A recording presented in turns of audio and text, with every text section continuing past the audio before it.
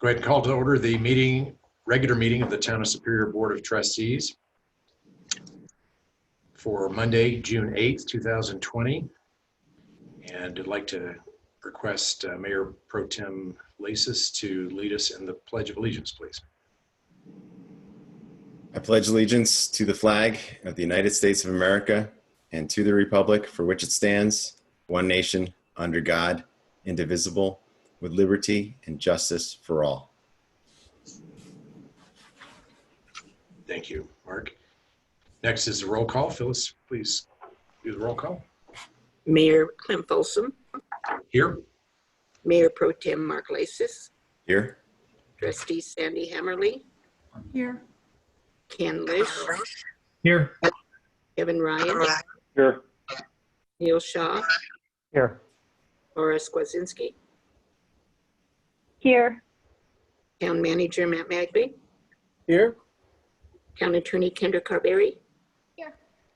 Town Clerk Phyllis Harden here. Thank you. Thank you. Next is the approval of the agenda. And I'd like to request that we pull item 4 off the agenda for some further work and bring it back to the next meeting. And also like to request that the public comment segment 2E be moved before 2D. And welcome any other changes or comments from board members. I'd like to pull 3D off the consent agenda. Okay.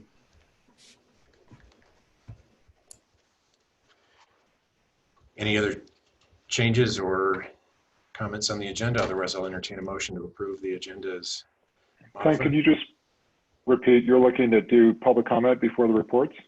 That's correct. Can you provide any clarity there, please? Had a request from someone to try that, and I'd like to try that. And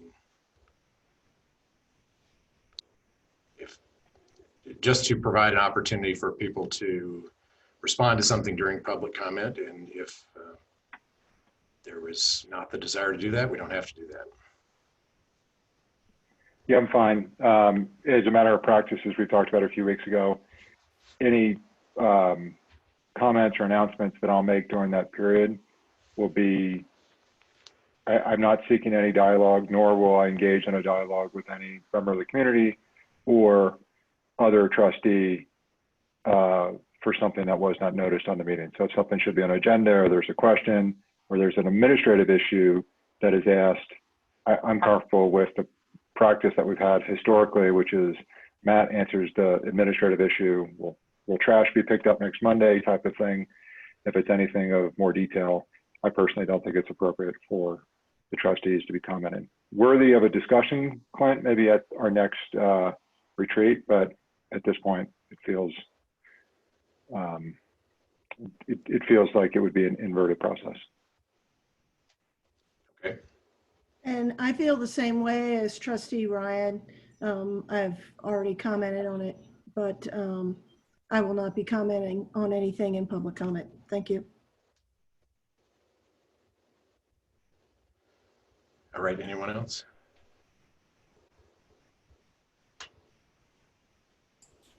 So just to recap, you're proposing to move board reports after public comment, remove item 4, and then we're going to pull 3D from the consent agenda. That's correct. I'll make a motion to approve. Okay, motion by Mayor Pro Tem Lasis. I'll second. Second by Trustee Lish. Phyllis, could a roll call vote that, please? Sure. Lasis. Yes. Hammerly. Yes.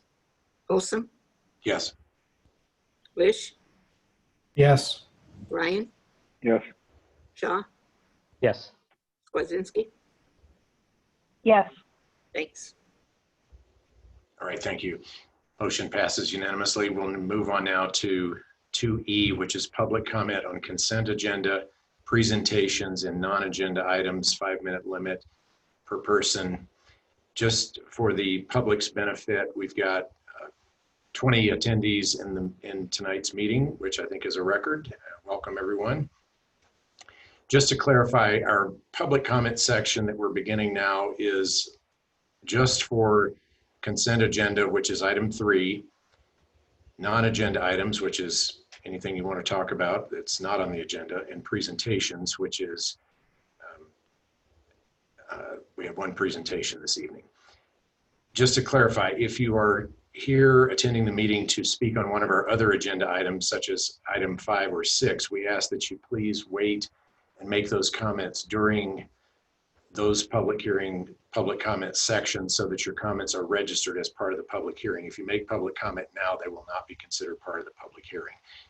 And also just for those, for the benefit of those attending to watch agenda item 6, that item will come later in the meeting and it could also run late, and there's a good chance that we will not be concluding that agenda item tonight, and we'll be continuing that to our next meeting. We will announce that as we go, but just wanted to give people a heads up that the public comment segment on that agenda item could come much later tonight. So please bear with us as we get through the agenda. So with that, we'll open it up for public comment for consent agenda, non-agenda, or presentation at this time. If you would like to make comment now, please indicate by using the raise hand feature on the Zoom screen. And I'm not seeing anyone. Well, I've got Kelly McCauley at this time. Kelly McCauley, you're up. Go ahead. On mute. Hello, how are you all doing? Good evening. Because there's so many of us on here, and I think the majority is for the Zahara property, which, could you just say which, is that number 5 or 6? It's agenda item 6. And if you would like to make comments on that, we ask that you wait until we open that public hearing. Right, I just wanted you to say that, so some people, if they didn't know, that are holding on for that.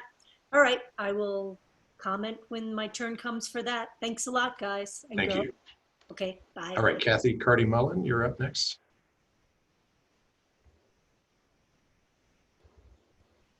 Hi, I just wanted to stay muted.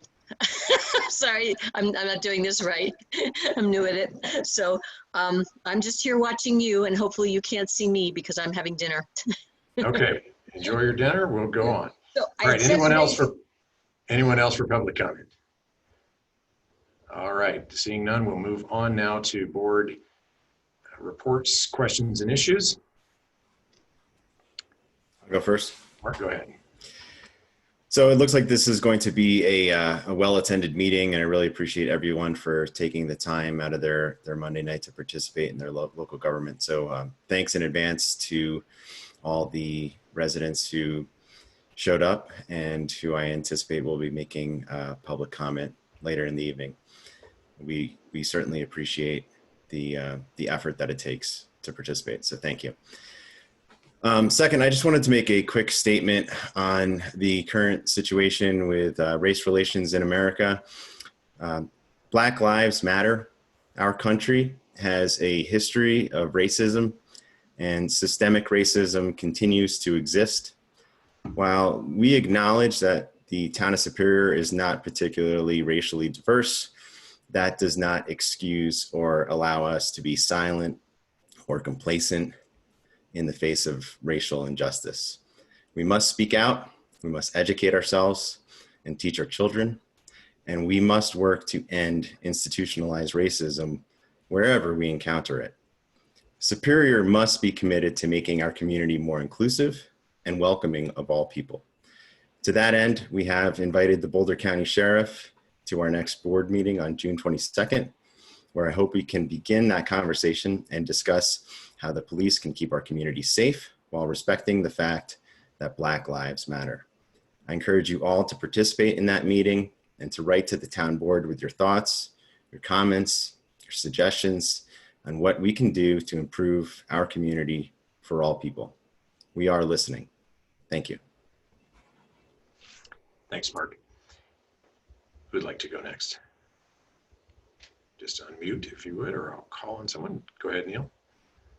Thanks. Mayor, so on May 28th, we held the first Finance Committee meeting following the formation of the meeting. It gave the attendees an opportunity to dig into the meat of the CAFR and ask a handful of questions that we won't have to repeat tonight. Fair warning, we will probably ask a few questions of the auditors as they weren't in attendance at the last meeting. More importantly, 2 weeks ago, the world witnessed a heinous act in Minnesota, a despicable act that has now been denounced by nearly everyone. This event has shined yet another light on an issue that has been persistent for decades within the African American community. As I laid face down on the ground for nearly 9 minutes during a protest at the state capitol last week, I was sobbing within minutes. Sometime later, I realized my position here on this board would not be possible were it not for the sacrifices of my Black predecessors around the nation. They fought so I could have a seat here among the handful of elected people of color in Boulder County.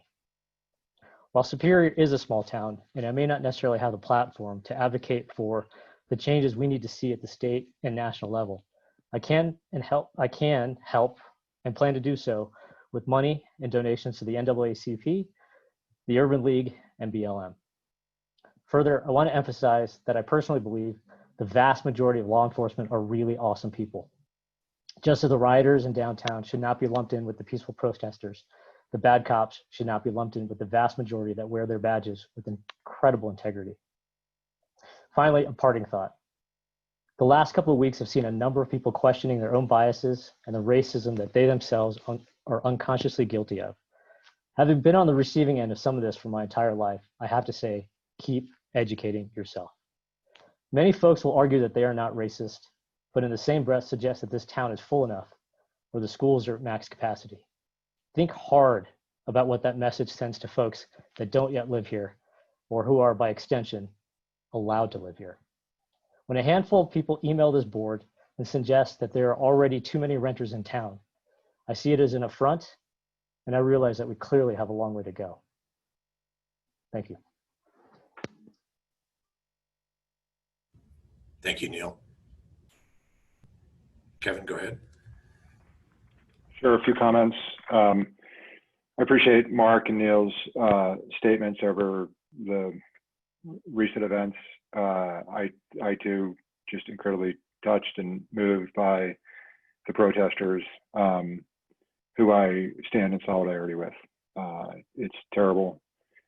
We as a nation, frankly, need to stop killing Black people. This is a problem, and I'm grateful that the conversation appears to have reached a level where we are able to talk to our colleagues of all colors about this issue that's lived with us for a long time.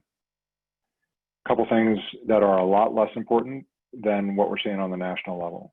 Number one, I really want to thank the town staff for the excellent work they've done over the last week since we received some clarification at the state and county level, allowing us to open the pool and relax some of the guidelines.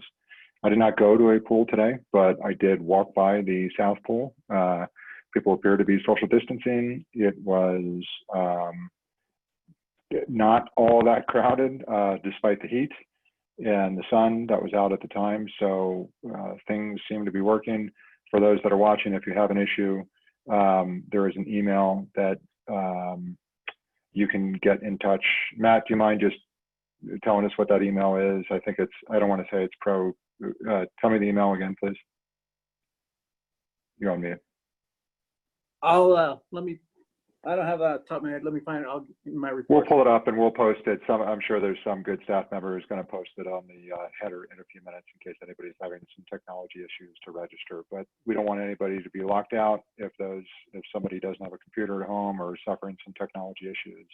The town staff will work with you and we will find a way to get you into the reservation system. We will make appropriate accommodations.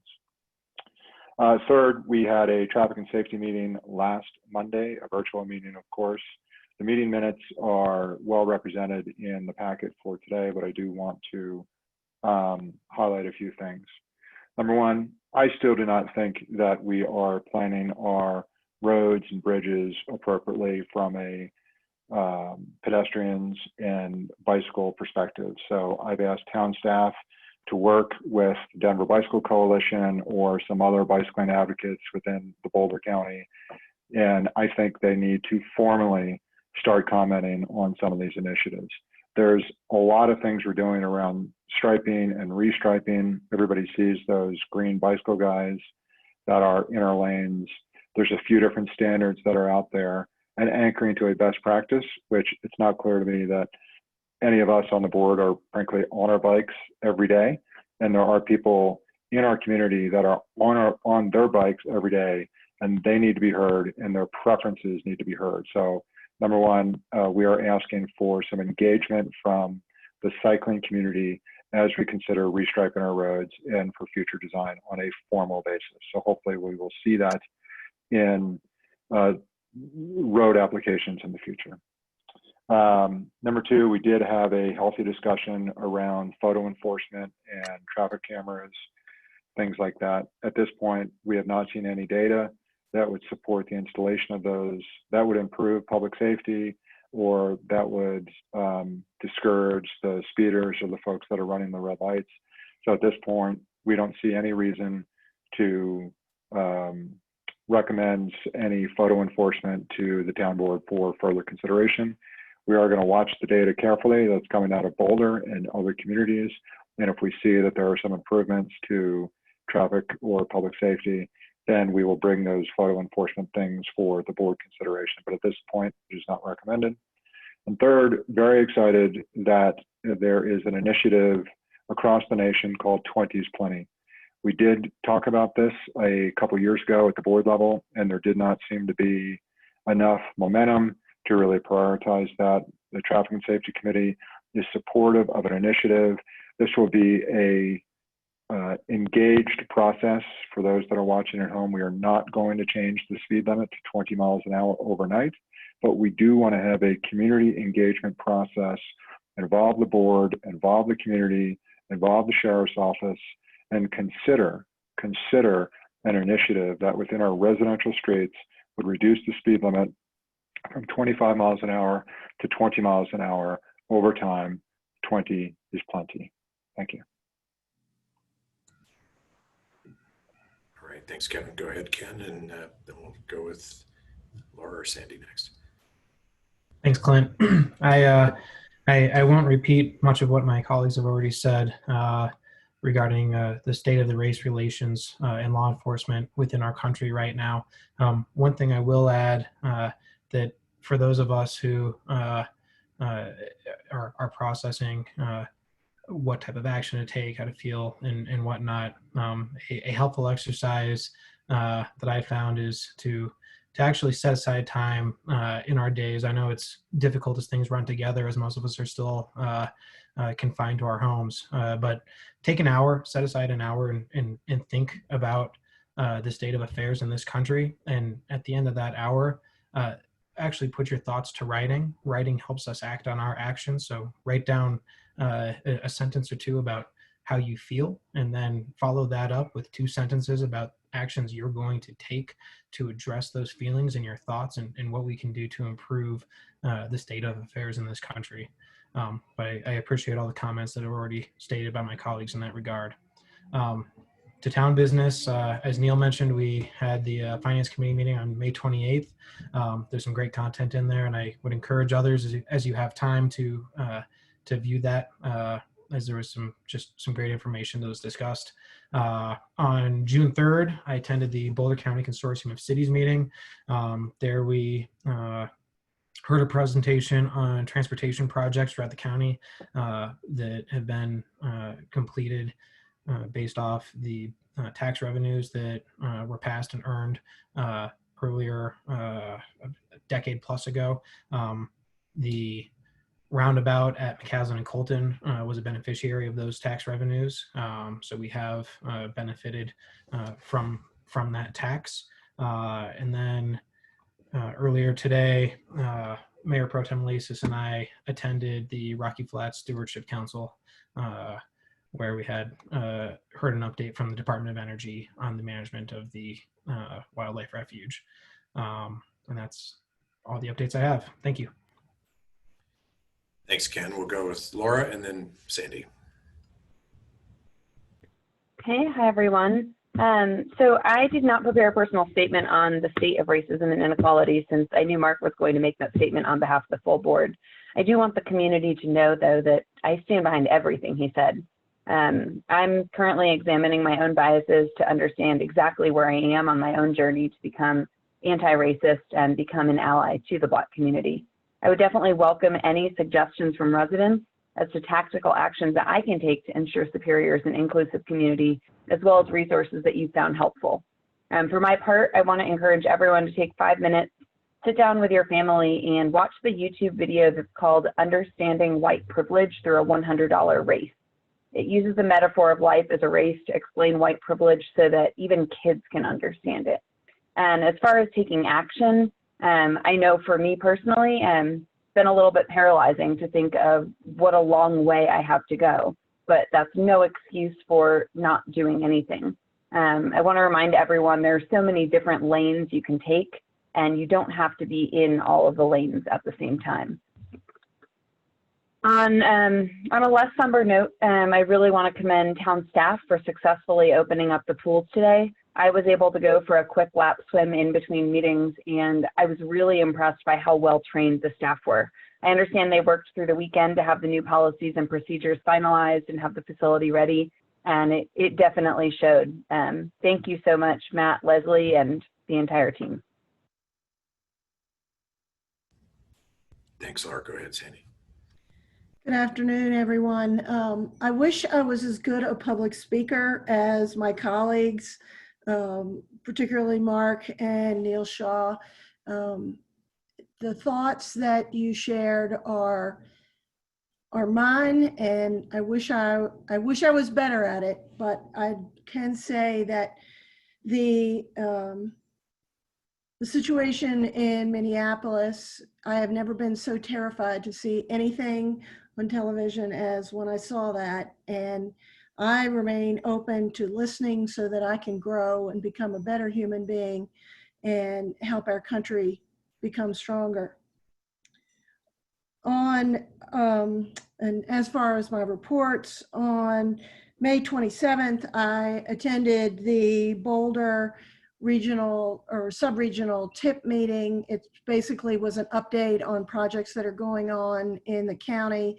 What was most disappointing, though, during the meeting was Boulder County Commissioner Elise Jones reported that due to the COVID situation, Boulder County has determined that they will not be proceeding this fall with looking into an initiative, a tax initiative to fund transportation and housing projects in our community. Housing, affordable housing, attainable housing is a serious problem in our community, and it's disappointing, but it was the right decision on their part. But hopefully we will be able to go forward with such an initiative in 2021. On May 28th, I attended the Finance Committee meeting, which has been previously reported by Neil and Ken. And then on Friday, along with Trustee Skwadzinski, I co-hosted the First Friday event. Trustees Shaw, Ryan, and Lasis were also able to attend. There were various topics that were discussed, but one of the more vocal conversations we had was on the topic of airport noise. So I will once again ask that we start adding regular reports in our regular meetings from the town manager on the progress we're making on the topic of airport noise. Now that the weather's warmer, we're outside, we have windows open, the noise is really starting to affect our residents in meaningful ways, and we need to show our community that we're making progress on this topic. The other topic that came up was a concern voiced by some of our citizens about the number of dead trees in the community, particularly that probably happened because of the late snow we had this year. And I would appreciate it if in a future meeting, we could have a report from the Parks and Rec Department on the number of trees that we may have lost due to the late snow and efforts we will have to replace those trees. And that is all I would like to report today. Thanks, Sandy. Appreciate your comments. And I will conclude. Good evening, everyone. I want to thank all of my colleagues for your remarks on Black Lives Matter and the current events. I share these concerns and opportunities that you outlined in your remarks. As for some next steps and what we are doing here in Superior, there's been considerable discussion locally and nationally encouraging every community to evaluate our law enforcement, its policies and procedures to see where we can improve. As most people know, Superior does not have its own municipal police department. Instead, we contract with the Boulder County Sheriff's Office for law enforcement services. From 1991 to 2004, I had the unique opportunity to serve as a volunteer with the Sheriff's Office as a reserve deputy. And from that experience and continued interaction with them to this day, I feel very confident about the quality of the individuals and the progressive policies this organization has for serving and protecting our residents. We've invited Sheriff Joe Pelley to our June 22nd meeting for an update and discussion with the board. I will also be participating in a Metro Denver forum with other mayors and police chiefs on law enforcement, policing policies and reforms. Sergeant Wolf, who supervises Superior's law enforcement, is going to join me on that call. Again, I want to thank everyone in the community for your concerns, your messages, and your suggestions. Know that we are fully engaged in the dialogue and we want to be a part of the solution.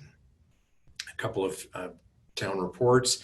I want to thank Planning Commissioners Jason Reese and Anthony Stewart for their many years of service on the Planning Commission. They both announced their retirement from the Planning Commission, and combined they have almost 10 years of service on the Planning Commission, and really appreciate their contribution and all the contributions that our committee and commission members make to benefit our community. I want to end by thanking town staff for their continued work on this Zoom platform. It works well, and it's worked well from the start. As we all kind of go to different meetings and different forums and we see some virtual meeting snafus, shall we say, I just want to thank our staff for getting it right from the start and keeping it going well. So thank you to staff. That is all I have, and I'll turn it to Matt. Hello, everyone. Thank you. So on the pools, I want to thank the board members for their comments. Park staff did an amazing job getting the pools ready in such a short time frame. They were out over the weekend. They're doing last minute prep and out today just to monitor everything, and things seem to go well. So the reservation system seems to be working well. So I want to thank my staff for getting that ready to go. The email that was mentioned by Trustee Ryan is tospros@gmail.com. So tospros@gmail.com. And they can also go to superiorrec.com for their pool pass as well through the website. Couple of other items. 88th Street continues to progress well. The water line's been extended up 88th Street. Existing asphalt has been removed, and grading and subgrade work is underway. Curb and gutter repair on the west side of the road, which is the existing curb and gutter. Those repairs have been done. About a third of the curb and gutter and sidewalk or walkway on the east side is in place. So the storm sewer pipe has been delivered and is being installed this week. So things seem to be going well on the 88th Street project. We're still planning on getting that sucker open by the 1st of August, or first part of August. Rocky Mountain Airport. Last Friday, I gave the board our consultants' work plan for the phase 2 work based on the high, medium priority chart that we worked through. So if you have any comments on that, let me know. Confirmed with the airport director that they have not started their master plan. That's got to be funded by the FAA, and they don't expect to start their master plan update until the airport director said 2025. So it's a ways out, but we'll continue to watch for that. The Airport Advisory Board has begun a visioning process for the airport. I think that's where some of the confusion was had as far as the master plan and this new visioning process that the advisory board is doing right now. So we'll monitor that and provide comments as needed on that. We did receive an IGA from the airport staff for the roundtable. We received that late last week. So all the entities that are going to participate in that roundtable will go through that IGA and provide comments and get it back to them. And then eventually that'll have to come to the board for approval for the roundtable. So we're working through that currently to get that started. And that's coming from the airport. Matt, real quick before you move on, is there a timeline associated with the review of that IGA and when all municipalities have to have it signed? Well, we've got a meeting this week on it, so we're going to see how many issues there are with the IGA. You know, hope that when you get a number of entities involved in reviewing an IGA, it always takes a little bit longer, but we're going to try to get it as quickly as we possibly can so we can start meeting on this roundtable. So I'll give you an update after my meeting this week on that. Thanks, appreciate that. Plan to open playgrounds this week. Staff has gotten some quotes as far as cleaning the playgrounds. So once we get that in place, we'll send an announcement out to the community, letting them know that we're going to open those up. Restaurant patios, a number of our, so the board passed the emergency ordinance to allow restaurants to extend outdoor patios. We haven't seen any of the restaurants take advantage of that. There's, I don't think there's any, a lot of them are just still trying to figure out how to open their interior dining. So I think once they get that figured out, then we'll start to see some more, hopefully, use of outdoor space for patios. Some of them, like Panera Bread, and some others already had some outdoor patio space. So they're using that, of course, but we're going to continue to talk to the restaurants and see who needs help from us to try to get some more outdoor dining space put in place. So, but right now I haven't seen any using parking areas for outdoor dining. So. Matt, if I recall, part of the sort of the inhibitors were the approval of the anchors in some of the larger shopping areas. Is that underway or is that sort of stalled out? Because I think the last thing you said is that they're receptive of it, but they have to run it through their internal process. Yeah. Weeks. You're exactly right. They're receptive of it. I haven't heard of any roadblocks. It's going to take some time. Like Brixmor has so many centers that, it's going to take them some time to get through it. The Rock Creek Village Center probably could be a little bit quicker with getting theirs. We've already been in contact with the owner rep there and they want to try to get something done. So they're talking to their tenants. And so the process is ongoing, but we just haven't seen anything yet. Thanks. Just a reminder that the next board retreat is Monday, June 29th. That'll be virtual. So I will send out this week some list of topics. And please let me know if you have anything to add on those. And then the last item is 1500 Colton. Contractor is they submitted their permit to the building department, get that turned around and out to them, and still plan on getting that project going towards the end of this month. And that was it for me. All right, thanks, Matt. Kendra, anything from you? I would update you on the sort of liquor license common consumption area issue, but unfortunately, I think in Superior, we don't have a lot of areas where this would apply anyway. So this is the provision that was just passed by the governor that would allow more than one licensee to share a consumption area. But I don't think we have any licensees close enough to do this. They have to be within 1,000 feet of one another, and maybe I'm incorrect, but we haven't heard of any requests for that. If we get any requests, we will certainly take them up. But like Matt said, it seems like there's so much permission needed from private property owners at this point that we haven't seen a request for that yet. That's all I had. Okay, thank you. And Phyllis, any announcements from you? No, I don't have anything. All right, Thank you. All right, next on our agenda is 2F, and we have a presentation from our finance Department, CAFR presentation. Yes, Mayor, thanks. So the annual audited comprehensive financial report was for the fiscal year ending December 31st, 2019 was included in the packet for the board's review.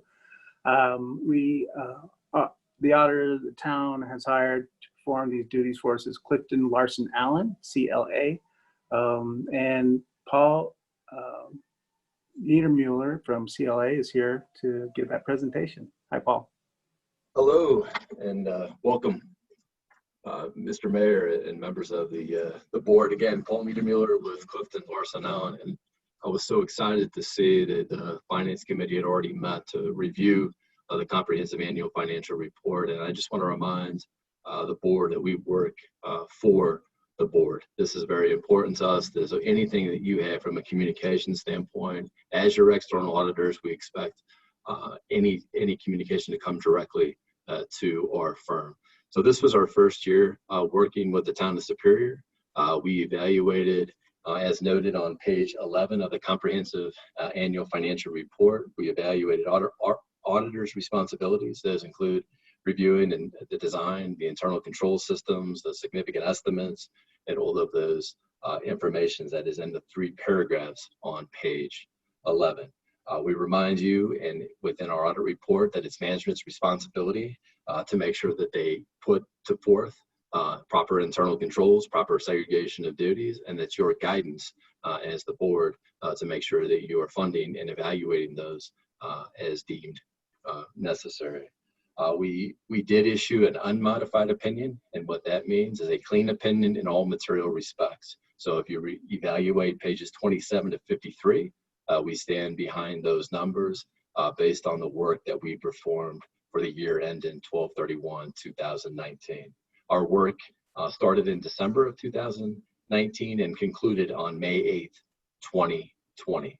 We did also issue a governance communication, which I like to liken as a Cliff Note version of what happened during the audit process. It talks about any estimates, it talks about adjustments, any disagreements that we had with management. I will not go into detail of all those things, but I do want to remind the board we did not have any disagreements with management. We came to a conclusion on all the reporting, which is all very, very positive news. But if you wanted to understand what that meant and the results of the audit, please feel free to refer to that section within your packet.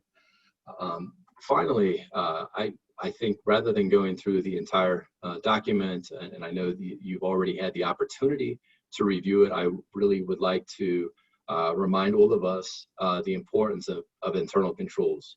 I think one of the items that we continue to look at from a governmental standpoint is we've gone to a remote environment. Fraudsters are out there. We have communicated this to the finance team about the importance of being diligent and mindful that people will continually look for opportunities to steal from any organization. And just because you have changed the way that you may be performing your work or maybe not as readily accessible that it has been in the past, we just want to make sure that you do not let down your guard or your internal control process. So I just think appreciate the opportunity to remind you of the importance of that and remind you of all these challenging times. But I just want you to continue to evaluate that and make sure that you're putting the correct resources to have that proper segregation of duties of the taxpayer dollars of the town of Superior. At this point, I will stand for any questions from the town council. Town board, excuse me. Thank you, Paul. Questions from the board? Ken? Paul, I appreciate you being with us this evening. I've got one comment just for the rest of the board and the public at large, and then I've got 2 questions for you, Paul. The first comment that I'll make for those of you who haven't dug into the full extent of the CAFR, buried into the statistical section of the CAFR is a table on the principal sales and use taxpayers. In this table, there is a listing of the aggregate top 10 filers for our sales tax. as we all know, there's been a push over the past several years to diversify our tax base. This year, the top 10 filers as a percentage of total sales tax was only 81.8% compared to 86.42% last year. This is obviously a significant change in the correct direction. And especially when you consider going back to 2010, we've been in the 85 or 86%. So dropping by about 5% is meaningful. We talked about this at the finance committee meeting, and our finance staff confirmed that this is in relation to a continued diversity of online sales revenue collection. So online sales are continuing to go in the right direction for us. But with pointing that out, Paul, a couple questions for you. I appreciate that you spoke to internal controls and that you don't express an opinion on the effectiveness of an entity's internal controls, but can you speak at a high level to your team's internal control testing, both the extent of the testing and the results, maybe the adherence to COSO framework for the town, and then if you noticed and passed on any improvements to internal controls to our town staff? Yes. Was that both of the questions? I've got a shorter one next. Okay. All right. Well, first off, as you alluded to, internal controls are part of our audit process, and anything that is deemed to be a moderate or inherently risky type account, we are required to evaluate the design of the internal controls. Without getting into tremendous detail, we'd also utilize the effectiveness of internal controls with some of the higher, riskier areas within the town of Superior, and did not have any items of note surrounding the design of the control as well as the effectiveness of the control as we evaluated. I remind you, when we refer to the COSO framework, we wanted to bring that to your attention from the environment standpoint about stressing the importance of internal controls, and we feel that's town boards, a critical component of the town board's responsibility. I know that was the first question, and I know there was another one layered on there, and I think was there something else that you wanted me to hit on there? Did you note any weaknesses in our internal controls and passed on any potential improvements to our town staff? Oh, we did. And it was noted in the governance, we did not rise it to a significant deficiency or material weakness. We had some user access in terms of segregation of duties and IT, as well as an adjustment on accounts payable. That was noted through our audit process and communicated in our governance communications surrounding that adjustment. Thanks. And then a final question. Hopefully it's easier for you. For your firm philosophy for conducting these engagements, can you talk to us a bit about the plan for the audit team going forward and what the continuity of staff will look like for conducting our financial statement reviews going forward, and then any types of policies you may have for rotational assignments to maintain independence and objectivity? Sure. I appreciate that. I know the town of Superior bids out every 5 years. And so not only do we evaluate that, but also the town. In terms of continuity of our engagement team, our expectation would be that would continue into year 2. As any professional firm, we have people that move up the ranks and not necessarily continue in that same role they want to develop in their career. But we always think that's a good set of change. Sometimes there'll be changes within our team, but as we go into year 2, our expectations will continuity will maintain. Thank you. You're welcome. All right, thanks, Ken. Anyone else have any questions, comments? All right, well, seeing none, I appreciate the work, Paul, and our Paul on our staff, and Jeff, and everyone in the finance department, everyone on staff. Another great report and a great year, so thank you. All right, we're now on to the consent agenda, which is item number 3. We've pulled 3D, and we have one proclamation. And Mark, would you mind reading proclamation? It's 3C, proclamation for Gun Violence Awareness Day. Yes. A proclamation declaring June 5th, 2020 as National Gun Violence Awareness Day. This proclamation declares June 5th, 2020 as National Gun Violence Awareness Day in the town of Superior to honor and remember all victims and survivors of gun violence and to do more to reduce gun violence in the country. Whereas every day more than 100 Americans are killed by gun violence and hundreds more wounded by gun violence. Whereas protecting public safety in the community is our highest responsibility. And whereas local officials and law enforcement officers know their communities best and are best positioned to understand how to keep their citizens safe. And whereas all Americans are being invited to join the campaign to help raise awareness and honor victims of gun violence. And whereas this campaign started with a group of young people in Chicago to commemorate the life of their friend who was killed and has spurred national movement. They chose this color because hunters wear orange to announce themselves to other hunters when out in the woods, and the color orange serves to symbolize the value of human life. And whereas to raise awareness and honor all victims and survivors of gun violence, June 5th, 2020 is being designated as National Gun Violence Awareness Day. And now, therefore, be it proclaimed that the mayor and the Board of Trustees of the town of Superior declare June 5th, 2020 to be recognized as National Gun Violence Awareness Day. We encourage citizens to raise awareness and honor victims and survivors and the lost human potential of American lives stolen by gun violence and to support local community efforts to reduce gun violence. Thank you, Mark. And at this time, I'll entertain a motion to approve item 3, the consent agenda, with the exception of 3D. So moved. Motion by Mayor Pro Tem Lasis. Second. Second by Trustee Hammerly. And Phyllis, if you could do a roll call vote, please. Folsom, Yes?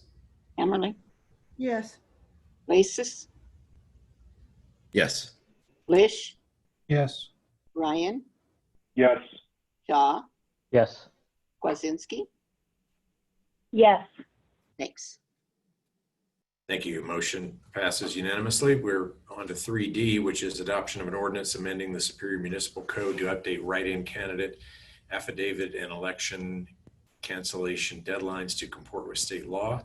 Consideration to amend the municipal code regarding deadlines of write-in votes or cancellations. Mark, you pull that item. Okay, thank you. So I pulled this because I didn't want this to go on the consent agenda and for it to just get passed without any discussion. My understanding is that we actually don't have much discretion, if at all, in acting on this. This is something that we're actually mandated to do by state law.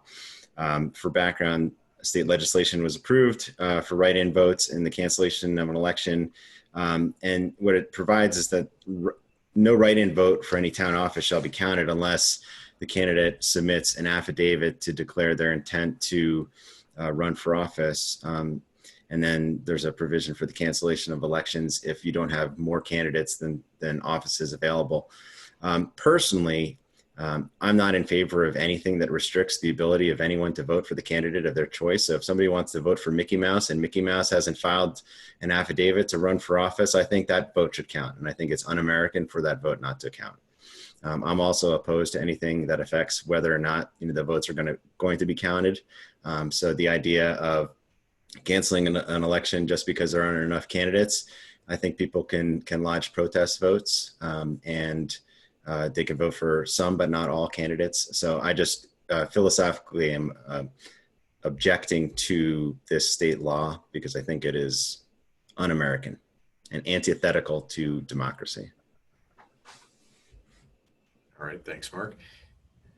Neil, do you have a comment? No, I'm sorry. I would just wish. Okay, that's what happens when you unmute. I call on you. Anyone else? All right, Laura, go ahead.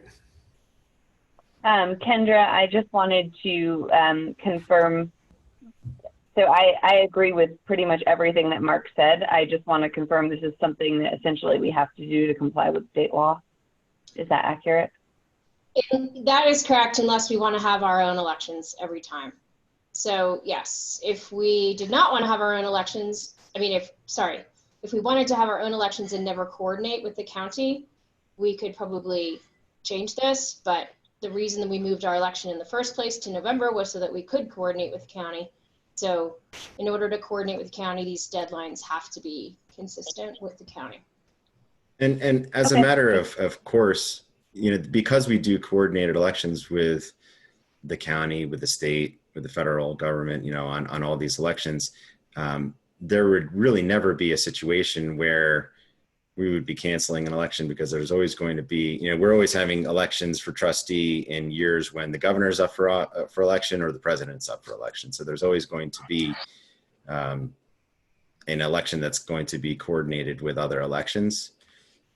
But we could cancel ours. So in other words, that election would go on, but we would cancel ours and not have to pay for any portion of the ballot that we would have had some additional expenses for.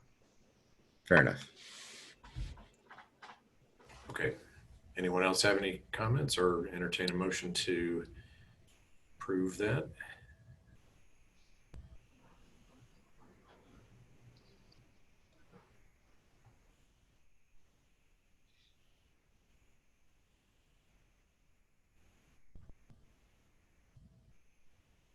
All right, I'll make a motion to adopt ordinance number 07, an ordinance of the Board of Trustees of the Town of Superior amending Article 1 of Chapter 2 of the Superior Municipal Code to update write-in candidate affidavit and election cancellation deadlines to comport with state law. Do I have a second? Second. Second by Trustee Ryan. And Phyllis, roll call vote, please.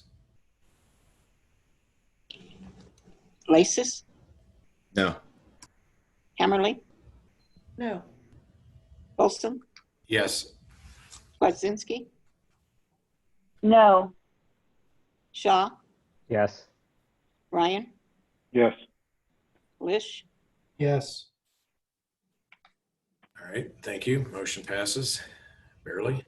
All right, we're on to agenda item 5, and for the benefit of the public, we have pulled item number 4, which is adoption of a resolution approving a sister city affiliation with Cadbury, Nepal.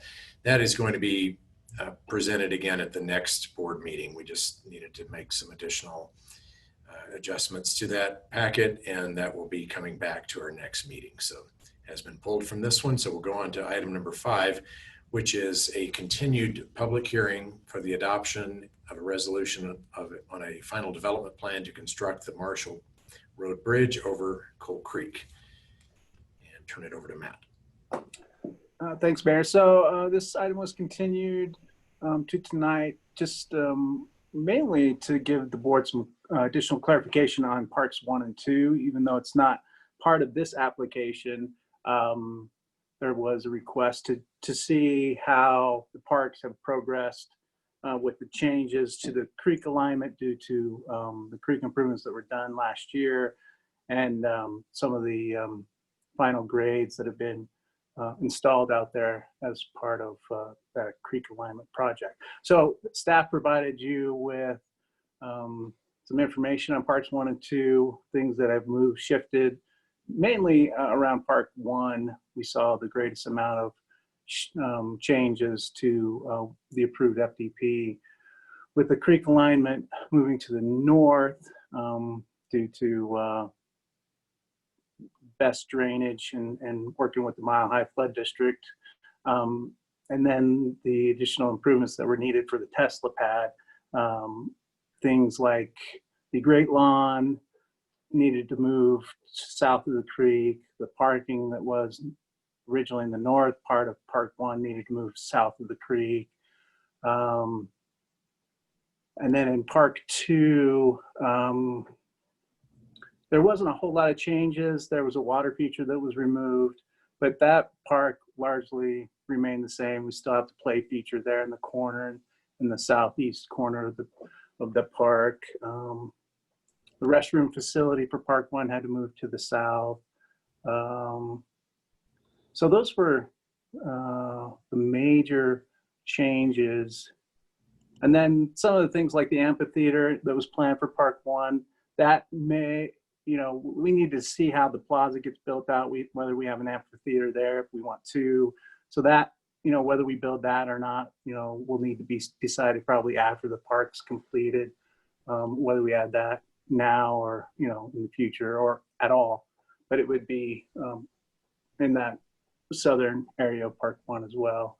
So, and then some of the low water crossings shifted slightly, and some of the paths had to shift slightly throughout the park, but we still have great connectivity as far as the trails go through both parks and restroom facilities and the like. So we can bring up the visuals if you'd like to look at those, or I'm happy to entertain any questions. And then if you have follow-up with regard to the bridge, RC Superior Bill Jinks and his consultants are on the meeting with us and can answer any questions related to the bridge.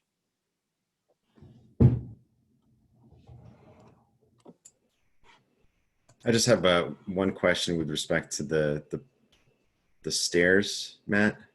Mm-hmm. So if I'm following, and I appreciate the exhibit that shows kind of the evolution of Parks 1 and 2 from August 2017 when the FDP was adopted, then how it was adjusted pursuant to the master plan with the creek improvements in June 2018, and then now again adjusted here in June 2020. I think that's really helpful. I encourage the public to take a look at it, and I think it would be helpful. I actually bring it up on the Zoom call for everybody who's watching. Looking at the FDP for 2017, it looks like, so at that point in time there were 2 sets of stairs, and it was kind of at the northwest corner and then the southwest corner. Mm-hmm. Is that correct? Yes, that's correct. And then in 2018, it changed where the stairs now, the one on the southeast corner is still there, but the northwest corner stairs look like they've moved to the southwest. Yeah, we just have 1 set of stairs, I believe, and Angie, I think's on the call with us. She can provide additional comments on that. But the one on the north, there's a detention facility that needed to be built for the hotel. So that was the primary reason, I think, for those stairs to be eliminated from the plan. Right. So I'm just tracking the evolution right now. So that first we had 2 sets of stairs with the first plans in 2017 on the northwest and the southeast corners. Then in the summer of 2018, the northwest stairs moved to the southwest. So you had 2 sets of stairs on the south, one on the southeast and one on the southwest. And now in the current plans, we've lost the stairs on the southeast, and we only have stairs in the southwest corner. So there's only 1 set of stairs, and they're in the southwest corner of the bridge, if I'm tracking this correctly. Yep, we have 1 set. Yep, that's correct. Yep. Okay. And can you just kind of explain for the record how the decision was made to move the stairs from the northwest to the southwest and then to eliminate the southeast stairs? Yeah, I'm going to ask Angie with RC Superior's team to answer that.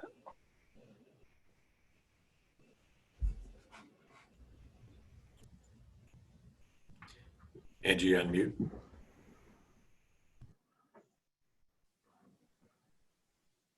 Hi, Angie Holzmuth with RC Superior MIG.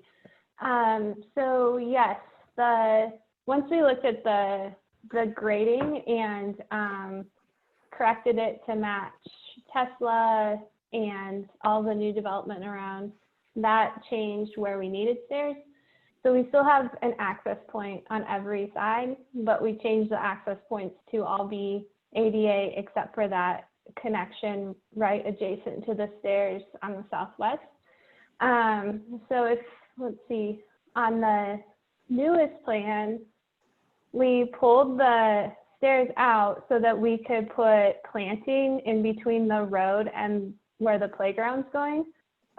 So the idea is to have a kind of a hill that buffers the playground and some soft landscaping versus the hard stairs. And then also we pulled the walk back so that there's more room in between the field and the playground, and so that there's kind of a grassy hill that you could sit on and be adjacent to the field. And then also, kids love to roll down grassy hills. So the reason for taking those stairs out on the southeast side was mostly to make the playground nicer. So that was the thinking there. So we still have the same amount of access points. I think the access points are actually better. Like, you don't have to climb stairs. And if you want to climb stairs, you can on the southwest side. But all the other paths are ADA now. Does that answer it? Yes.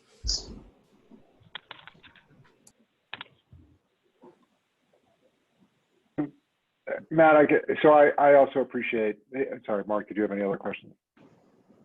No, that's what I wanted to ask. So go ahead. Thanks.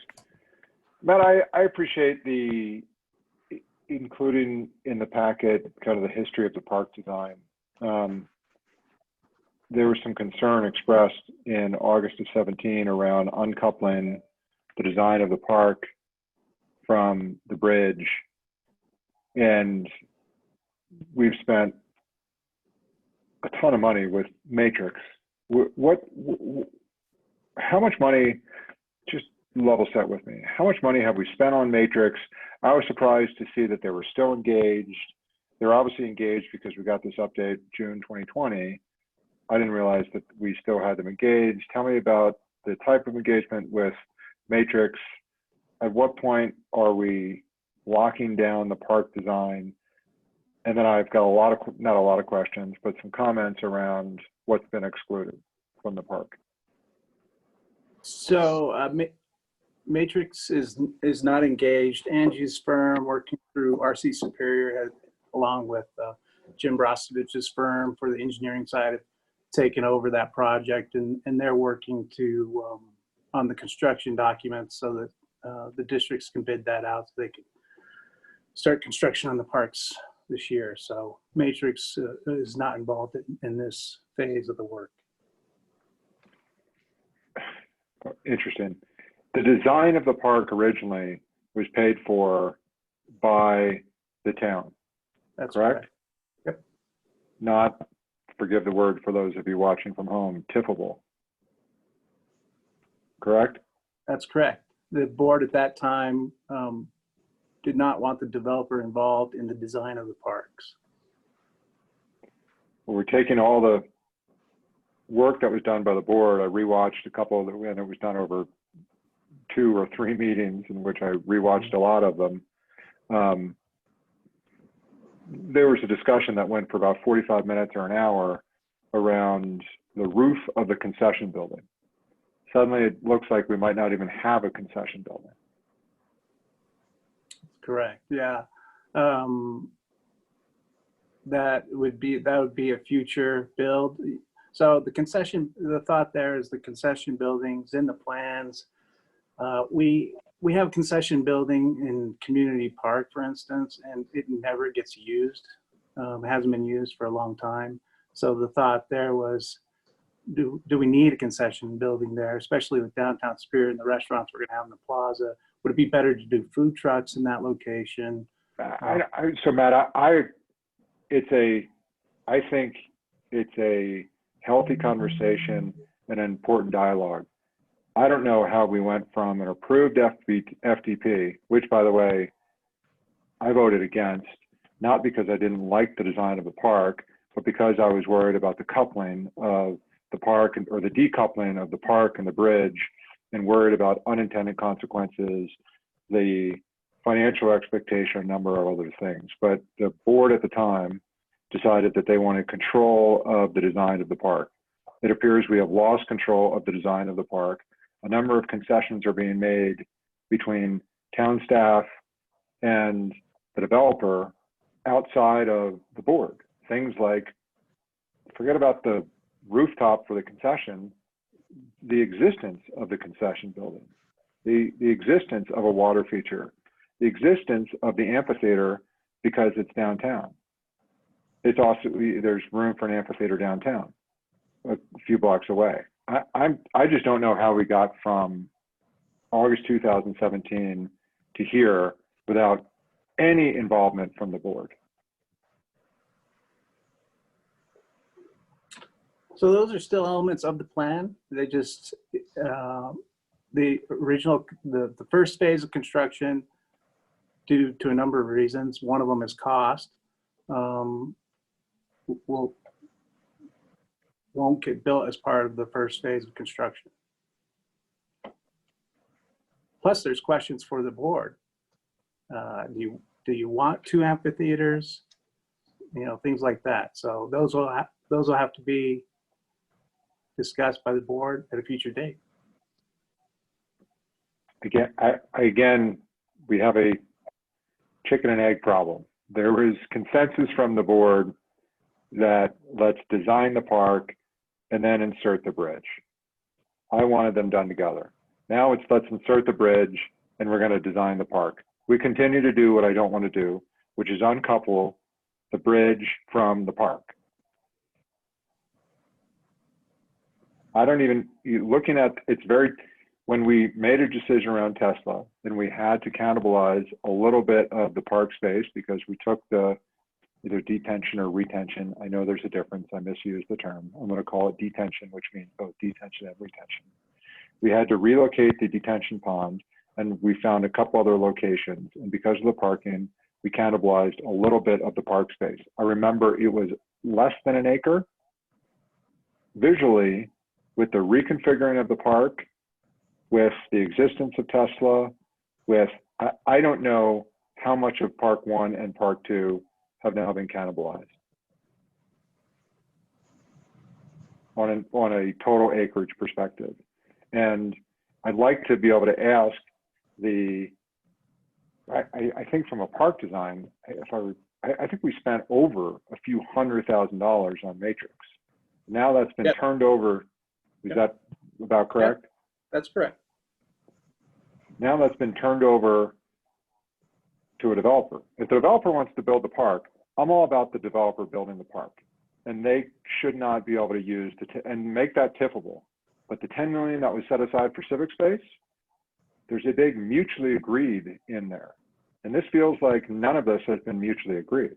This feels like the developer driving. And if they want to do it and they want to make it tippable, have at it. But if it comes out of the $10 million civic space, this has to be a board level conversation. This is not a staff conversation. This is not a developer conversation. This is board level, and FDP has been materially changed. The parking lot moved to south of the creek. Restrooms moved to the south of the creek. The Great Lawn, which doesn't look great anymore, moved to south of the creek. Amphitheater no longer exists. Water feature removed. The concession building probably removed in this phase. And we're talking about food trucks. I love food trucks. And the stairs, as Mark pointed out, you know, it's not the original aesthetic design. These are material changes to an FDP. Kevin, I'd like to just jump in and address that. So we actually didn't make any of those changes. We are only implementing where Matrix left off. So we are using their cost estimate and implementing everything that they had left off. And then there's some efficiencies for the developer to do it, but the developer's not driving the design. We are only implementing what the town wants. So wanted to change that route of the conversation. We're not changing anything. We're just helping to implement for some efficiencies to save the town some money, basically. When you say, Angie, when you say save the town some money, let's be clear for those that are watching at home. When a board approved this development a number of years ago, as far back as, I'm going to just say 7 years ago, there was $10 million that was set aside for civic space. There's been a tremendous amount of ambiguity around the purpose of where that civic space is going. There's not a decision from this board has not been made that we should be shaving dollars out of the $10 million that you have set aside for civic space to remove an amphitheater, to remove a concession building.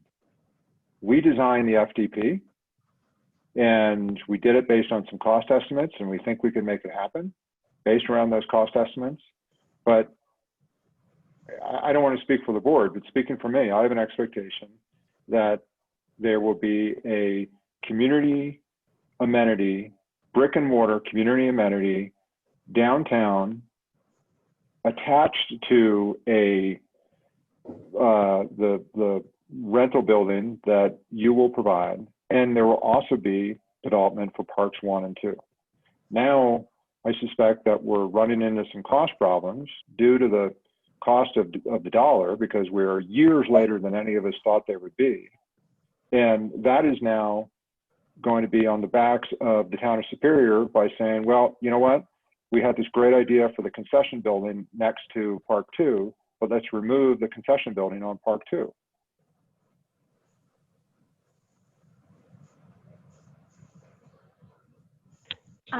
So all of those decisions were made prior to the developer getting on board to essentially assist in getting the parks built for you sooner, as soon as possible.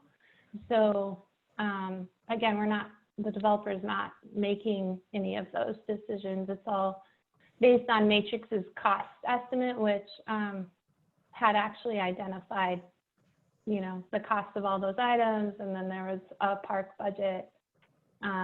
But again, we're just implementing. We aren't making any budget decisions at all, or changing anything. We're just making everything work with the actual grading. For example, it's hard for you know, the previous designers, they were only going to a certain level of design, so they didn't have all of the correct grading for the creek improvements and Tesla. And so we're just sort of making their plan real and making it work, and then making it be implemented in the way that was intended.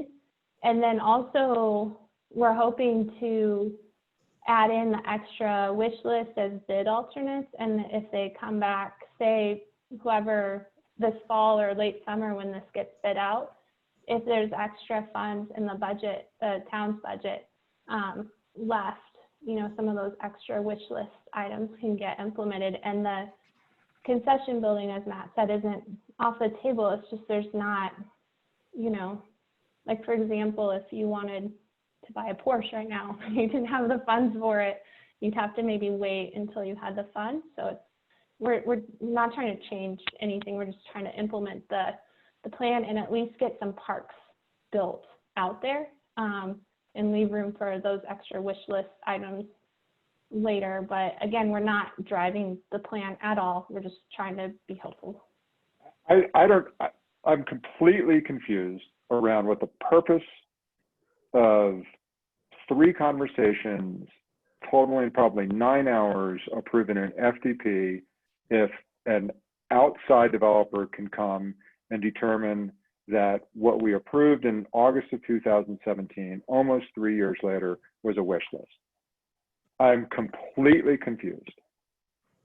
Angie, what you just represented, if our former trustees were here, their heads would be exploding.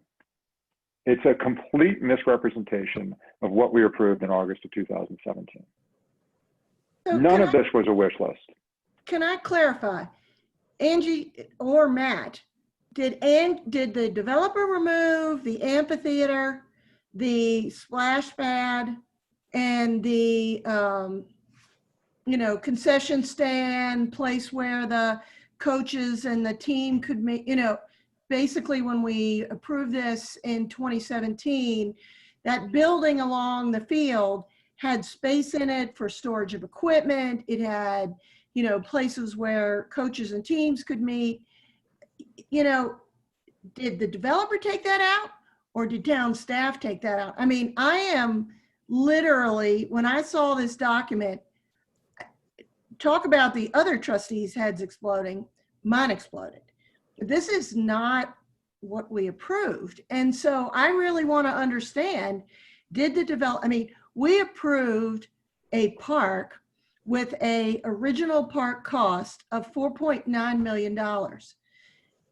At no point have any of us said we need to save money and we want that amphitheater removed.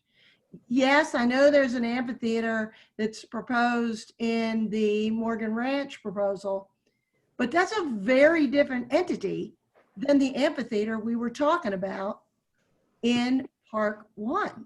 So to have that removed, to have the, and I really want to know who removed it. So as I stated before, they're in the plans. Both of those items you discussed are in the plans. So during the plaza discussion for the Morgan Ranch project, there was comments made about whether we needed 2 amphitheaters in close proximity. So they are being bid out as bid alternates. The concession building is as well. And if the board wants to have a discussion of whether to include those or not, we can bring it back to the board and you can have that discussion. But the park design was impacted by other FDPs that were approved by the board. The Cold Creek Improvement Project impacted the park design. The Tesla project impacted the park design. And what you see is a reflection of those approved FDPs.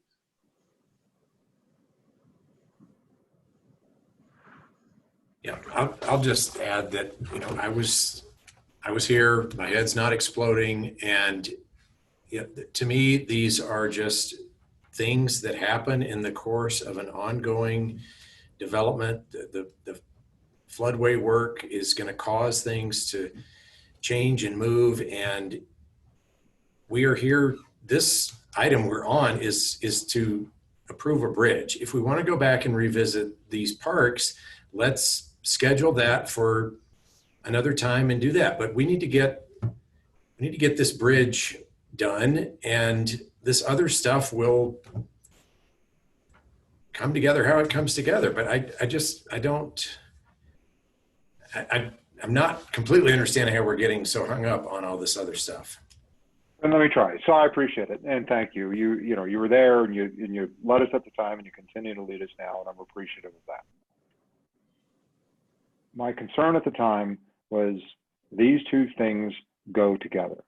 There was a consensus of the board that said, trust us.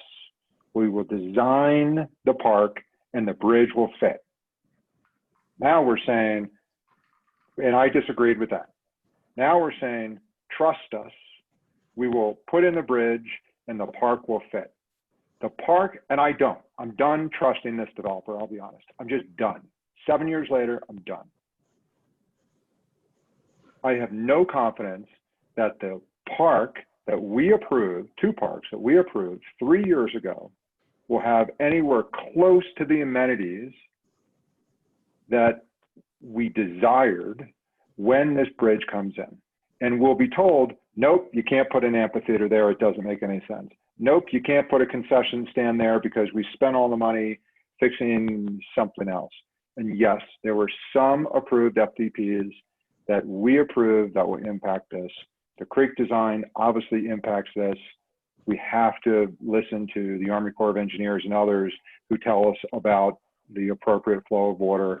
And if somebody made an estimate and there's a turn somewhere else, of course that makes sense. We willingly made a decision to move the detention pond. But we can go back and check those notes. We cannibalized, I believe, less than an acre. I have no idea how much park space we're cannibalizing with this bridge that's being proposed. I do not believe that we could approve the bridge design without the specificity appropriate to modify the Park 1 and 2 FDP. And these are material changes. This isn't, yeah, there's FDP, but then there's the reality of, things change. And so there's some design changes. These are material changes. So not to repeat what's already been said, but I do concur with what Sandy and Kevin have already related. Beyond just the fact that things materially changed, there was a lot of time and effort that went into designing those 2 parks. There was community engagement that took place. There was months of meetings with OSAC and PROSTAC reviewing those. And from what I can see, that time and effort has more or less been thrown out the window, and we are left with the skeleton of what was the culmination of all those great ideas and all that great input. I know that the approval of Tesla was controversial and remains controversial amongst members of our community. And frankly, our community was promised a top-notch, I've heard the word gem used for what these two parks were supposed to be. And yeah, Tesla ate into it. And yeah, we can't control the ultimate alignment of the creek, but these were material changes, and there's a lot of takes and not a lot of gives. Matt, a question for you is, I understand that town staff has the ability to administratively amend FDPs as needed. Have the park FDPs already been formally amended to reflect the latest concept that you shared with us? I have not, no, not yet. I plan on it. So is the current FDP that's in existence, does it match exactly what the town board approved in 2017, or have there been any amendments along the way? There have not been any amendments as of yet, but there are going to have to be amendments because of the creek alignment. Well, the creek Parking change, Tesla restricted, exists, yes. The restroom facility can't be in the location that was approved. I mean, it's just. Okay. Kendra, a question for you. We're looking at a FDP tonight that is in conflict with a FDP that currently exists. The stairs aren't in the same place. There's an amphitheater that was constructed as part of the bridge. Can we? Well, and the bridge was not part of the park FDP. That's what I was going to say. These are two separate FDPs as I understand it, but Matt, correct me if I'm wrong. So I don't know that they conflict because they are separate. I'm not saying you need to approve this or not approve it. I'm just saying that I don't think they actually conflict because this was not a part of a prior FDP, or it would have already been approved. So help me understand that. I'm looking at the FDPs for the parks, and we have, for instance, that amphitheater, that part of the amphitheater is the bridge. They are directly related, but the bridge FDP will no longer accommodate that amphitheater that was approved, that is in a currently approved standing FDP. So they are in conflict. If we approve the bridge FDP tonight, then there's no way that the amphitheater that's in the currently approved FDP can be built. And I understand that for the FDP for the park already needs to be changed. Tesla exists, that there's a change in alignment, but I guess my ultimate question is, does adherence to a FDP that's already been approved, can that be used in a consideration of approving a different but related FDP? No, I mean, the criteria for approving the FDP is whether the FDP complies with the PD.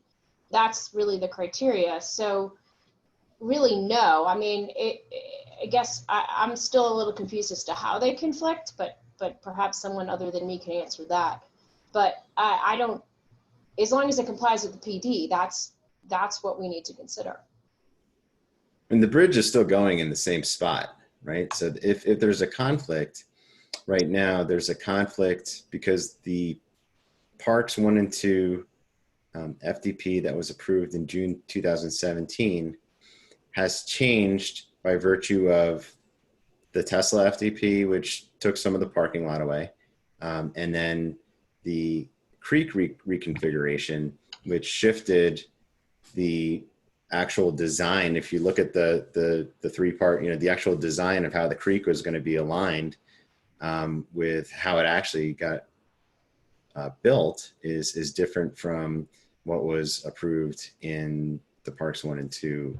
So that's where the conflict is. It's not because of necessarily the bridge, except, at least this is as far as I'm concerned, except with respect to where the bridges are, because the bridges as approved are on the southeast and northwest. But as proposed, they're going to stick one set of stairs at the southwest.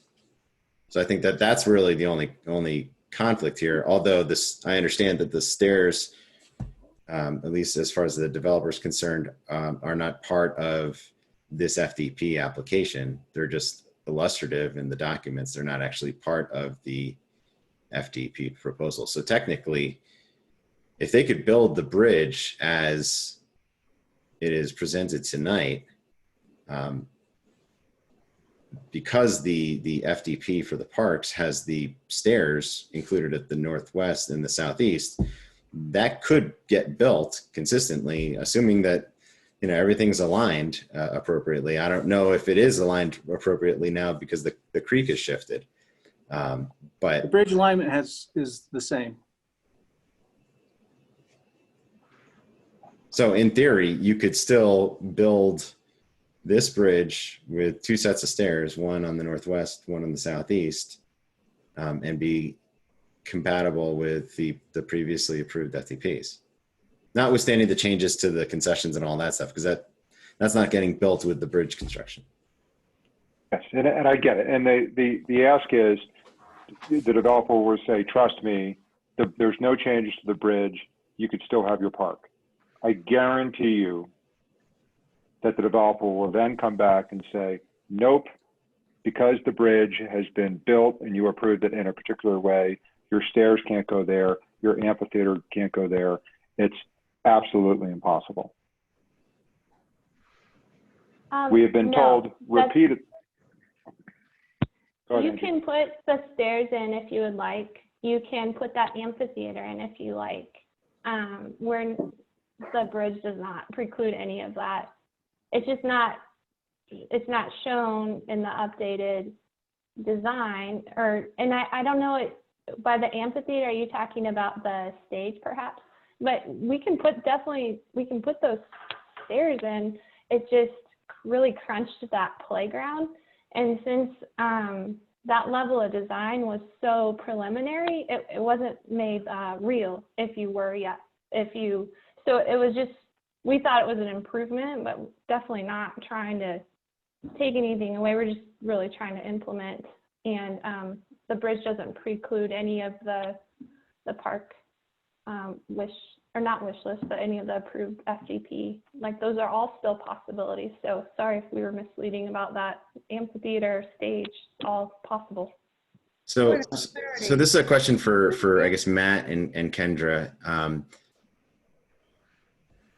Because the FDP application that we're considering tonight is just a bridge application, it's not a modification of the parks, it's just a bridge FDP. It seems like we're focusing a lot on the parks, but that seems like it's a discussion for another day, where we can actually kind of get around the table and discuss what we actually want these parks to look like. But from a quasi-judicial perspective and what we're tasked with doing tonight, it seems to me like we can approve the bridge as presented to us tonight and still at the same time insist on everything that everything that was approved in connection with Parks 1 and 2 FDP from 2017, subject to anything that has actually occurred with respect to Tesla and the creek realignment. Is that correct?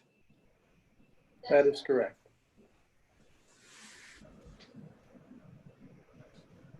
Okay, Sandy, I didn't mean to speak over you. I think you were going to ask a question.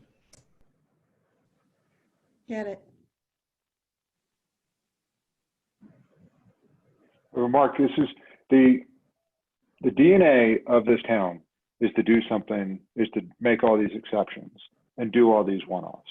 So yes, we could approve the bridge tonight. And then we could layer in the parts later. But we will be told at some point in the future, nope, you can't have that. This developer, and I'm glad Bill is now on with us, this developer has time after time said, yes, this is what will happen. This is the timeline. Mark, you aggressively, and I'm grateful for it, pushed for the timeline to be accelerated for the bridge. That was the right conversation. At the same time, they're allowing this bridge to go in on our accelerated timeline, but they're doing it uncoupled from the parks. We have the opportunity to tell the developer, if you want this bridge done, and you have taken over, the word they used, the design of the parks, fantastic. All the amenities and the spirit of what was approved in that August 2017 FDP should be done, and this developer should be accountable for doing it based around the budget that was established before at $4.9 million. And I don't want to have them do it and say, okay, now if we do all these things, it's bid out at $6 million. And so we had to take away the water feature. We had to take away the concessions. If you want those things, you could do it. But now that means you're bumping up to your $10 million cap, Kevin. And so that $5 million that I had set aside for that building on Main Street, which by the way is being delayed due to no fault of our own, but we know that's going to be delayed, is going to cost even more money when we actually start moving dirt on that thing at some point in 2022 or God knows when. So we have the opportunity tonight to ask the developer the right questions, or to say, bring us the bridge and the park design, and let's do this right. And Kevin, can everyone hear me okay? Yes, sir. Yeah, this is Bill Jenks, RC Superior, and great to see everyone as always. I hope most of the board agrees that I think we've been pretty good partners and done everything we said we were going to do. We raised the bond as quickly as we could, and we're living up to our obligations on delivering the park FDP or the bridge FDP on time and everything. So there's certainly no intent to get one past you or anything like that. Certainly in this regard, even more so than any other private FDP which has come before, our interests are completely aligned. I mean, you have basically $5 million to spend on this park. We're here to help you spend it if you'd like us to. If you'd like the cash, we can also give you the cash. We've hit the threshold for that obligation. We're set up to be able to efficiently design and implement a park construction, probably more so than the town is, and that's what Angie was talking about, where we're hopefully saving you money as opposed to the town running a public process.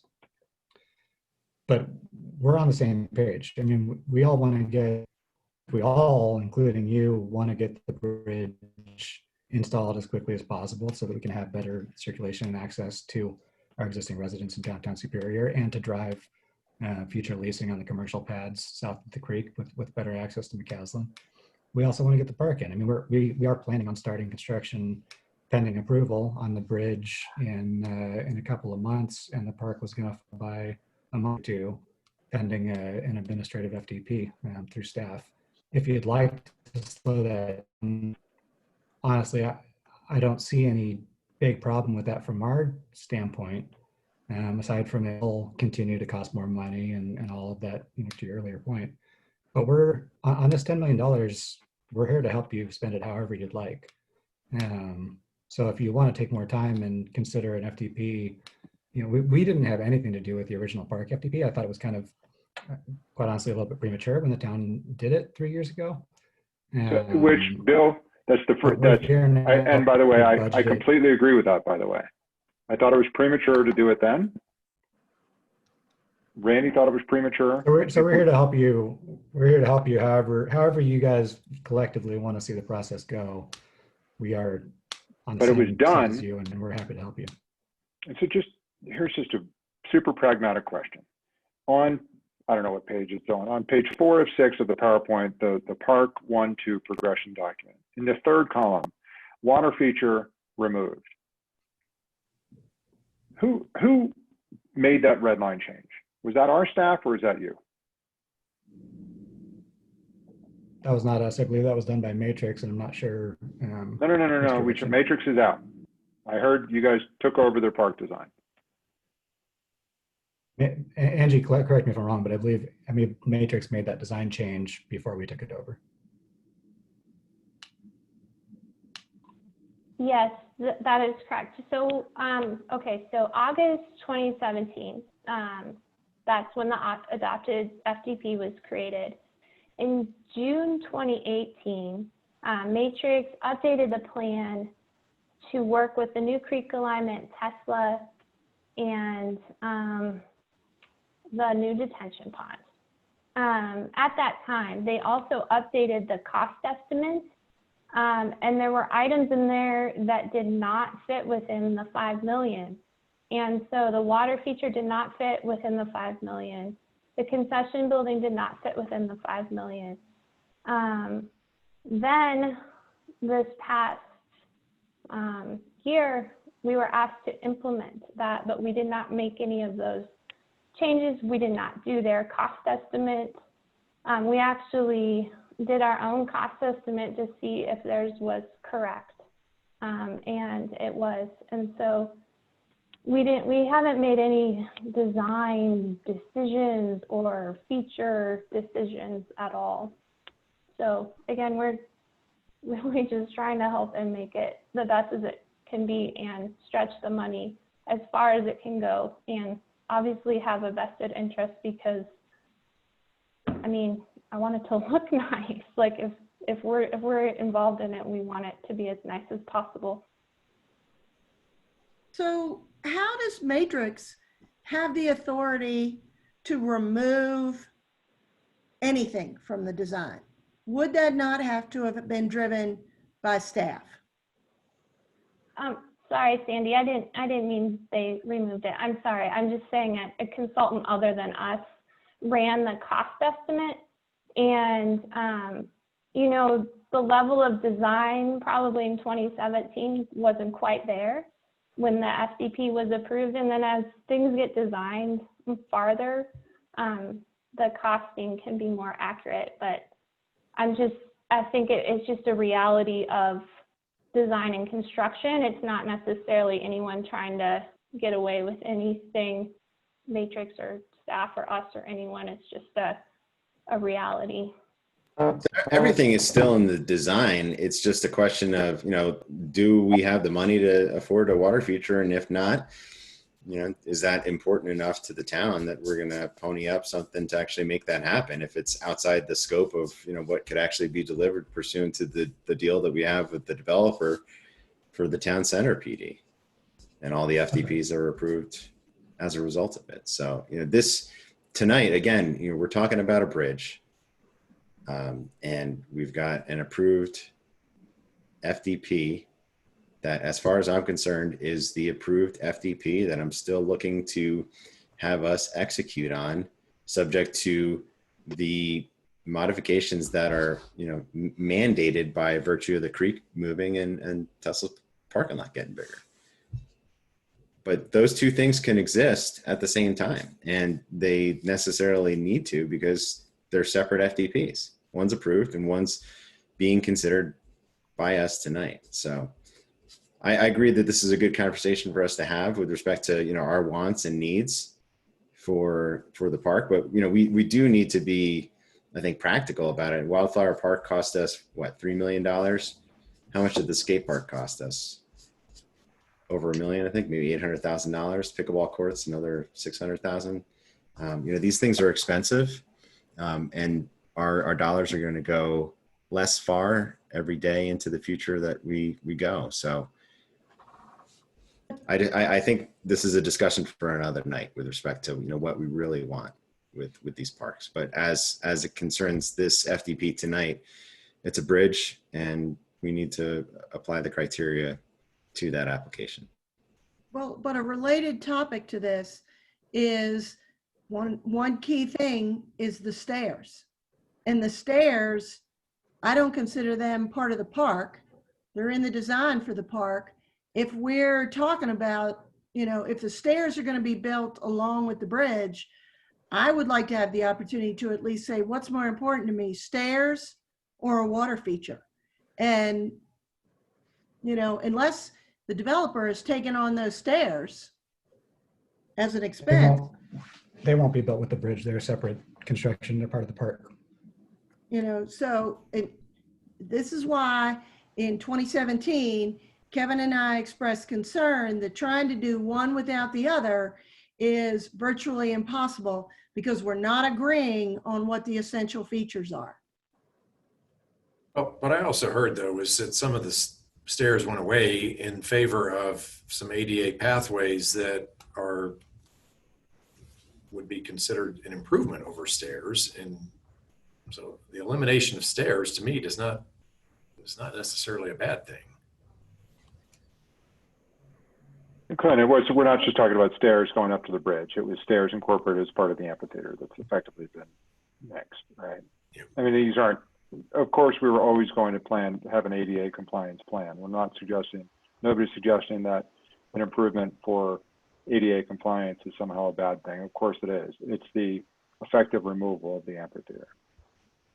And just a number, and that's just an example. But it's not getting removed by this application, Kevin. That amphitheater is still in the plans, and if we decide that we really want an amphitheater right there, we can insist on it. It's already been approved, and then it's just a question of how much does it cost, and can we make the design, compatible with it in light of the fact that the creek moved a little bit to the north. I mean, we could still insist on that amphitheater. We can, and what we're being told is you could still insist on that amphitheater, and we'll be able to layer it in. But it's going to be expensive, and you have to consider that. I'm predicting what's going to come back if we ask for an amphitheater. It's going to be magically through the roof, well beyond all this stuff that we had from an independent estimator that we hired that said, who is very good at this, at $4.9 million. Your example around Wildflower is a really good one, Mark. We actually, the same designer, Matrix, for Wildflower originally said in order to do this, it's going to be something crazy like $2.8 or $3.2 million. They actually came in at about $1.7 or $1.8 million. The actual build for Wildflower was below the Matrix estimate. Now the build out is being turned over to this developer who has said, nope, not only is it not the same amount of money, it's more money. And here's what we're going to, but trust me, let me build your bridge and then I'll come in and build the park. But we're going to have a list of the word wish list is something that's just going to live in infamy here, Bill, because I cannot believe that was used. Oh, that's part of your wish list. No, this is part of what was approved and estimated as part of the FDP. And this is an expectation that we had set with the community. Of course, there are exceptions based upon if there was a creek redesign, but the creek redesign was not material enough. The Tesla parking lot, we had a meeting over, and we were cannibalizing a small portion of our existing parking. It was never intended to take over the Great Lawn or move it from one park to the other. So, I do take exception. I suspect this, we're getting into a discussion period instead of asking comments. I suspect this may pass, but not from me, by the way, because as a town, we continue to do things in chunks instead of looking at something more holistically. This is a region within our downtown in planning area 1 that is critically important. We should never have decoupled the park design from the bridge design in the first place. We have a chance to do this right, send Bill back to the drawing board with an appropriate park design, bridge design, since they've already said they're taking over the park.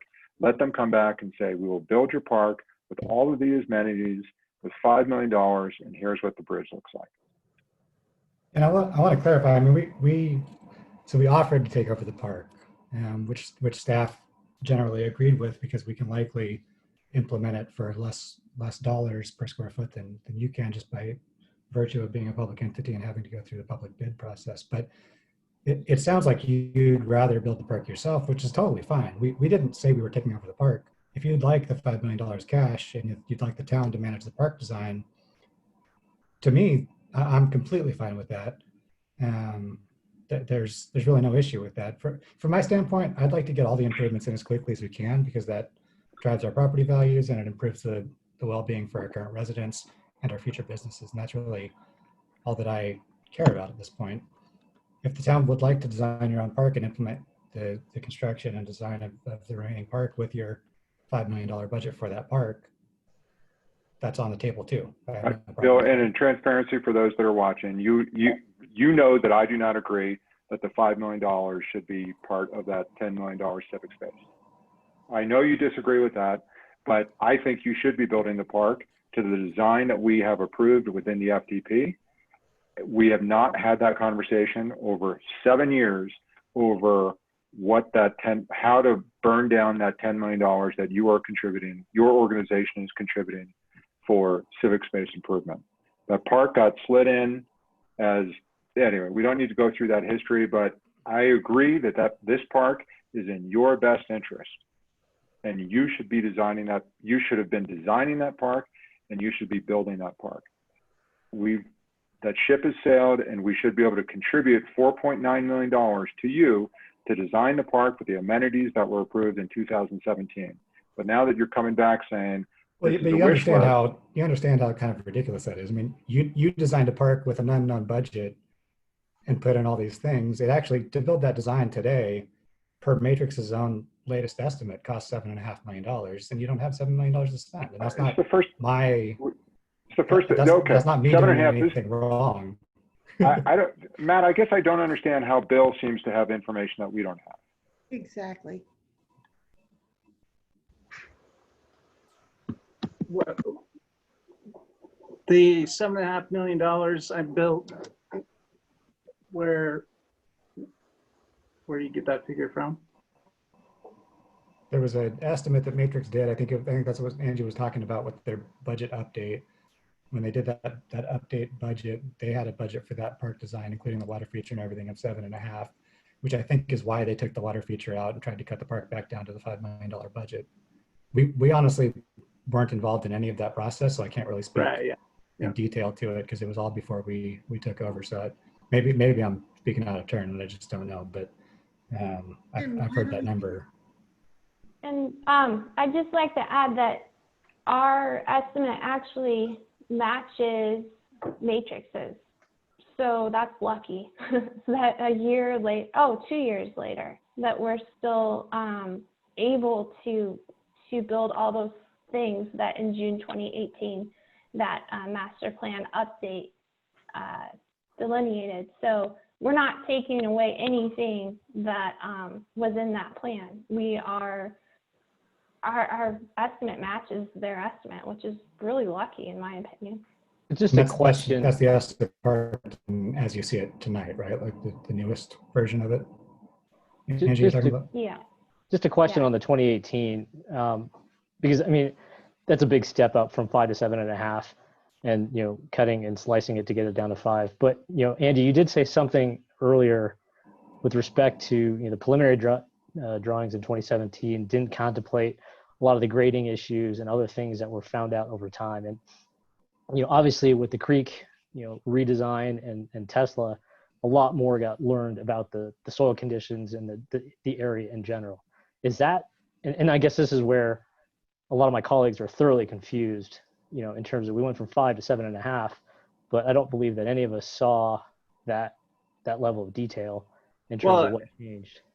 In all my discussions with park staff over the years since the FDP was approved, $5 million budget.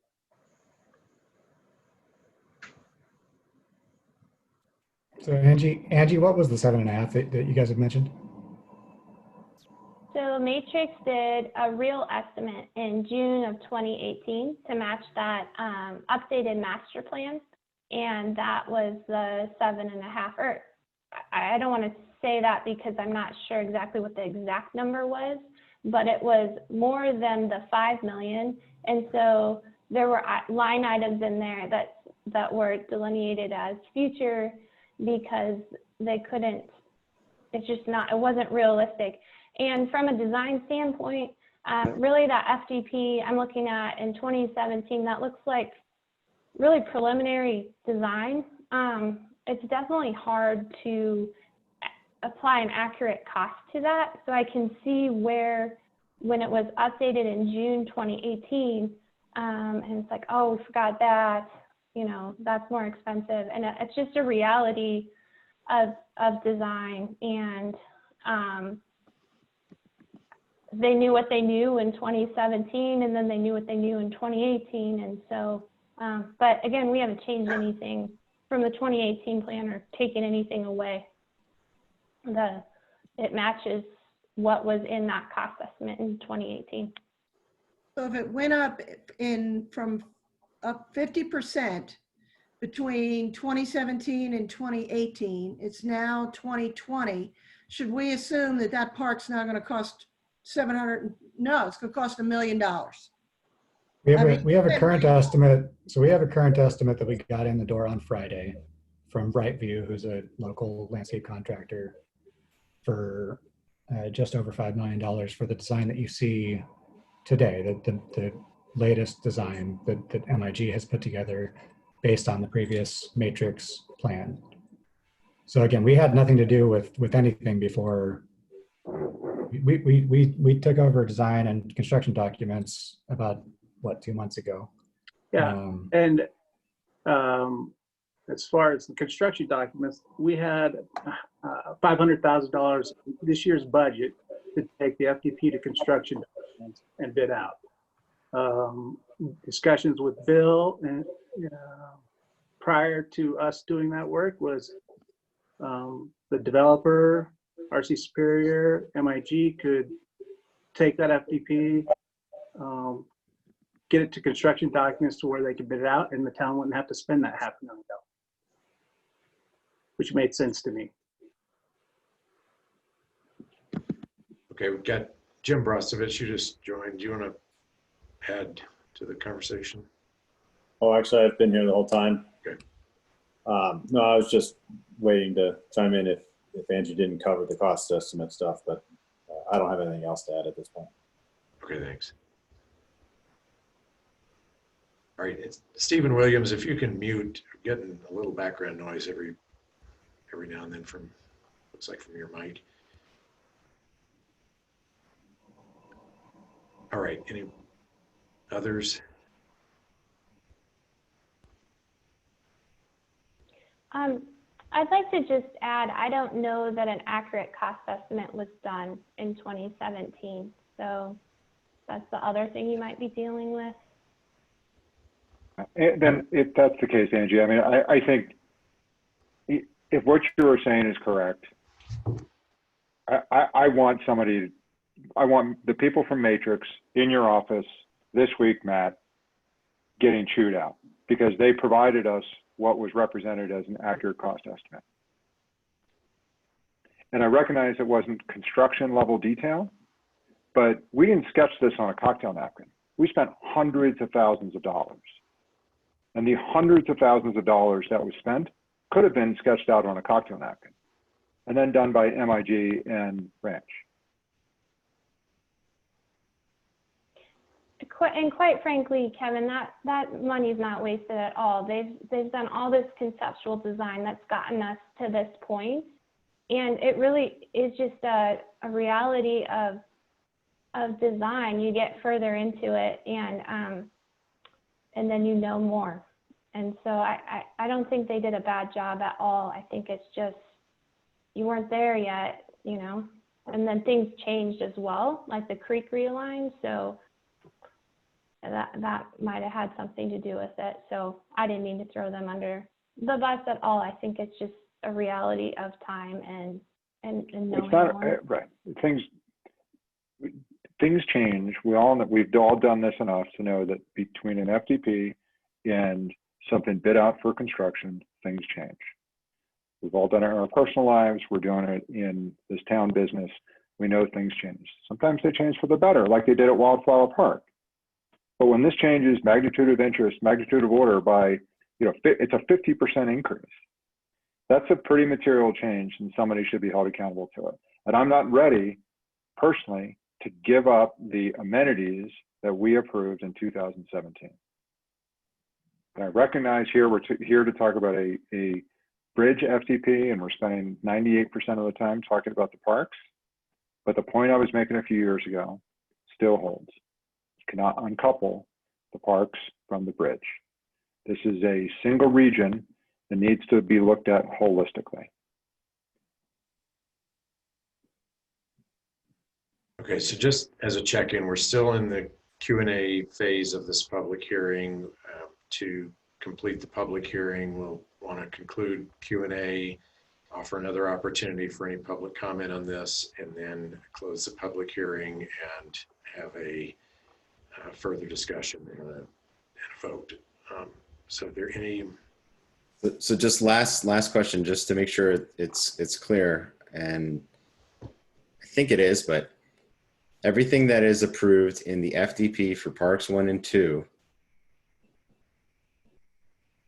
can still be built and can still be insisted upon being built if we are passing this FDP application for the bridge tonight, subject to moving the creek to conform with the Coal Creek realignment and moving the land that was, I think Kevin said, cannibalized for purposes of the Tesla parking lot, correct? That's correct. Okay, thank you. Let me caveat one thing, Mark. The stairs at the northwest corner, with the way the creek is now aligned, may not be the greatest idea because there's some hydraulic concerns with the approach to that bridge that we've discussed with Mile High Flood. So I'm not going to say they're impossible. If that's something that the town really wants, we can look at it. But that's going to be a more difficult place to put stairs given where the creek is now than where it was before. Okay, but it's not impossible. It's not impossible. It's just more difficult. It may be more expensive with some deeper scour walls or something like that. Sure. And nothing in this FDP application tonight for the bridge, if approved, would remove any of the requirements of the Parks 1 and 2 FDP. Correct? That is correct. Okay, thank you. So after Jim's statement, I want to go a step further with the question Mark was asking, which is, are there any other elements of Parks 1 and 2 that would be more expensive because of the design of the bridge?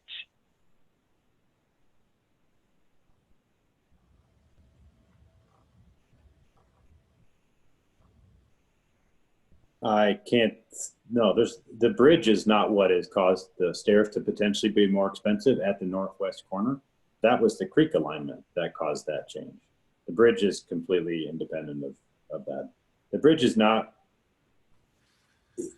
there's nothing on the bridge that would affect the park.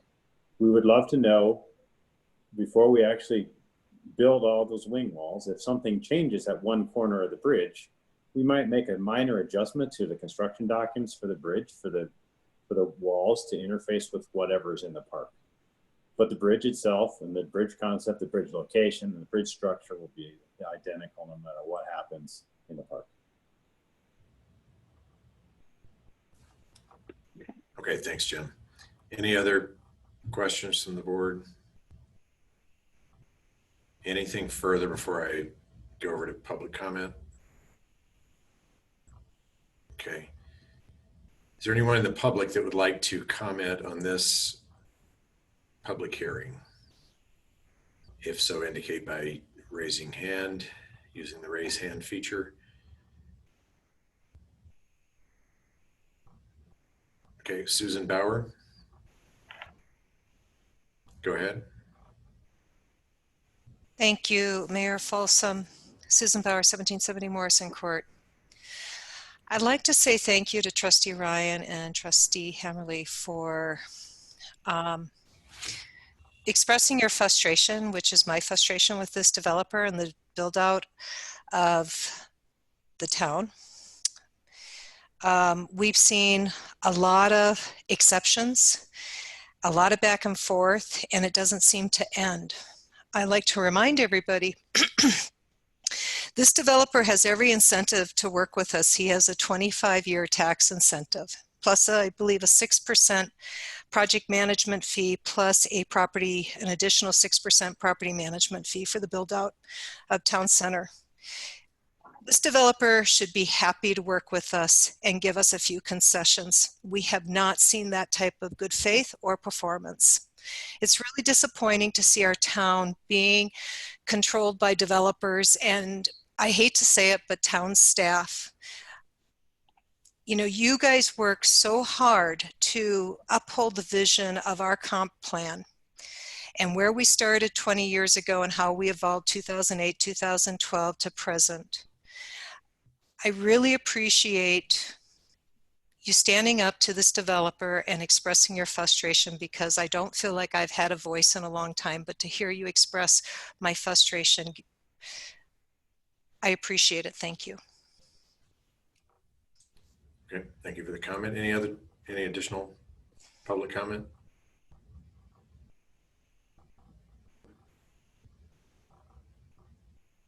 All right, seeing none, we'll circle back to the board. Any final questions for staff or developer before we close this public hearing? All right. With the gavel, we've closed the public hearing, and we'll go now to discussion. Board discussion. So I'll go first. I want to thank Bill for coming out tonight and again presenting on the bridge application. We've been waiting for this bridge and for the parks that will surround it for several years. And I'm glad that we're finally seeing progress on this end of the downtown Superior development. There's been a lot of emphasis placed on the southern end with all the residential that's being built. And I think this is a good balance to the development to actually focus on the connection that is needed to be made over Coal Creek via Marshall Road, and to have these parks ultimately built. I appreciate the discussion that we've been having about the parks and how things are changing. I think this is exactly the type of oversight that we as a board should be playing. And we should have this conversation with the developer and with town staff, so we get the parks that we actually really want. But time is money, and the longer it takes us for us to execute on those parks, the less the dollars are going to be worth. So we have an incentive to get the parks built as soon as possible to really maximize the value of our dollar, because the time value of money is just going to decrease with the cost of construction, with the cost of inflation. But what we have before us tonight is an FDP application for a bridge. It's not for an amendment to the parks FDP. It's just an application to build the bridge. And we heard the testimony tonight that was everything that was contained in the parks FDPs can be built consistent with an approval for this bridge. So they can coexist, and we can't go back in time and relitigate the decisions that we made. We passed an FDP application for the parks back in 2017. Everything has been decoupled already. Whether or not that was a good or bad decision, that's not an appropriate reason not to move forward tonight. I mean, that's like going back to the initial discussion on whether the town center development should be approved at all, or if TIF is appropriate. These are decisions that we may have voted on differently, but that's not the question before us tonight, and that's not what we're tasked to do. What we're tasked to do tonight is to consider an application to build a bridge and whether it's consistent with the PD or not. And it is. It's always been contemplated that there was going to be a bridge crossing there. It is consistent. We've heard that it can be built consistent with the parks FDPs that have been approved, subject to reasonable modification caused by the creek realignment, which is also something that came before the board and that we approved. So for us to all of a sudden now really drag this process to a halt and put the brakes on it so we could have further discussion. I guess my question is, to what end? What is that going to get us other than delaying the construction of this bridge? And, we talk about the unintended consequences of our actions. It's going to delay the construction of the parks. And that's just something that we don't want to have happen. We need these parks to get built. We need the bridge to get built. We need town center to get built out and to be a success. So, and that's what we should be hoping for, because that's good for the town, that's good for our residents, and it's ultimately good for everybody. So I look at this application in terms of what they're asking that's deviating from previous plans. I don't have a problem with the change in the width from 32 feet, from 36 to 32 feet. I'm fine with the uplighting request that was not originally contemplated, but I think that that's an aesthetic improvement to the design. And ultimately, I think that this is a much needed infrastructure project for the town center. And I think that we can still execute on really remarkable parks, given what we've approved in the past, subject to ongoing discussions between town staff, ourselves, and the developer to make sure that Parks 1 and 2 end up a reality and end up a success. But I do think that Parks 1 and 2 should be built by the developer, not something that the town should take over. I think that's going to cost us way more money than we're prepared to spend. So tonight we've got a bridge application before us. It's in the location that is consistent with the PD, consistent with the previous FDPs. We're consistent with the code and the criteria to justify an application for approval. So I'm going to support it. All right, thanks, Mark. Kevin? I'll go. This bridge falls well short of the design guidelines, should be rejected. I'll invite my colleagues to join me and not approve this FDP that doesn't come close to meeting the spirit or the specificity of the design guidelines. They should re-look at the bridge, solve the problem with the parks, and come back to us to ensure they're meeting the spirit and specificity of the guidelines. Join me in voting no. All right, thanks. Kevin, who's next? Laura, go ahead. I have to agree with Kevin on this. At the last meeting, I expressed that I wasn't happy with the design of this bridge. I'm really disappointed that we got clarification on the history of the parks, but we didn't get any kind of updates to the design of the bridge to make it more artistic and specifically to make it iconic, which is what was promised to us when this bridge first came up. I'm also finding it really difficult to decouple the bridge from the parks, given that it's right smack in the middle. I understand that, we don't think that there's going to be conflicts with the park designs, but I share Kevin's skepticism that, without looking at it holistically, we don't know that, and it may force unintended consequences down the road. I would really like to defer this until we can better understand what exactly the park designs are, how they will be affected, and particularly how the dollars that we are spending on the parks will be affected. It's one thing to say we can still have all the elements, but are we now, dramatically increasing the price of one of those elements because of where we're relocating? All right, thanks, Laura. Neil? Yeah, so appreciate the comments so far. And for me, this isn't a super easy decision. I do believe, from an engineering and construction perspective, there is not a direct link between the bridge and the parks. So we could approve the bridge tonight and have an updated discussion about the park with a budget level analysis to decide what is in and what is something that can be done in the future. I don't see delaying the decision on the bridge to make a material difference to the cost of the park.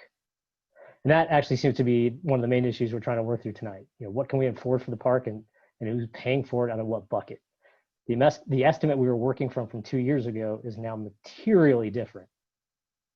And we need to hold the folks accountable for that and a better understanding of what has happened relative to all the updated information we have relative to the space. But back to the bridge, which is what we're here for tonight, I don't know that I can articulate what a better bridge should look like. I'm really not sure what all changes the builder can manifest that would make it different for me. It's functional. It meets expectations. I would argue, if we go to other things that we've green lighted in town, they could have been done prettier. The Verizon Tower is a great example. They could have been done differently and more aesthetically pleasing, but we didn't push back there. So from my perspective, the bridge meets the expectations. It connects the north to the south, and we need to have a very detailed discussion about the park with respect to what we can afford, who's paying for it, and how we're going to phase in the construction. Okay, thanks, Neil. Ken? So I will echo many of the sentiments of my colleagues. Looking back in time, I think there were some well-intentioned decisions that we can now say were not necessarily in the best interest of our town. I think decoupling the bridge from the parks was not a good decision. I think moving forward, improving in FDP, the parks, when there was no clear path for the funding and construction of those parks, was not a good decision. And it leads us to where we are today. I will say that on this topic specifically, and yes, you have to look at the body of work as a whole for downtown Superior, but the bridge, when Bill came to us for approval for the bond raise, the financing, we pushed back and said we need this bridge. And we told Bill that we need firm assurances and we need to come back with an agreement about when this bridge would be built, and it has to have dates certain, and that there would be financial penalties. And in regards to this bridge, he has lived up to that side of the bargain.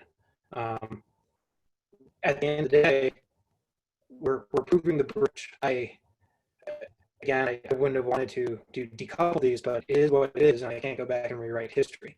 The bridge meets all the criteria that are laid out in the FDP, and therefore I will approve it, but I'll echo Trustee Shaw's comments just now that we need a serious conversation about what the future of these parks look like, because these parks are not what was approved in 2017. But right now, if our decision of whether approving or not approving this bridge is in the best interest of our residents, it is in the best interest of our residents to tonight approve this bridge, and that's what I'll do. Okay, thanks. And the audio is really garbled on your comments. I don't know if it's something system-wide or something on your end, but maybe take a look at settings because you were the only one that had that issue. Sandy, go ahead. So 3 years ago, I absolutely stated that we were making the wrong decision by decoupling the bridge and the parks. At this point, neither the parks nor the bridge have been built. So there is absolutely nothing that stops us from changing and stating that they need to be one and the same so that we can evaluate the various amenities in the park and how or if the bridge affects them.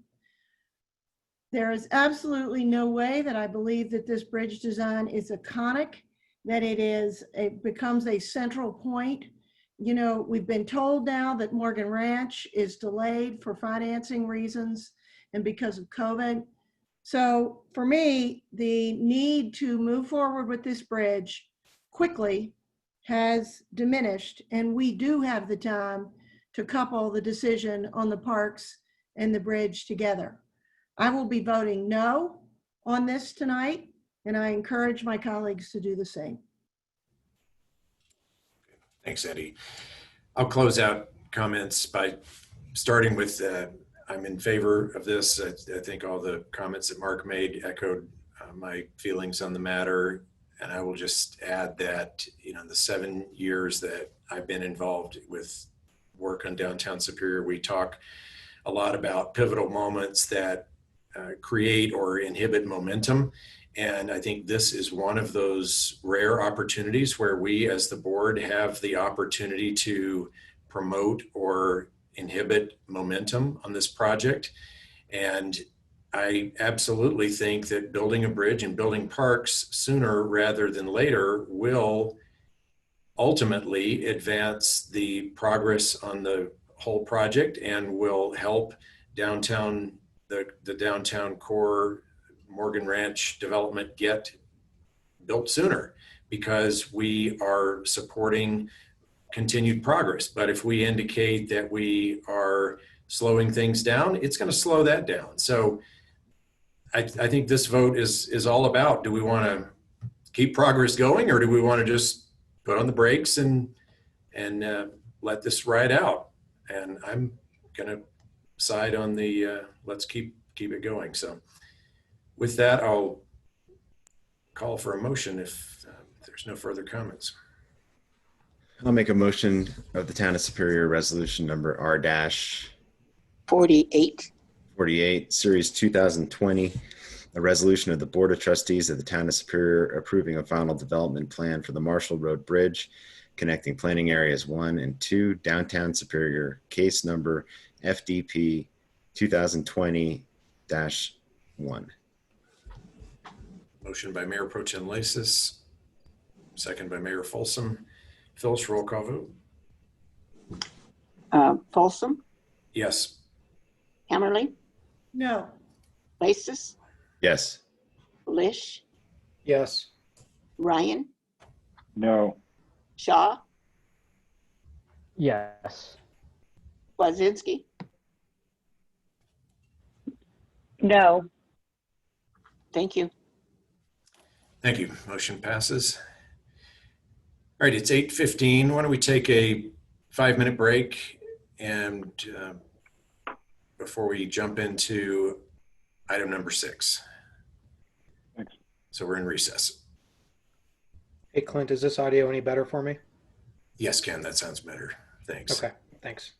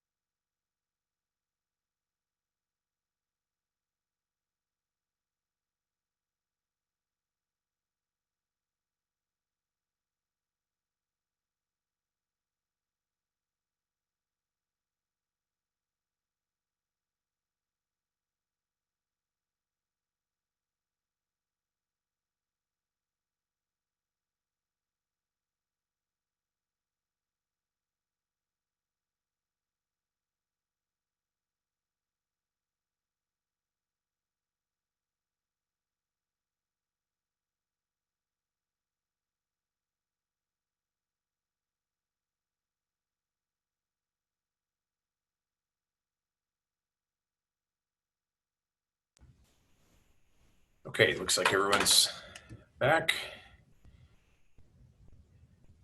And we will go ahead and get started with item number 6, which is public hearing and adoption of a resolution on a final subdivision plat for Rock Creek Ranch Filing 25, Rock Creek Ranch PUD Amendment number 15, and a final site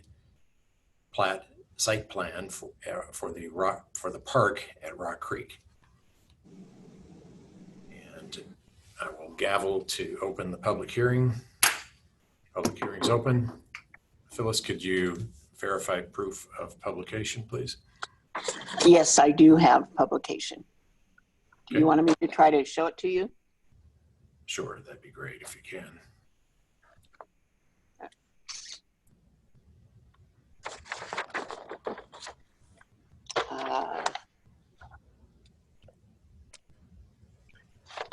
I'm sorry. Okay. There. I'm sorry. I think we saw it, or Okay. saw it. Saw Okay, something we're good. wrong. Thank you. All right, we'll let Matt start us off. Thanks, Mayor. As you mentioned, we have there's 3 items for the board tonight. We have a final plat site plan, which is equivalent to a final development plan. You have a rezone, and then the last item you have is plat itself. This is a just over 23-acre piece of property that was originally zoned as part of the Rock Creek Ranch PUD planned unit development in the late 1980s. Its current zoning under that PUD is Regional Activity Center, which is a commercial zoning, which is the reason for the rezone request this before tonight. The developer is proposing 180 units on the property. We'll start off with the developer presentation, and then staff, Stephen Williams, myself, Martin Toth, Alex Arnell, and the rest of the staff are available for questions as well with regard to the 3 applications before you. Thank you. And just so the public is aware, we'll be doing staff presentation, developer presentation, then we will open it up for public comment.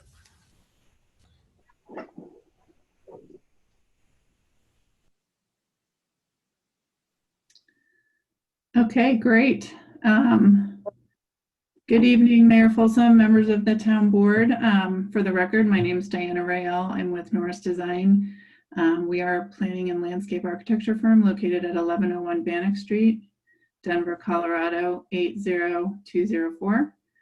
I just want to start by making sure, can everyone hear me okay? Okay, thumbs up. Great. Well, I do have support from our team, so I'm going to speak and present while Allison Winland from our office is going to advance slides. So hopefully we're in sync and we'll try to be as concise as possible. Let's go to the next slide, Allison. I just want to quickly introduce our team that's in attendance this evening and available to answer any questions that you have throughout the presentation or at the conclusion. We're represented by our client, the Cavallari Group, in partnership with Steelwave. Dennis Cavallari is on the call this evening and is able to answer any questions for the development group. From our firm, Norris Design, you have myself, Allison Winland, who we kind of handle the entitlements, planning and entitlements coordination. Also on the phone representing landscape architecture and landscape design is my partner, Jared Carlin and Greg Banks from our office. Our architecture team is represented by KTGY. On the phone is Terry Willis and Rachel Keevan. Civil engineering is represented by R&R Engineering. Cliff Dayton is on the phone. Traffic consulting is STS, represented by Joe Henderson. Our environmental team is ERO, represented by Ron Bean. And also not listed on the slide here, but as part of our photometric team is Studio Lighting, represented by Jacob Benefield. So lots of people involved in a project like this. Obviously, it's very complicated and complex. It's been essentially many years in the making. Let's go to the next slide, Allison. So as you can see, the property is here. This property has been known for many, many years as Zaharias. So if you've heard of that reference before, this is the property that we're discussing. It's just a little over 23 acres. It is located, and maybe Allison, if you can cursor a little bit to kind of indicate what I'm essentially talking, but we're due east of 88th, and most of Rock Creek Ranch is further to the west of us there. We are south and essentially east of US 36. Just to the north of us, there's a small CDOT owned property, which we're actually coordinating with CDOT in order to get access to our northern property, which will ultimately connect up through the lanterns at Rock Creek and then into the town center area. To the south of us is the HHR, the Hodge. I'll probably call it HHR a couple times this evening, but it's the Hodgson Harris Reservoir. And then south of that is the Saddlebrook townhome property in that location where Allison is circling. So hopefully that helps to give you some bearing. Just by way of history on this property, we have been working this very extensively for approximately 4 years before we've been here. We're very excited to be here tonight, by the way, and unfortunately not in person. Obviously, we're here remotely, but so excited to get to this point finally after 4 years. I wanted to just give you a couple of little bit of statistics so you know kind of the extent to which this property has really been through. Prior to initially even submitting the application to the town, we had 4 Board of Trustee work sessions. So some of you may have been on the board at that time and you may remember our team. The property originally presented, we came at that time with 273 proposed homes. And the application at this point is much less dense and is very different based on the back and forth that we've had with the town staff. In addition, we had 2 extensive community outreach opportunities prior to submitting the initial submittals as well. We got great feedback at that time. And in addition to that, we've gotten great feedback since that time through both of our Planning Commission hearings. At the end of the presentation, I'm going to talk a little bit about some of the changes that we've made based on that public feedback. We've also had about 6 to 7 reviews with the town staff, and those have been very productive, collaborative conversations. We've initially submitted, gotten comments, and then resubmitted. So we feel great that we're at the point that we're at, and I think that our list of concessions and collaborative items are really starting to get buttoned up at this point. So next slide. As Matt mentioned, it's really a 3-part, 3-fold application before you tonight. We have a PUD, and these are kind of not in the correct order, but I think the first order business is the final plat, subdividing the property into essentially 5 parts. The second piece is the PUD amendment number 25 to the Rock Creek Ranch PUD. And then lastly is the final plat site plan, which is very hard to say fast. But so this is essentially the first piece of that. And as Matt mentioned, this property has been zoned Regional Activity Employment Center, which is an intensive commercial zone. The proposal for rezoning with the PUD amendment is to take this to residential 2A or R2A, which is more in keeping with really the surrounding neighborhood, the types of uses that are around our neighborhood in the region, and a great transition of density from the western neighborhood at Rock Creek Ranch to the east. We will essentially provide a great buffer to the US 36 highway. Let's see, next slide. This is a piece of the PUD. We just wanted to touch on this super quickly, but in the land use chart on the development standards there, you'll see the existing zoning with the RAC. It's RAC is an abbreviation of the Regional Activity and Employment Center, but what you'll see, there's a couple things are highlighted that we wanted to point out.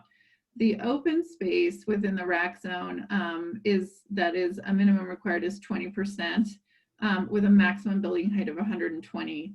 So if you can imagine the site out there, if you've driven by there, the adjacent community is largely single family detached and single family attached living. Imagine a 120-foot, potential community or commercial office building in that location. The standards we're proposing to take this to the R2A would require us to do 45% open space, and it would limit us to 18 dwelling units to the acre with a 50-foot building height. We are actually proposing to further restrict that to 8 dwelling units per acre. And actually what we have proposed for the site is 54%. So we'll get into that kind of percentages and how that will break down in a minute with the final plat site plan. The setbacks, the graphic is the best way to explain this. Along 88th, from the ultimate future dedicated right-of-way, we will be 40-foot setback. Along the future property boundary to the south and southeast at HHR, we'll have a 20-foot building setback.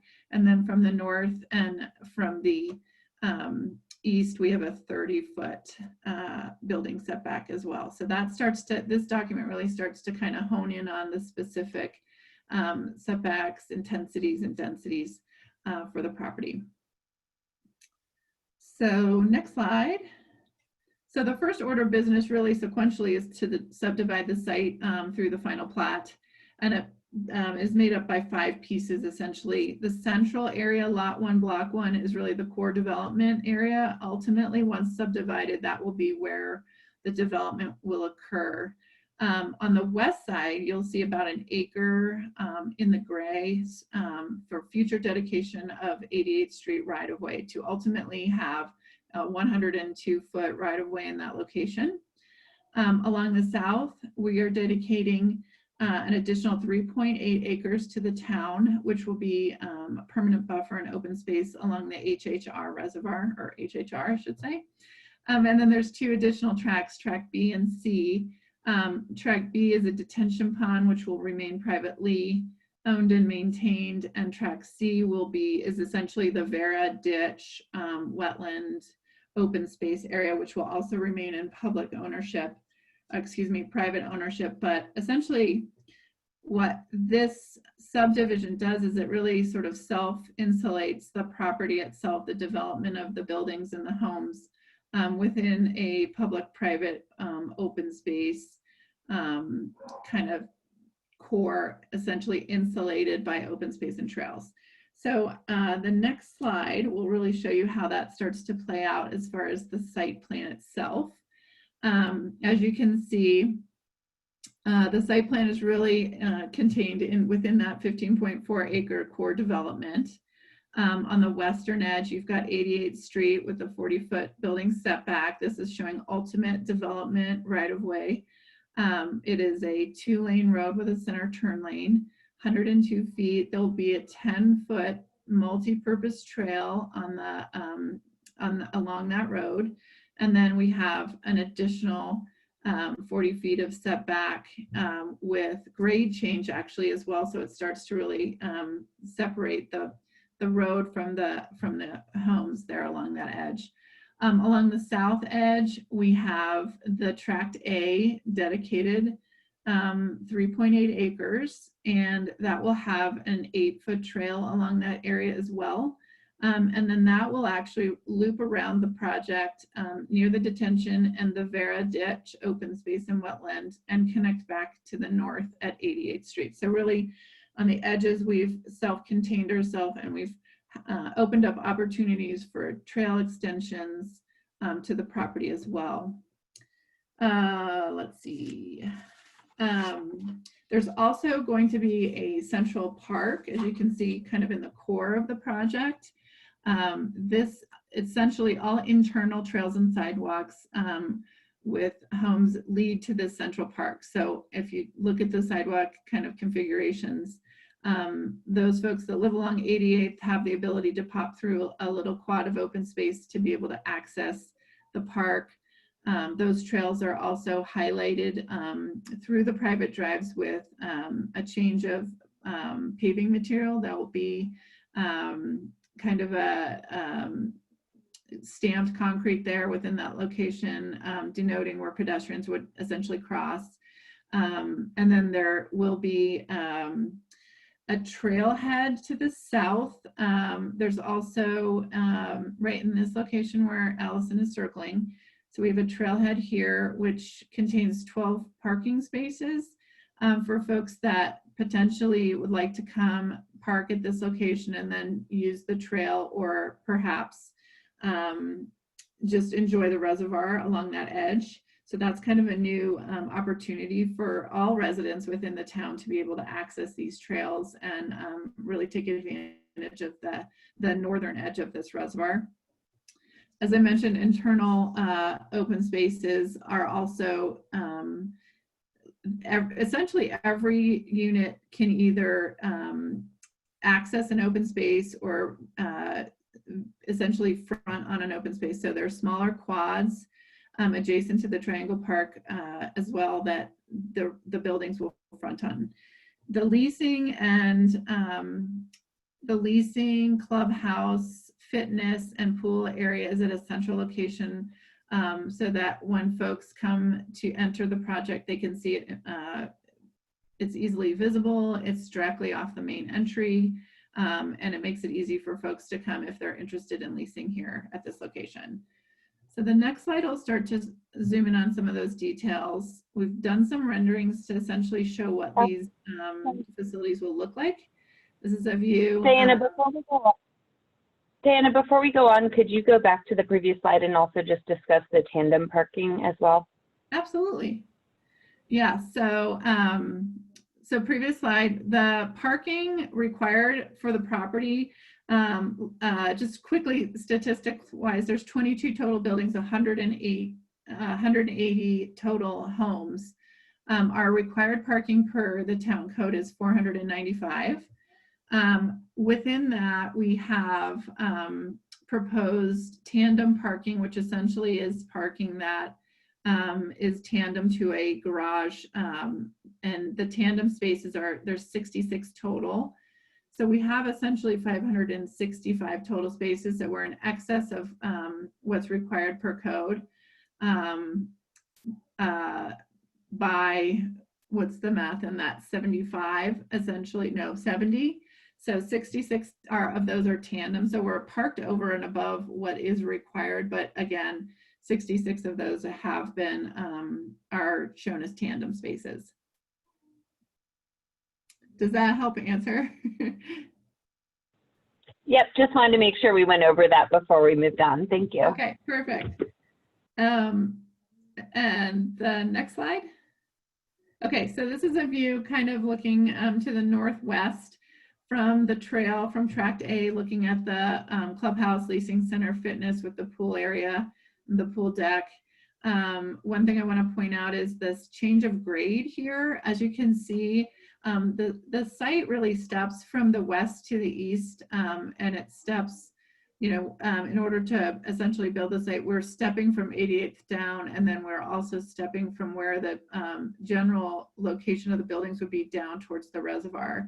So what this shows you is sort of the pool deck area that is separated by two essential retaining walls, which will ultimately separate the public and the users of the trail, the 8-foot trail along the reservoir, from the folks that are using the pool area.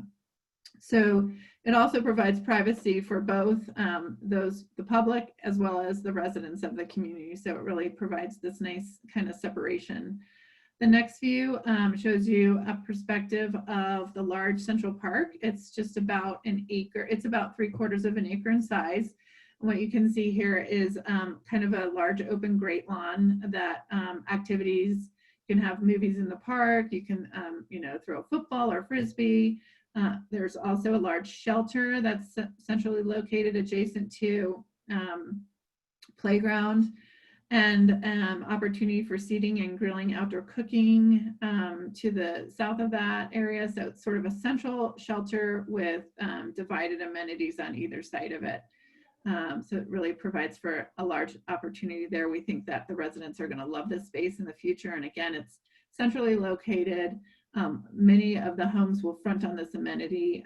If they don't front on the reservoir or on the Vera open space or along the trail corridor at 88, they have the opportunity to front on this, this central park.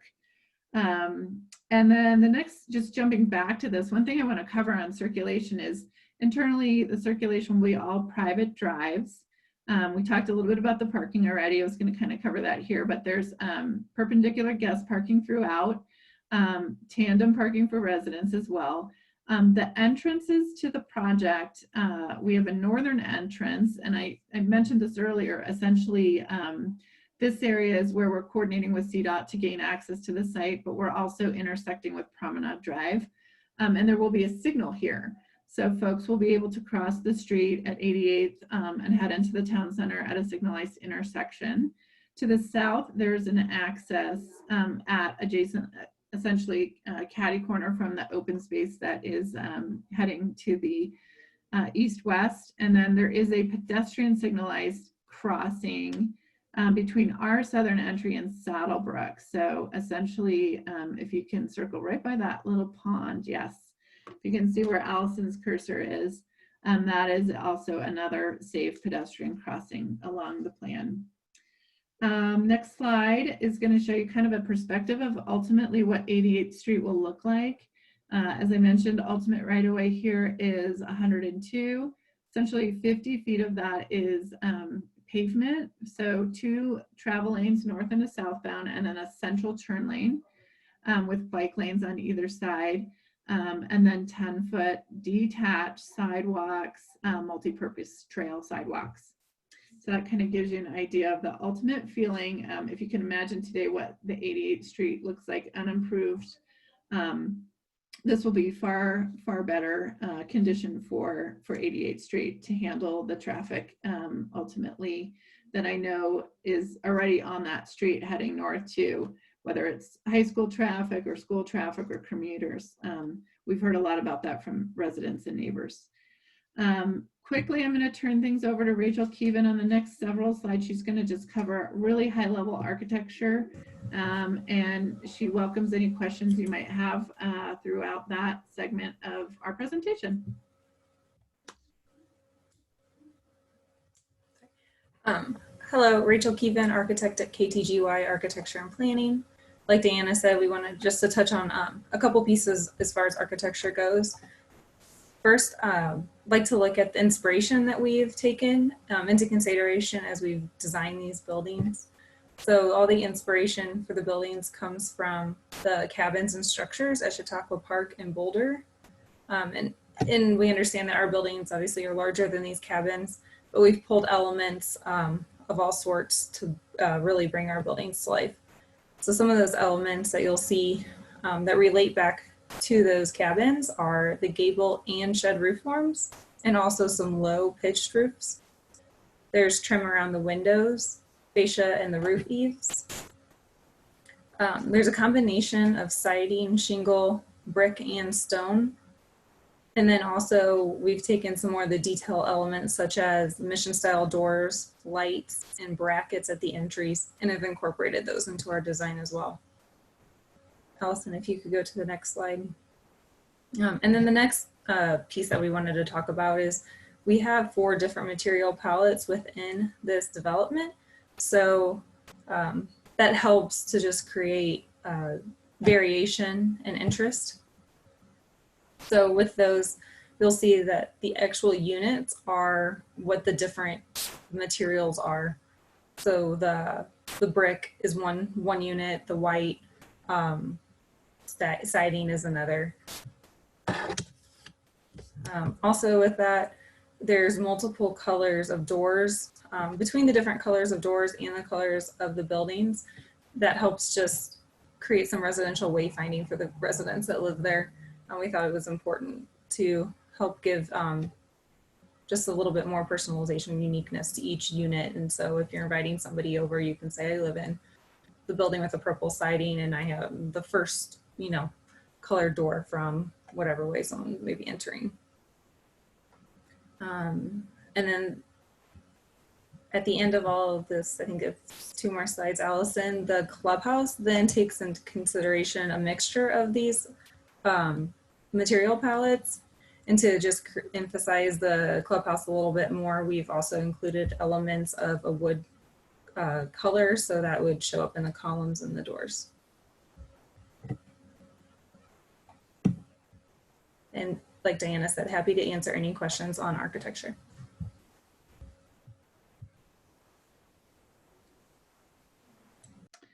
Okay, I think the next thing, we have a short video. Allison, I'm hoping that that's the correct order. Yep, we're gonna go to it, just a quick video. Hopefully it runs okay over the web here. It was a little glitchy at Planning Commission, so just bear with us. Hopefully you can get the big picture out of it anyway.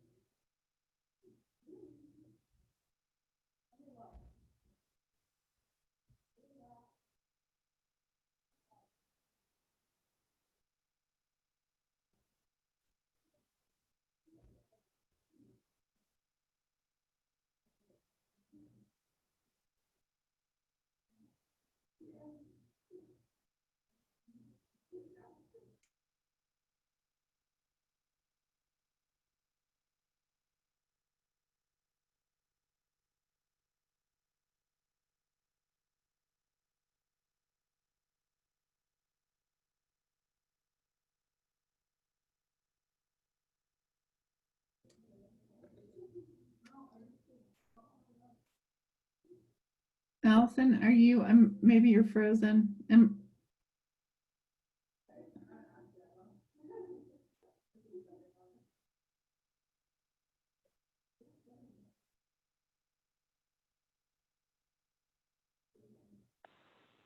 Hi, can you hear me? Yes. Sorry, I'm having trouble here sharing my screen. Let's see. I might be able to do it here.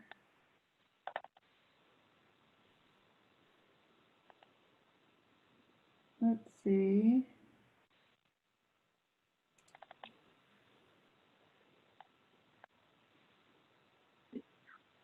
I can try and share.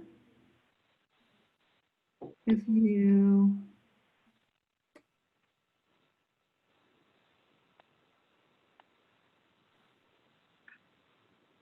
are you trying again? I'm still trying. I just can't. It's like my tools are frozen. Okay.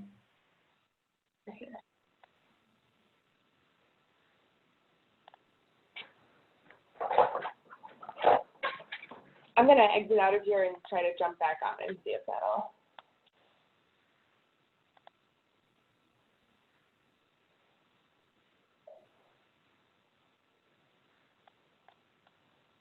I know it's really windy out on the Front Range tonight, so maybe that's affecting all of our technology tonight.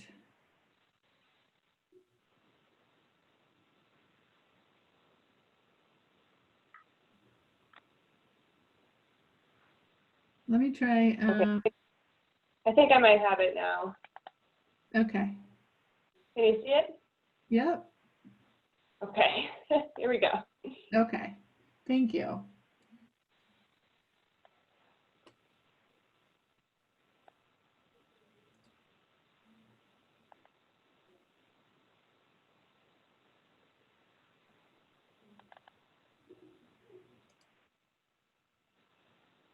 Are you seeing it? Yes.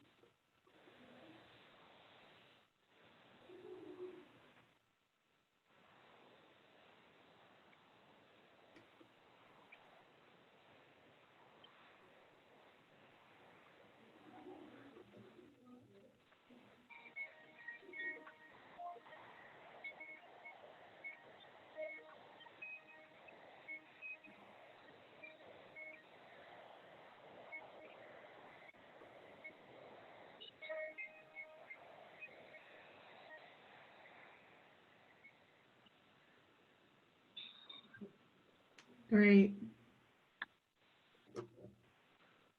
Thank you. Okay. So I think we should be on,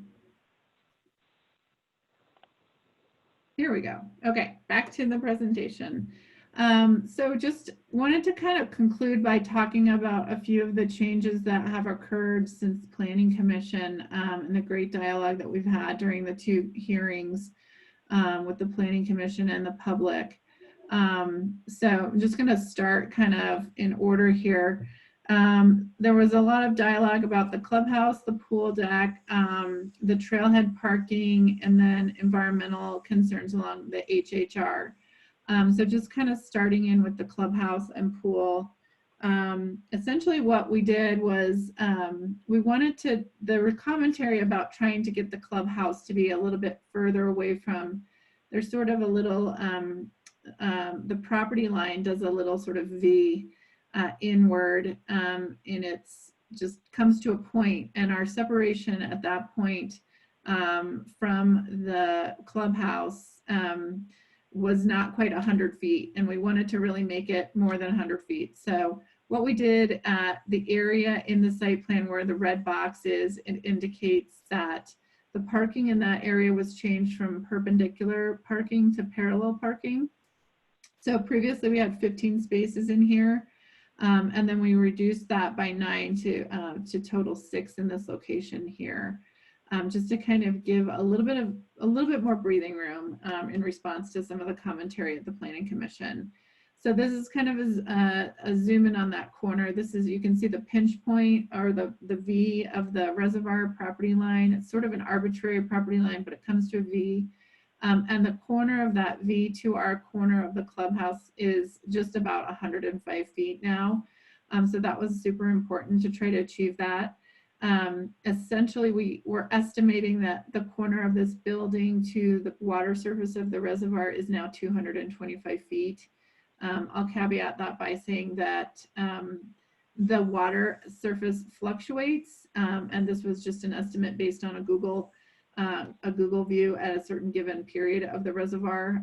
So essentially, the reservoir will go up and down seasonally. I think Boulder County keeps it very low in the spring. I think they drain it every 5 years or so. But the result of this shift allows us to dedicate an additional 1,000 square feet to Tract A. So that trail corridor will also shift to accommodate that separation, and it will increase the size of that tract. So that was another important change that was created during the conversation. We also shifted the trailhead.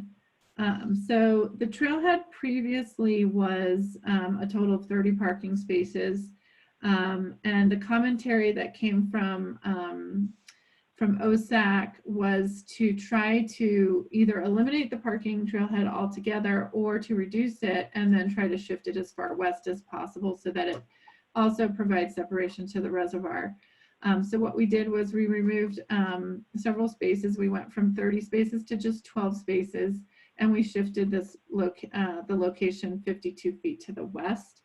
We've also allowed for a still ample buffer between 88th right-of-way on the west side and the parking lot, so we're able to landscape within that corridor and appropriately screen that parking lot from 88th Street. Another change that came about after the second Planning Commission was to look at a way to potentially address the pool deck and... Sorry, excuse me, sorry, it took me a minute to come off mute. Okay. Forgive me. Back a slide, please. Yes. What is the buffer between the property line and the trailhead parking lot? Is that also 50 feet? 20 feet, excuse me. Yeah. 40 feet. Yes. Yes, I think that dash line is 40 feet so that you can see that there's still significant space within that area. Okay, thank you. Okay, let's go back to the pool. So what we talked about at the second Planning Commission, a lot of commentary came out about potential pool noise and impacts to wildlife associated with the pool deck, and potentially a way to be able to reduce impacts at that location. So I want to just, before I go to the next slide, I want to ask for permission. This our 3D team was working on this rendering. It is not in your packet, in your agenda, so I wanted to just enter this next slide for the public record and ask for permission to do so before we show that to you, if that's acceptable. That's fine, go ahead. Okay, thank you, Mayor. So the next slide, actually, maybe Allison, if you can toggle back and forth, what we wanted to do is, what we're showing here is we're showing a 60-inch metal fence along that pool edge.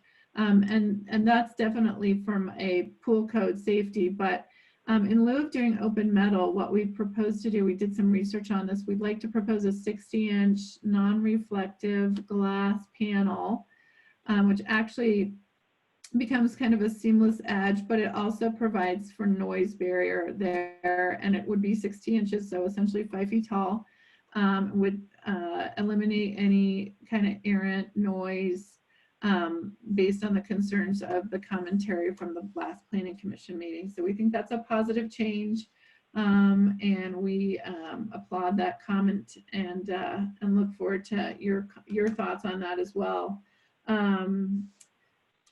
The next slide, I want to talk about the third item of Question on that real quick. If you can go back to that slide. Sure. So the perimeter fence right now is shown in the glass, but if you look kind of towards the center where there's the courtyard area, that's still wrought iron. Is that an oversight, or is that intended to be glass too, to make it consistent with everything? Oh, I think that was intended just to be open metal fencing, but since that's so much further away and kind of tucked around in the courtyard, the center of the sort of central quad to the clubhouse, essentially, it's much further away. Okay, so the glass fencing wouldn't replace all of the metal fencing, only the metal fencing on the perimeter that is going to be towards the open space areas. Yes, that's correct. Yep, that's correct. We will, I know this came up as well. There was commentary about some of the materiality within the monument signs. We had spec'd like a brushed aluminum, and we have a lot of, I think there's a lot of black metal accents. So we'll make sure and coordinate some of the metal to keep that consistent as far as the monument, the fencing, the glass divider, the dividers between the glass panels and whatnot, so that it's not just a hodgepodge of metal colors. I know that was something that we also discussed at length at the Planning Commission, was the monumentation and the lighting there. So, and I know there's a monumentation in your backup packet as well. So the last thing is really the extensive conversation about the environment along the edge, the Tract A area, the habitat. Ron Bean is on the call, but he essentially did an initial environmental study, and then he, based on the first Planning Commission hearing, he actually went back to the reservoir, spent some more time, and then he went back again after the last Planning Commission. And so we've really all been kind of putting our collective heads together on how we can address environment in a better way.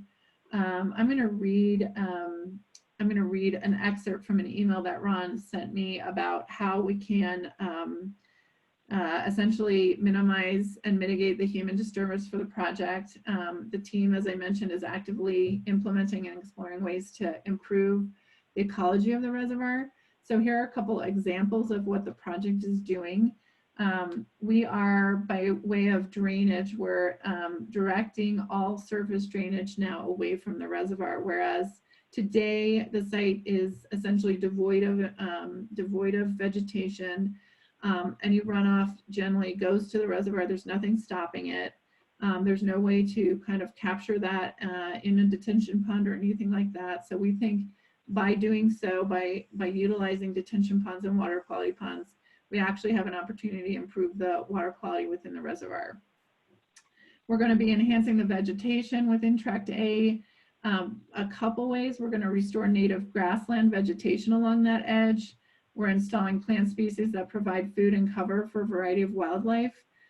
Today, what we've noticed on the reservoir edge is that the southern reservoir edge is much more full of life adjacent to Saddlebrook. And reason being is that there's a lot more sort of mud flats, vegetation, cover, just a better habitat for bird species and to really kind of just thrive in that location. So we've talked a lot about a way to essentially enhance the edge. We've talked with Boulder County, they're excited about it. We are also proposing something that came up at the hearing was introducing pollinator habitat. This came up from OSAC as well. And we love that idea. We actually have experts in our office that they call themselves the Pollinator Power Rangers, but essentially the slide that you see before you is an example of a pollinator garden that we've done at a project called Rain Dance. And essentially pollinators are more than just bees. They're birds, bees, bats, butterflies, beetles, flies, all those types of things, but they provide habitat, food, and opportunity for the ecosystem in that location. So we're gonna hope to coordinate with the town to create that habitat there.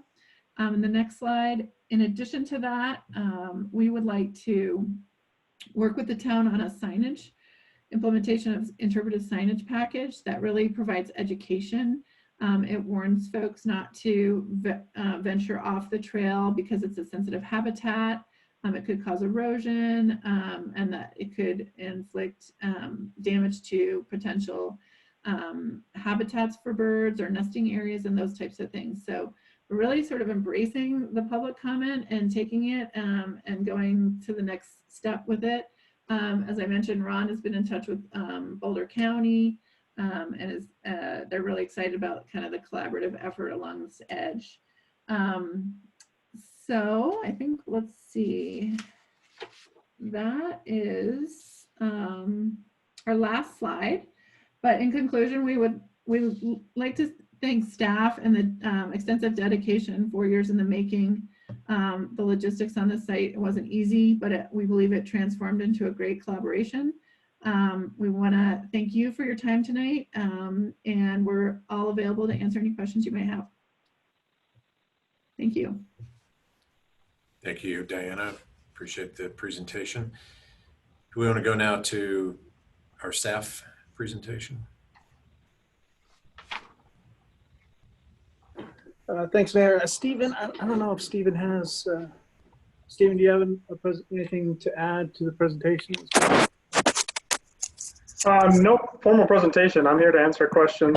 And I have a presentation I presented to Planning Commission, so I have slides I can go over for really any aspect of this proposal that you guys have questions on. But I think Diana had a pretty comprehensive overview. Okay, thank you. All right, initial questions from the board. I have a couple questions. I'm sure everybody has a lot of questions tonight, so it might be good to kind of trade off and go subject area by subject area rather than scattershot throughout the process here. But my first question concerns public notice, and I know that Phil has already showed proof of publication for the public hearing. One of the concerns that I think is just kind of unique to this particular application is that the notice of the public hearing is currently posted on a street that is currently closed to the public, and that there may be some appearance that the town is trying to hide this application from the public, trying to, sneak one by. I don't think that that's necessarily the case, considering the amount of emails that we received and the amount of people who are here in the public tonight. But this is a question for Matt and then for Kendra. If you could speak to the requirements for posting on the property. Is that a requirement that we're required to do by law? And then also, what other requirements are there for mailing notices to people in the surrounding community? Did we comply with those requirements and mail notices of those public hearings? And then specifically with regards to posting the notice on the property, why did we do so? Is this something that we're required to do by law? Matt, do you want to, I can, the posting is required by your code.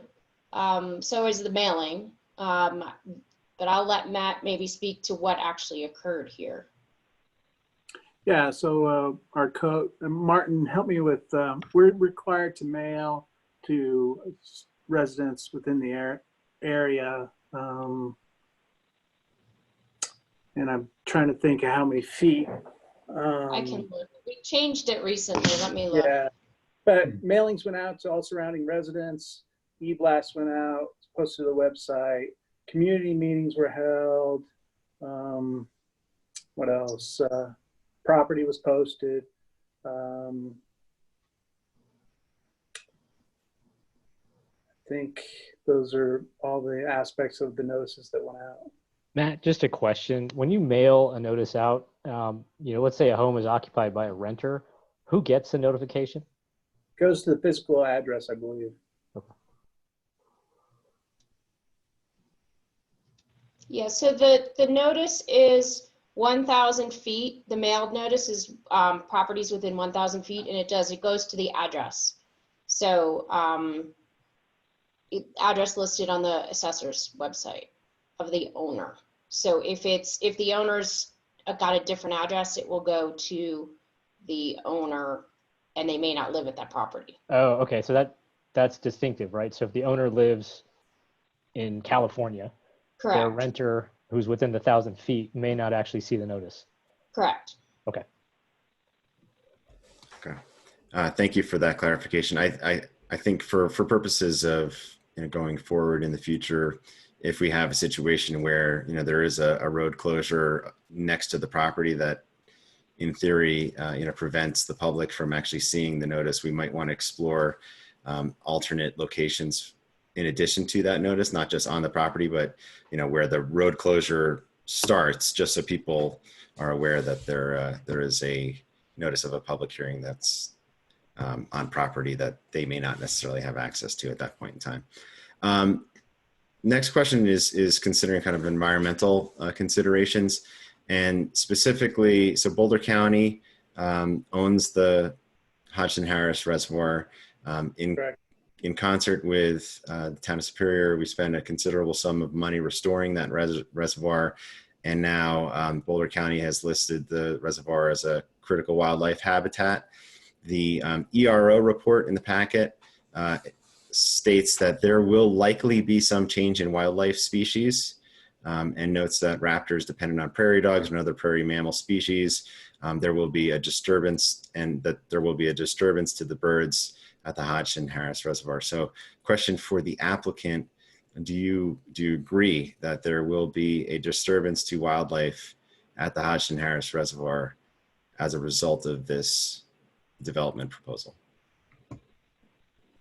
Ron, would you, are you on? Hopefully you're on. Yes. Can you tackle that question? Yes, I'm on. Related in my report, I think the disturbances. Ron, for purposes of okay. Can you identify yourself, please? Thanks. Yes, Ron Bean, Senior Wildlife Ecologist with ERO Resources, 1842 Denver, Colorado. There will be some change, as I mentioned in my report, primarily associated with the loss of prairie dogs and some prey species that will affect some species. Raptors are the most obvious one. There will still be some prey availability. Fish in the reservoir, mollusk, crayfish in the reservoir, waterfowl, other small birds. The disturbance, we've listened to the public and the county and the Open Space Council and minimized that disturbance, primarily the indirect disturbance of noise and or visual disturbance. There's visual barriers. There's the sound barrier that we talked about, the pool. There's a distance barrier that is actually greater than some of the surrounding developments. So there's been quite a bit of work, I feel and believe, that's gone to minimize those disturbances. Also, there's some improvement in water quality. So the great attractant of Hodgson Harris Reservoir is the abundance of food. In eliminating some of that surface drainage going into the reservoir and providing increased water quality should improve the habitat for mollusk, nematodes, some of the worms and food supply for a lot of those birds. So as long as there's a good food supply, birds can and other wildlife tend to tolerate quite a bit of disturbance. And what further steps do you think you could take to further minimize that disturbance beyond what you've outlined with regards to the sound, the visual,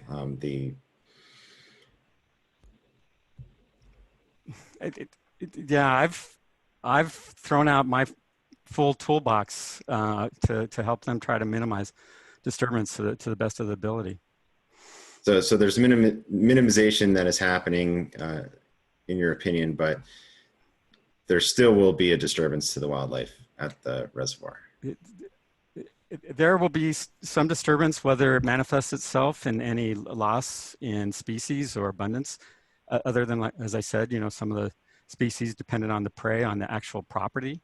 I don't expect that there will be a great amount of loss of species at the reservoir. Now, with respect to the specific location of the park trailhead, kind of in the southwestern corner of the lot, I believe that's also where the snow melt is planned on being piled. Is that correct? I believe that's correct. And so what steps are you taking to prevent the snow melt? If it's placed in the southwest corner, that's going to then slope downward into the reservoir with all the salt and other pollutants that are, coupled with all of that, snow melt that's piled into that corner. And this is Diana Rael again, and Cliff Dayton is on the phone as well, but the snow in that corner that does not drain to the reservoir, that will actually go to the other side of 88th Street to the detention pond on the west side in the open space. I don't know if Allison, can you pull up the site plan real quick and I can point to that area? And then Cliff, if you want to add any color to the specifics or technicalities of that drainage. Okay, so this is sort of the older parking trailhead, but as you know, it's now shifted over here. It's smaller. So the snow melt will actually go to this pond, to the pond on the east side of 88th Street. It will not go to the reservoir. So it's all graded to drain into the stormwater drains, and none of it is going to drain into the reservoir? Yes. Does anybody have the actual FDP sheets that we can look at the irrigation plan and see that to make sure we're all on the same page?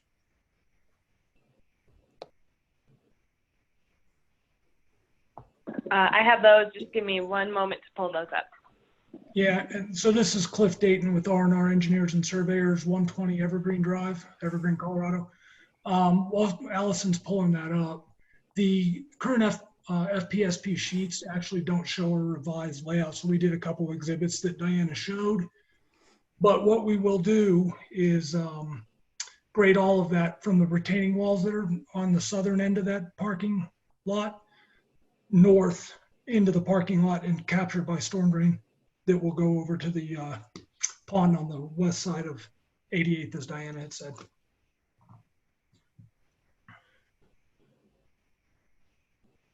Okay.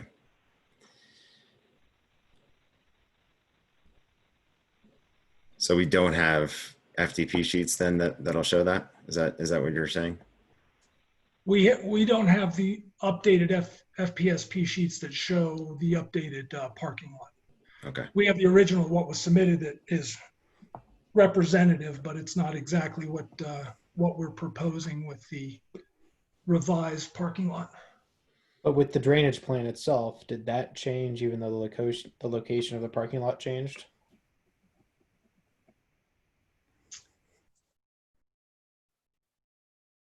I'm pulling it up just to double check before I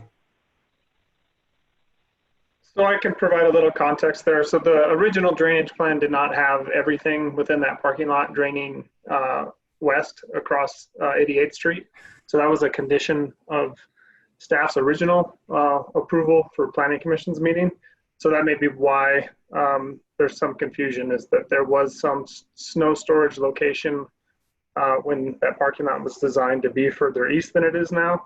And the storage within that east side would have likely drained, and that was the concern, to the reservoir. And so we clarified that the drainage needed to be redesigned and the parking lot needed to be redesigned so that everything was captured within that inlet and went west across or underneath 88th Street. So Stephen, do you feel comfortable that the plans as presented will not result in stormwater or snowmelt drain into the reservoir? I feel comfortable that they can, yeah. The issue that's fluid is that parking lot's, been kind of evolving through the Planning Commission meetings, and, it can only be a certain distance east because you need a certain distance to pull into the site without causing stacking. So it's as far east as it can be, but then it loops back to the west in order to concentrate the parking as close to 88th Street and as far away from the reservoir as possible. But yes, I feel confident that that is a fairly minor design change that can be accommodated. Mark, this is Alex Aranello with Public Works. And your statement, there will be some storm drainage that comes off the site from the detention pond to the northeast. That's a water quality pond. So the county insisted that their historical drainage be still flow into the reservoir. So that part will still occur, but it'll all be treated with water quality standards that are in effect. But nothing from the west side of the property, from the parking lot, all that goes across 88th into a water quality pond and not into the reservoir. Yeah, thank you for that. I mean, my main concern is, if we have a big pile of snow and it's sitting there all winter and it's, full of mag chloride and salt and all of that, then, all of those chemicals then draining into a reservoir that's a wildlife habitat, that would be obviously something that we don't want to have happen. So next question. Mark, before we move on, I've got more drainage questions. Do you mind if we just stick with that topic? Let's stick with drainage. So Alex, I appreciate you chiming in there. Would it be possible to just go around the perimeter on the plan sheets and show along the perimeter where drainage will be collected and where it will go? I'd like to better understand what will be going into the collection pond that Alex just referenced, so I can better understand what we will be accumulating and ultimately flowing into the HHR.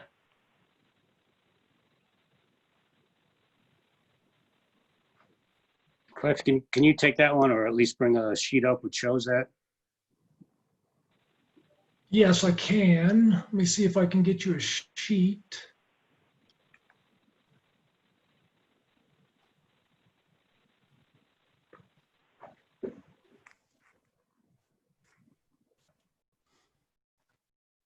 Can you guys see the drainage map? Yes. Okay, great. So the area to the south and southeast of these buildings here, this is the area that will drain into the HHR reservoir, and that drainage pattern is the same that is currently going there. This will be the only improved surface from a hardscape perspective that will be in that area is the trail that runs along here. Everything else will be plants, grasses, the type of species, this type of plantings that Diana was talking about that are the pollinators. So this will be, I guess, technically developed, but it'll be all pervious or all pervious surface minus the trail. So yeah, this is Diana. That's the area that I mentioned we're gonna revegetate with natural grasslands and pollinators so that it actually will stabilize the slope. Whereas today, the vegetation is very lacking and much of that land has been taken over by prairie dogs. Thank you. And is it my understanding that because we're looking at track day and that will be dedicated to the town as open space, that it will be town staff that it will be responsible for snow removal on that hard surface trail?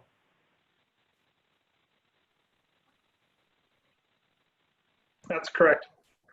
And do we as a town use any chemicals during our snow removal process on our hard surface trails? I'd have to defer to Parks, but my understanding is that the trails are just plowed, but I'd have to defer to Parks for maintenance. Stephen, you're correct on that. Okay. And as we move into, I believe it's tracks B and C along that trail, I note that that's still private. Or will we be responsible for also plowing that, or will that be the responsibility of the management company of the apartment complex? That's a good question. It's a public access easement. I don't know that we've had the conversation, or I'm not 100% certain on the answer of maintenance, whether or not Parks has had that conversation with them or not. But it's their property, so I guess my understanding is our maintenance responsibility typically ends on our property. So if we wanted it, I'm sure they would allow us to maintain it in the same level of maintenance that we do track A, but tracks B and C, where the rest of that trail loops around, is only secured for public access. It's not a town maintenance issue at this point.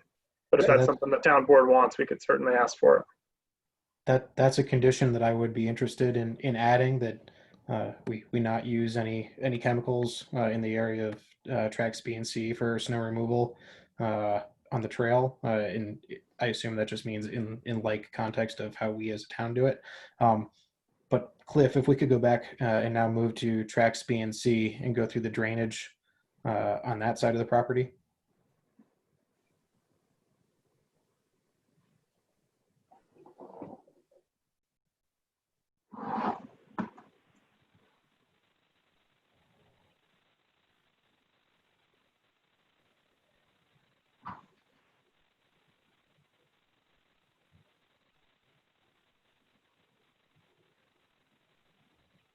There we go. So track B will be just for the water quality detention pond.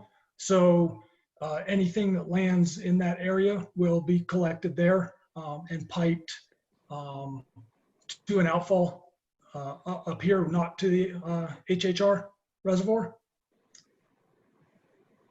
And then all of tract C drains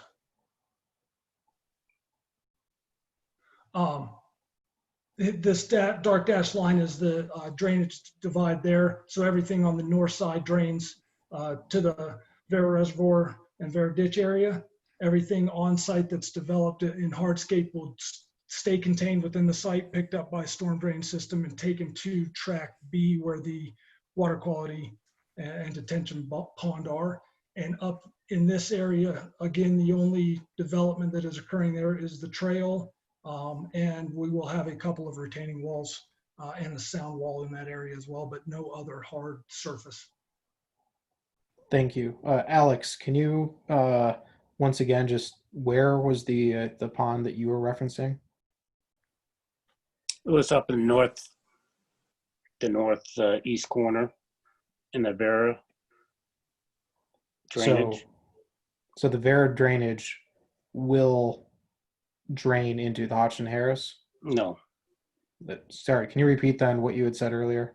I must have misunderstood. I think the only drainage Cliff would know better than I do in terms of the historical drainage from this property.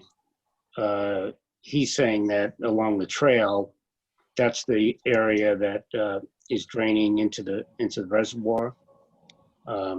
So you have some of it going up to the north to Vera, the Vera drainage, and you have some that goes over to the 88th Street pond on the west side of 88th Street.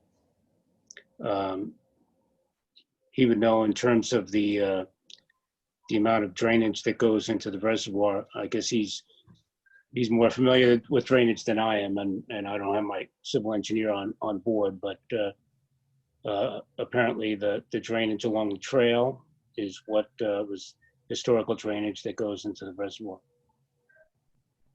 So if I'm understanding correctly, everything that is to the north of the water quality detention pond on the east of the property will drain elsewhere. It will not drain to the HHR. And basically underneath that detention pond, we've got the trail that's running along the southern edge of the development.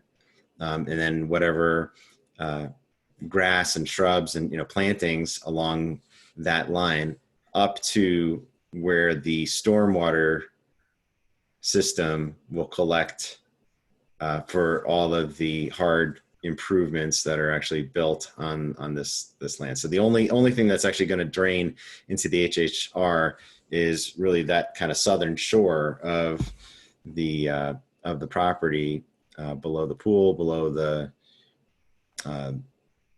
the buildings here that's not caught by the storm drain, and then not including the parking lot for the trailhead, because that's going to go into the storm system. Yes, that's correct. That's all the questions I have on this topic. Thanks, Mark. Didn't mean to derail your questions. No, that's fine. Good questions, Ken. Staying on the environmental topic, what steps have you taken, and this is a question for the developer, have you taken to make this project sustainable from an energy perspective? If you could speak to the materials that you're selecting, are they sustainably sourced? Are you planning on incorporating solar panels, energy efficient products? Can you please speak to that topic?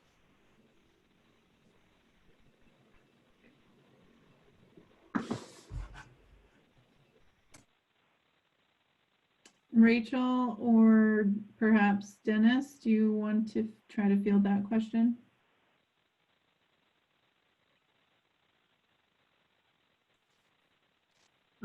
This is Dennis Cavallari. Can you hear me? Yes. Yes. Thank you, Dennis. Okay. Dennis Cavallari, 730 Genesee Mountain Road, Golden, Colorado. I'm the developer. With regards to sustainability, I would really like the architect to speak to that, but the building codes now are pretty much equal to a standard, I forgot the name of the certification, LEED certification. It's a standard certification, and all the plumbing fixtures, electric usages, etc. They all have to come into code to be sustainable. We do not have solar panels designed on here for the specific reason that we feel they might be unsightly. And that's about what I can address here. Rachel, if you're on and you want to further that comment, please do.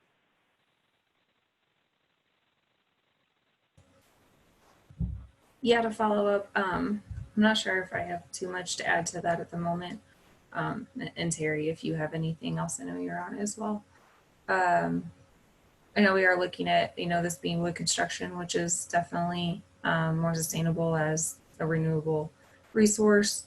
Dennis said we're not looking into solar panels at this time, but the town is recently looked into adopting 2018 codes, which will be in general more energy efficient and required us to meet higher standards. Can I ask a follow-up question real fast? I mean, personally, I don't find solar panels on site. I've got them on my house, but notwithstanding that, given that these are apartments that, I guess from the documentation may or may not get flipped into townhomes for sale, is there a plan to put 240-volt outlets in the garages? And, by extension, that is, for charging electric cars. Yeah, your question is directed towards accommodating electrical cars. Yeah, the plan is to put 220 in each of the garages. as you may be aware, every unit has its own 2-car garage. To pay putting a 220 in each one. And then we're probably going to put 1 or 2 charging stations at the club leasing center, and probably run conduit between each 2 buildings in case there's a need for additional electrical charging in the future beyond just the garages. So we feel we're, as far as the being able to service electrical cars, we feel we're doing as much as we possibly can at this juncture in time. No, I appreciate that. It does sound like you're kind of future-proofing it to a lot more electric cars. So appreciate that. As best we can. Yes. Yeah, it's going to be a constantly moving target. So Yeah, true story. Quick follow-up question to that. And I think that was a great response. Stephen, are those answers enshrined anywhere in the planning documents for approval? No, they're not. They'd be in the narrative, and they're not in the narrative. But we can, I guess, through this public meeting process, ask the applicant to commit to them. Kendra, can we add that as another condition to your list for consideration?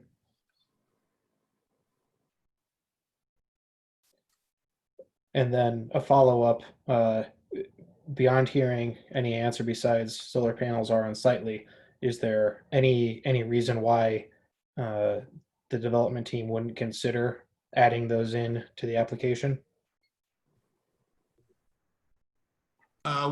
We would consider that. It's a possibility. You know, it's a double-edged sword. You know, when the neighboring community knows there's solar panels going in and they're placed in the wrong places, there's usually an outcry. So not in Boulder County. Yeah, I'm fairly confident in our residents that won't be a problem. I'm just saying we're happy to accommodate that. Perfect. Kendra, that might be another condition to add to the list for consideration. Thank you. And if I'm not keeping a running tally, but I will start. Thank you. Kendra, this is Diana. I've started as well, so I'm kind of keeping tabs here at home. And one last thing on the sustainable, as I mentioned, the pollinators, but also Jared Carlin from our landscape team is on and can address all that we're doing for low water, drought tolerant landscapes as well. Yeah, good morning, everybody. Or good evening, everyone. My name is Jared Carlin with Norris Design and 1101 Bannock Street in Denver. We're working on the landscape architecture side of things. In addition to the low water, using as many xeric plant materials as possible that are going to be low water on drip irrigation. We're use different seed mixes around the site to help with water use and help with establishment in and around the site. We're also going to, coming out of this, going to work closely with the town and with Boulder County on all the different pollinator species that are going to be used. And so we're excited about that. And I think there's a lot of different things that we can do there to really help the local environment. So if you have any other questions on that side of landscape architecture, let us know. Well, I do have a follow-up on that topic of landscape architecture. And specifically, it's about just the general percentage of the project that would be open green space. Can you speak to, of the total developable acreage that we're considering here tonight? And I know that we're cutting them into various tracts here, but of the total acreage, can you speak to how much of that is going to be pavement? How much of that is going to be buildings? How much of that is going to be permeable grass, dirt, open space land? Yeah, I would, as far as exact numbers, we can get into those. I'm pulling those up right now. I would say, we work on a lot of garden multifamily projects. This has an extensive amount of green area, landscaped area, space between buildings for people to gather. There's a lot of plant material, lots of shrubs, both not only in the common areas, but in looking at how we're looking at the alleys and those types of areas. But we have significant on-site. If you look at page, I don't know if we can pull this up, Diana and Yeah, I Allison. actually have those numbers. Yeah. Here's how, so in just looking at lot one, block one, as I, the kind of central core of development, that total area, as I mentioned, is 15.4 acres. Of that, there's approximately 3.8 acres of building footprint. Hardscape, including roadways and surface parking, is 4.9. And then common open area is 6.7 acres, which is essentially, of that core area, 54%. So that doesn't even include anything in tract C, in tract B, or in tract A, which is kind of that insulation area. This kind of helps show. So the numbers I just read are on the right-hand graphic. But as you can see, that graphic is just lot one, block one. It doesn't include all of the rest of the tracks for dedication and for private. Great, thank you for that. Sure. So my next questions are going to go into the zoning. So I'm going to pass the baton to. I want to loop back, Mark. We've pivoted from kind of the notice category, which I want to loop back on, to drainage, to sustainability. I think the zoning is going to take a long time. I have more questions about the notice community engagement process, and I'm sure other people have a lot more questions, and we have a lot of people that are waiting to make public comment. So this is sort of related to public comment. I'd like to better understand how the neighbors were engaged outside of the formal notice requirements for this public hearing. I know there was at least one session in 2017. The feedback, as I reviewed the summary feedback, quite frankly, I think is a little inconsistent with some of the feedback we got in recent days via email. I'd like you to help me maybe try to reconcile that discrepancy. Of course, there's some selection bias in here because the emails we receive sometimes are from impassioned people who I suspect are on the phone. So before we turn this to the community members, tell me, please, about how the community was engaged, how you'd summarize that type of engagement, and most importantly, what you did to pivot the project to mitigate some of those concerns that you've heard. Dennis, I'd like to hear from you, please. Okay, Dennis Cavallari. I'm not going to be able to recite exactly all the different times we engaged the community, but we had a big open house over in the community center. I don't remember the exact date. We had boards up and different stations with different people to answer questions. And I'd venture to say there were 50 to 60 people that came at that night. We answered questions and took various comments. In addition to that, there was a former trustee, Rita, who held an open house at one of her neighbors' homes. And I believe there were about 15 people in attendance that night. And again, we talked openly about the project concerns and all that sort of stuff, took notes. Diana might have record of additional exchange. Those two meetings are summarized in your packets, but essentially the discussions, we kind of essentially covered several high-level topics. Density was covered, views, rental versus for sale properties, and then there were miscellaneous comments. Obviously, the environmental has always been a very big discussion. At that point, Wildona was a big discussion, Monarch High School traffic, The traffic analysis was a big discussion. There were, let's see, that was essentially the first session. The open house, we summarized general comments about site development comments, including density, affordability, target audience, target market, site management, types of conversations, and housing type. It also led to the reduction in density that you find when we initially submitted with 273 proposed units, and now we're at 180 for a density of under 8 dwelling units to the acre. There were critical traffic conversations, many of which related to the overall width of 88th Street ultimately, how the traffic circulation patterns go.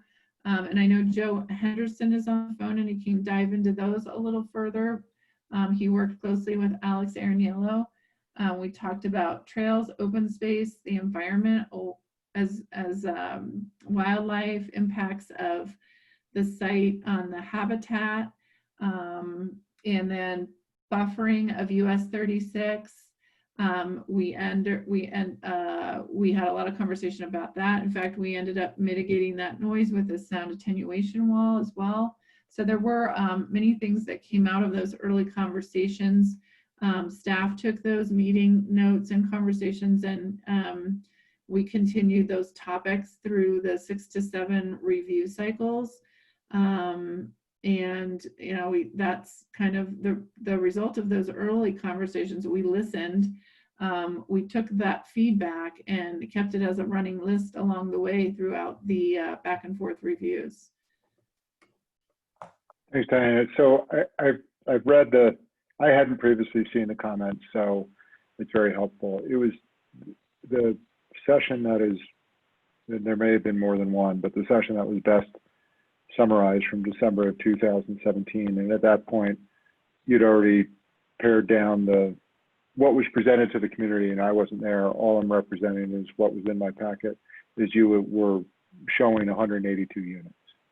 So the sound mitigation is an example of feedback that you heard, that you responded to the community. We're about to hear a lot of other feedback from the community.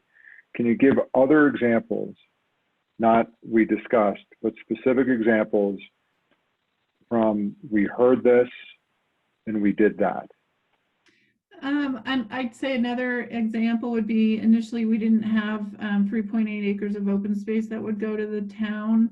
It was a much smaller corridor that continued to grow along the way. That got further so that we could really optimize the separation to the reservoir, which was indicated through the environmental reports to be essentially around 100 feet of setback or so. Now we're in excess of that, so that's another change. There was a lot, and I'm probably not the best to talk about Waldona Way or the 88th Street cross section. That went back and forth several times with respect to the town and design and everything. From an architecture design standpoint, the buildings were stepped. We have 2- and 3-story elements. We have, and maybe the architecture team can chime in too if you guys want to just jump right in. Rachel, if you have something to say, I see that you're off mute. So, Diana, yeah. Diana, this is Dennis. Let me interrupt for 1 second here. There was one comment that we had regarding the proximity of the buildings, and we went through and redesigned a number of the buildings at one point so that there was more separation between each building, so that if somebody was driving along 88th, there were more. It was more of an opportunity for a view corridor to see into the on-site park. Go ahead. That was just one thing. And this is Rachel. Just a couple of other things to add in relation to architecture. And kind of like Diana said, a significant decrease in density, and a lot of that came from discussions with the public, an increase in parking, meeting all the demands of the parking, and without counting our tandem spaces, and then also going beyond the required for accessible units, but we've increased the single living first floor units to 18, and that was also came out of both public comment and past town board discussions. Okay. Were there any other people may have questions, but I'm sure Clint's eager to get to the public comment section. Were there any other sessions besides the one from December 17 or the, sounds like you had a meeting in somebody's residence. Any other sessions since then? There were, apparently there were 6 to 7 smaller meetings that I believe Joe Henderson, who's our traffic engineer, was involved with in the community also. Okay, Hey, Matt, Kevin, right. Oh, I'm sorry. Go ahead, Joe. No, I was just asking, I don't remember seeing those in my packet, so if there's additional meetings, this would be an excellent time to admit them into the testimony, to have testimony about that so we could understand. Kevin, my name is Joe Henderson. I'm with Sustainable Traffic Solutions, 823 West 124th Drive in Westminster. In addition to the public open house that we had, where we let everybody come in, we had probably 6 to 8 meetings in people's homes. We met with folks at Saddlebrook and other communities to talk about traffic, for one thing. That was a really hot topic. And just to tell people what the project was about and to get their feedback on the project.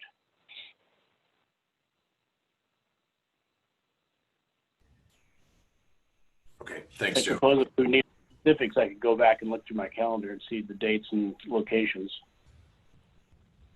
It might be helpful to have a little more complete record of those if that could be provided.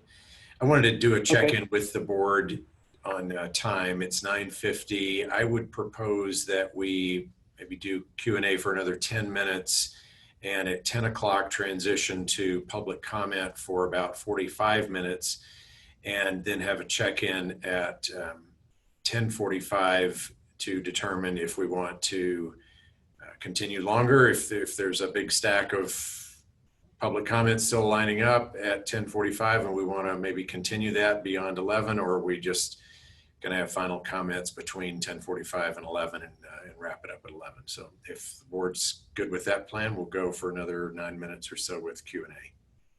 Personally, Clint, since I was the last person to talk, I respond. I'm ready to turn it over to the public. I'd like to do it as soon as possible. I suggest maybe a 3-minute bio break so the public can raise their hand, get ready to come off mute. And then we run the public comment until the conclusion of the meeting. Can I at least ask one question of the applicant that I think is somewhat relevant, prior to jumping into public comment? So I'd recommend wait until 10, see if we can squeeze a few more questions of the applicant before we go to the public.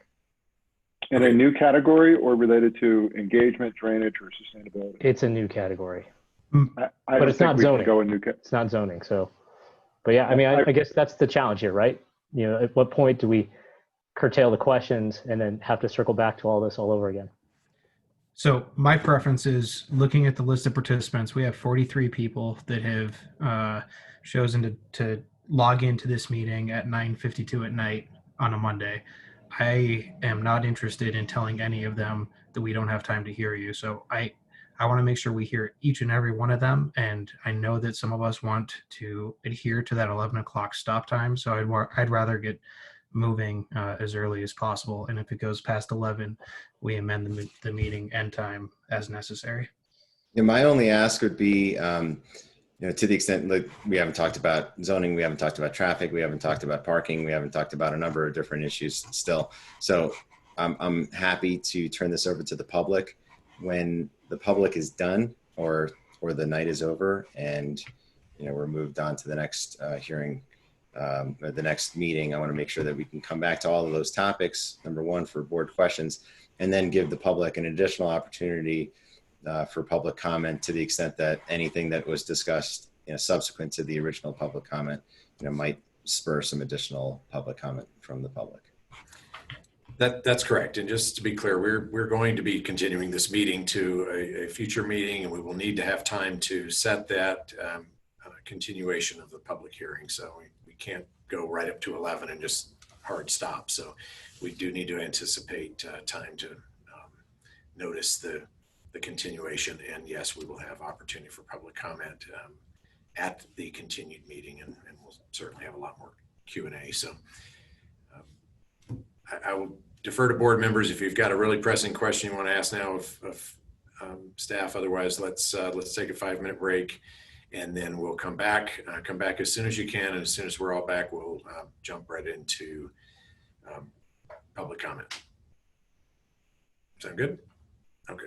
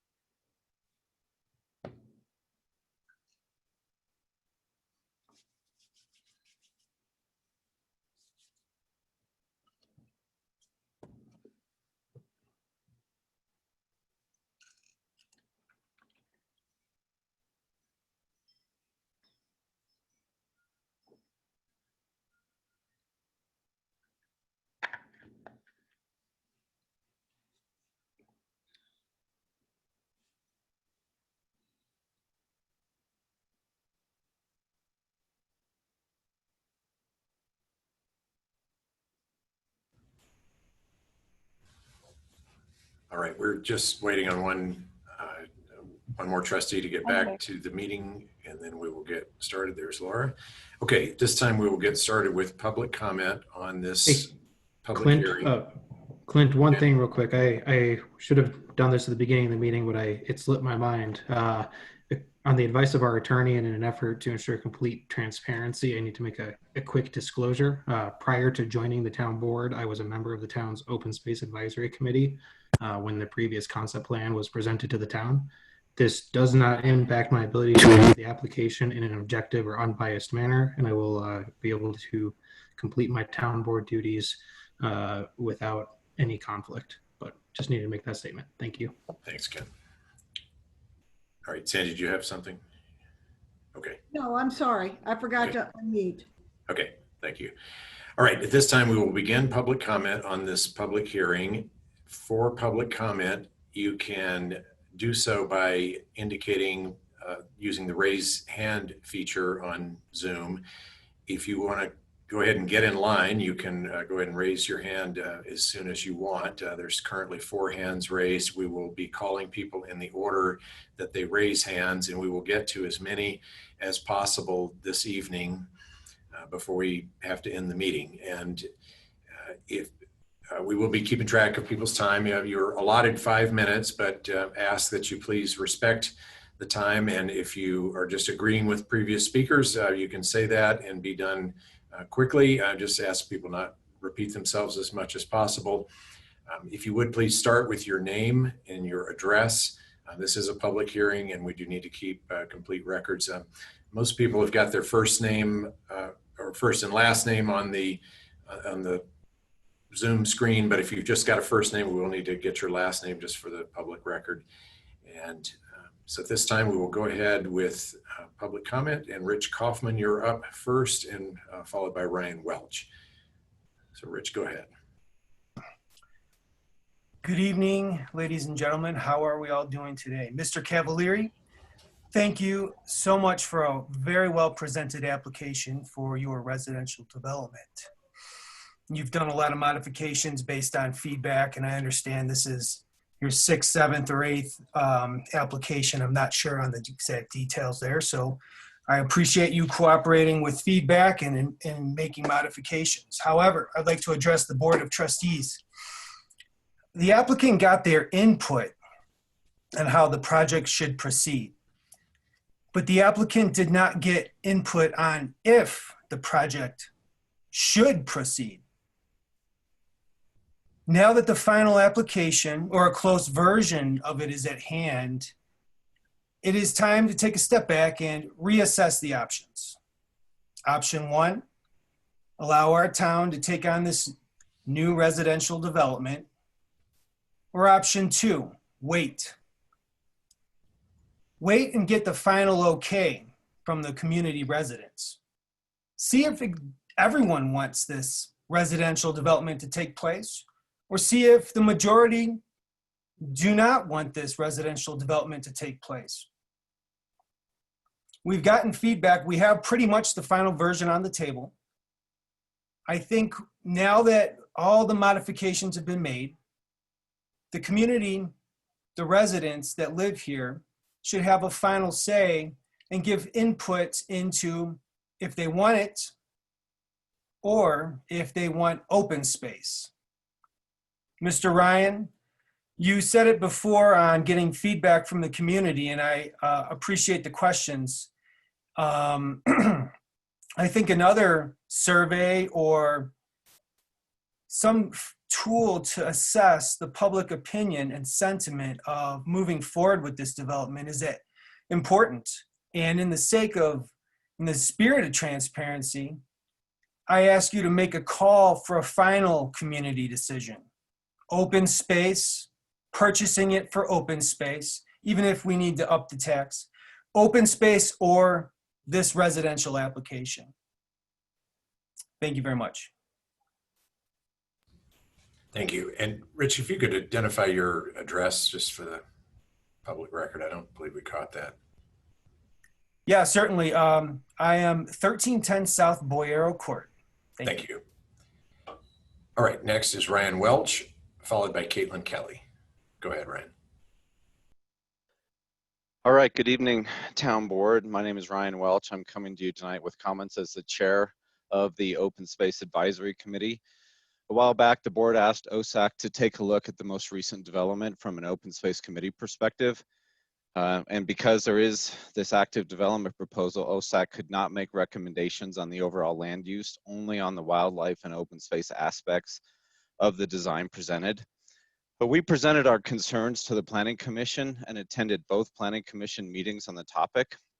These are the most recent ones over the last few weeks. Highlights of our concerns were maximizing the distance from the water and human beings relating to the pool, the trail, and the trailhead parking lot. Snow waste needed to be diverted from the reservoir, and also to develop a habitat restoration plan for track day rather than simply a landscaping plan. Both Planning Commission and the developer heard our concerns and made changes to the plans based on our comments. I cannot comment yet, though, on if the committee agrees that our concerns have been fully addressed, since we have not had another meeting since the Planning Commission finished their review.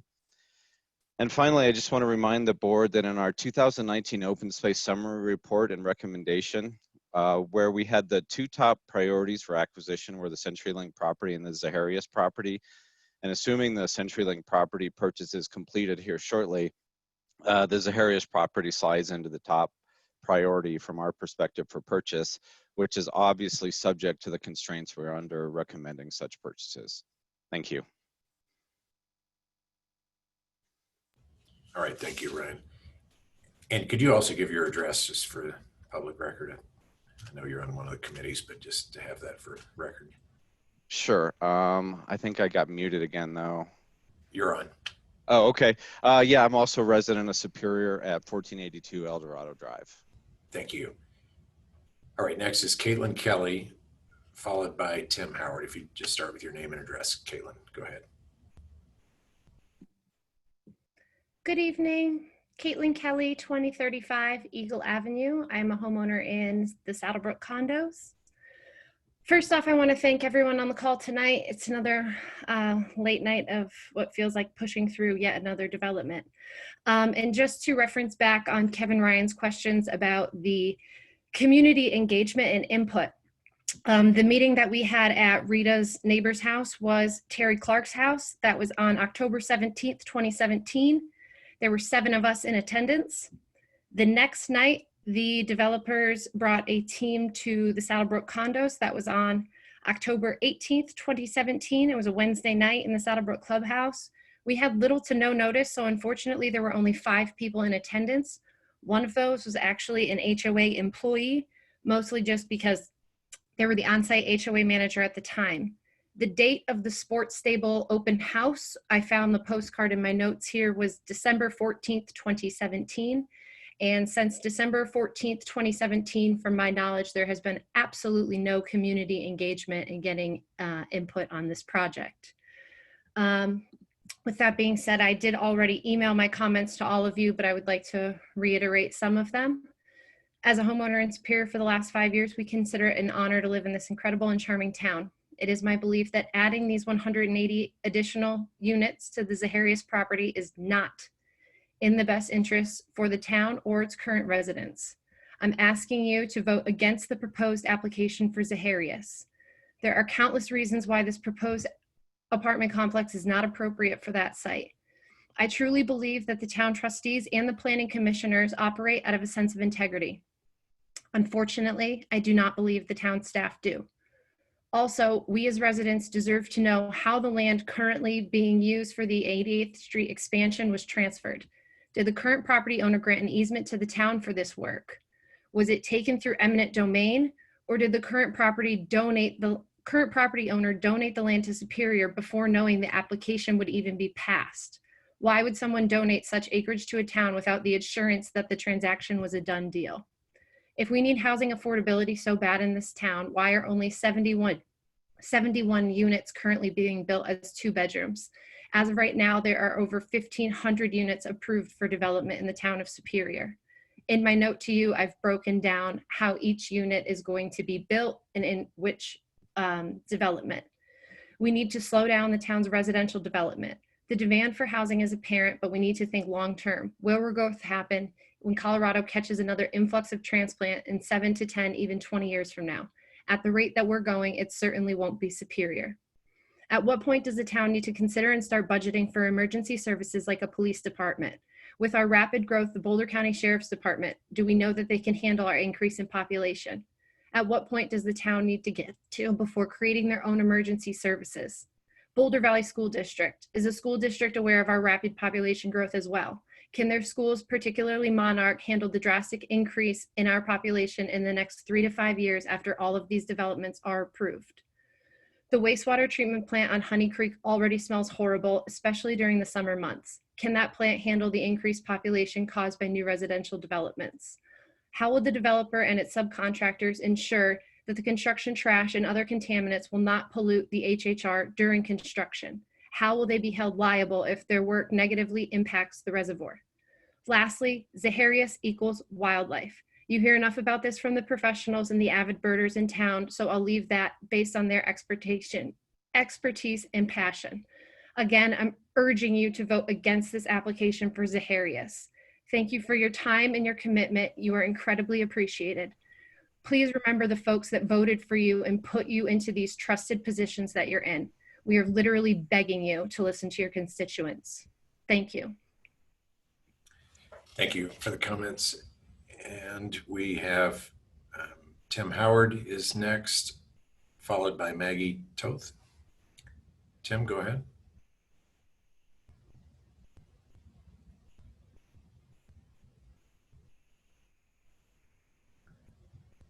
Looks like Tim's disappeared from the screen or unraised hand. Okay, let's go with Maggie Toth. And then then we'll do Mary Sweet and then Kelly McCauley. Hi, folks. Can you hear me tonight? Yes. Maggie Toth. I'm at 1607 Reliance Circle. I've lived in Superior for 25 years this year when I bought my home. And I've seen a lot of changes and a lot of growth in our neighborhood. And I'm not naive. I realize that this is the world we live in of growth and change. And I do embrace that. But I embrace it in a way of asking, what else is possible? What else is possible in our great community? And what does it mean to continue to build in an unbridled fashion on our available land? Is there a better balance? I've always wondered this, and this is what attracted me to this community 25 years ago. Is there another way to look at this with an eye around diversity and how we manage the growth and use of our resources? And so I break this down into 3 ideas here. One is around traffic, one is around wildlife preservation, and one is around transparency. So traffic. And Kevin, I heard you mentioning it earlier and repeatedly on other topics during this meeting tonight. Are we looking at growth in an uncoupled fashion? Or are we looking at it in a holistic fashion? So consider the new Lanterns development to the northwest. I understand there'll be a traffic light there in the future, and that will connect to the downtown area. So consider that. I think it is a realistic consideration that the majority of folks living on the south end of town are going to be using that in the future as a shortcut to the new downtown development area. Consider also what's going on in Louisville to the northeast, the Red Tail development.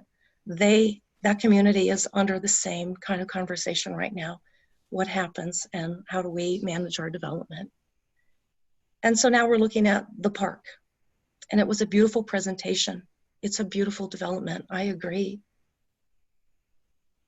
But are we building in chunks or are we building in holistically? Can we consider the noise? Getting out onto 88th Street from Shamrock, and consider this. I have to actually risk it and gun it to get out now in air quote normal times. Consider that there's school buses that stop right in front of my home. There are my neighbors in Saddlebrook who park on both sides of Shamrock, normal times. Parents are dropping their children off at the school bus, normal times. Try getting out onto 88th Street now, okay? So imagine when there's 181 apartments additional to what's already planned. Also, I want to comment about the distance that Diana mentioned between the development and the reservoir. It wasn't notated what period of time that distance was measured. So was it at a low time? Was it at a peak time? Was it at an average time? It wasn't really mentioned. Best case or worst case. And also, let's talk about the prairie dog impact. I know that is a controversial topic, and you've heard that it is going to be an impact onto predators. I know this sounds a little woo-woo, but I'm going to say it. My backyard is right there, and I can hear the coyotes now, and their soundings, their howlings are different. I know that sounds woo-woo. I'm a pretty logical person, but I'm going to tell you, I hear it and I notice it. My last item is a request for transparency to our trustees and the folks on this call. My comment is not intended as inflammatory. I'm not trying to put anyone on the defensive. I'm just asking that you listen with the intention to seek to understand if you are in our shoes as residents. So when I have in the recent past emailed and asked for information of the status of the property, I was told it could not be discussed. However, I can see water lines being installed on Shamrock. It's right in my backyard, and that's been going on for the last 3 weeks. What would you think if you were in my shoes? When I asked what happened to the prairie dogs, I could observe it and I could see things were happening. I was told they were being relocated. In reality, they were gassed and they were sent to our local raptor society, and that's a great use as a food source for our raptors. I agree. However, the point of the matter here is transparency, please. If we as residents don't understand this process, and it's been mentioned before, so I won't belabor it, how can we foster a feeling of open and trusting relationship? Okay, Maggie, if you could wrap it up, please. You're over 5 minutes. Thank you. I am, and thank you for the reminder. So I would just ask again to spend more time on getting community input, asking what do we want this community to be about? And you know, Joni Mitchell's song, we've paved paradise and put up a parking lot. We're creating our man-made parks, and we have an incredible opportunity here with our wildlife preserve to make this place special. So you want to put all the trees in a tree museum and charge everybody $1.50 just to see them. Thank you for listening to me. Wrap up with your, just give us your address, please, for the public record.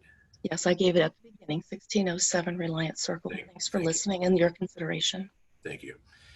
All right, next we have Mary Sweet, followed by Kelly McCauley. If you just start with your name and address, please.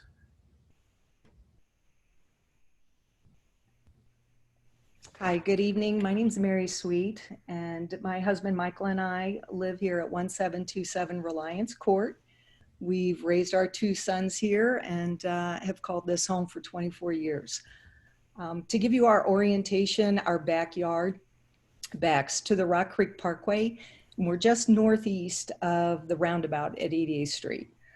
First of all, thank you, our trustees, and you, our mayor. We greatly, as a family, appreciate your energy and the time that you dedicate to our beautiful town. Every time I arrive home or leave home, I do drive past the Zaharias property and the Hudson Harris Reservoir. As I shared in my email to the town board on May 19th, I strongly request that you do not approve Zaharias for residential rezoning. The most obvious practical reasons include the tremendous amount of traffic that in normal non-COVID times flows on 88th Street for the commuting students to Monarch K-8 and Monarch High School, and people shortcutting over to Louisville. Between 7 a.m. and 8 a.m. on a weekday, we residents on Reliance Court and Circle and from Saddlebrook are very hard pressed to make a left out of Shamrock Drive And I'm imagining how an additional 500 plus cars will significantly compound that problem, not to mention the additional noise pollution.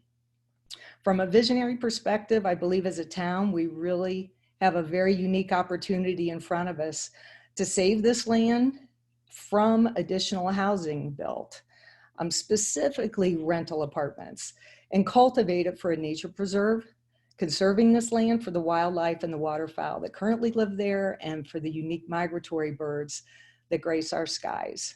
If you haven't, and you probably have as our trustees and residents, if you have not seen the American white pelicans that use Hudson Harris as a layover on the migratory path from the Gulf of Mexico, they are spectacular.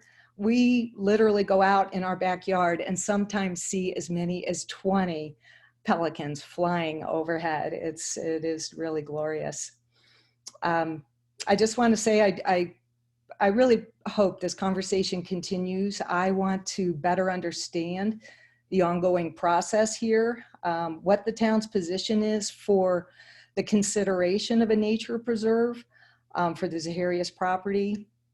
And if we can come up together with ideas of how the $7 million, if that's the amount, can be achieved, and how we can work together on getting recurring revenue in that area as well. Thanks very much for your time and your consideration. Thank you. Thank you, Mary, for the comments. Next, we've got Kelly McCauley, followed by Lynn Dean, and then Tim Howard. Kelly, go ahead.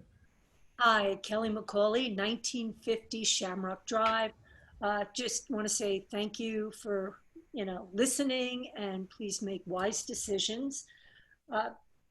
Or I won't go into the environment because you know all that, but also, oh gosh, I always choke up when I start talking. Oh, sorry. Also, you're aware of the building that's going to be going on the other side of 88th Street in the ConocoPhillips. That's a big concern, adding this. Also, affordable housing, ADA, income cap. What I'm worried about, if hopefully you guys, if this gets approved, has anyone researched if this builder, is there a different set of rules if he built them as condos to sell as opposed to apartments, and then flips them in 8 years or whenever the statute of limitations run out? Can we find out about that? Also, if we could put this on hold until we can have public people, everyone show up, because it's really difficult. Some people can't do this Zoom call in, and look how late it is right now. If we can, and really the town on Facebook, a lot of people didn't know about this. Yeah, they sent out a few letters to people, and they put a teeny notice on the property about this meeting. No one sees it. Nobody really walks by it. And so that's a problem. I think it needs to be more transparent on any build that we're doing. And we also really need to police the builders and make sure, look what's happening in the downtown Superior, as you were all talking about earlier in the day, with the builder slashing budgets and all that. I mean, we really need to get control over the builders. We seem to be bending over backwards for them a lot. And also tax breaks. Is this builder getting a tax break? A lot of people, some people were commenting, oh, we need the taxes. I believe all the new building, all these people are getting tax breaks. So we're not, I could be wrong, correct me if you can. It's Superior, we're not even getting tax breaks for 20 years. And I can see you guys all rolling your eyes because you've had it with me talking. But just please do the research and put this on hold until the whole community can have a say on this, because 88th Street is the lifeblood for every single person in Superior. If there's an emergency, we have to get to the Avista Hospital. And also Monarch High School, the other elementary school there. It's insane that we want to put more and more building into this. Please do what you can to really search your souls and figure out how we can come to a compromise. Also, Boulder County, I keep asking them when I go to their meetings or call in, and they say Superior has to reach out to Boulder County to maybe coordinate to try to purchase this land to have a great park there and an environmental center that would help this whole community. We don't have anything like that. We have parks, yes, they're nice, and we have playgrounds, and you're spending all that money on skateboard parks, pickleboard parks next to, you know, the sewer treatment plant. But, you know, we don't have an environmental center, and we really should. And also the sewer plant, can it hold all this building that's going on? Anyway, thank you, and please really search your souls and really look into what's happening in Superior. I've been coming here for over 20 something years. My sister has lived here. I've lived here for 9 years, and there is so little land left for us to, you know, keep open space. And coming down 36, going to Boulder, or from Boulder to Denver, do we want to see wall-to-wall building? Like once we get past Superior, and you see that in, you know, it's just going to be a suburban sprawl. So please keep this as an open space. Thank you. Okay, thank you, Kelly. Appreciate the comments and the questions. And just to clarify, we are taking notes on questions as they come up throughout yours and other public comments, and we will be, you know, different board members will be circling back on those as we continue with our question and answer and discussion. So just for everyone's benefit. So, all right, next we have Lynn Dean, and followed by Tim Howard. Go ahead, Lynn.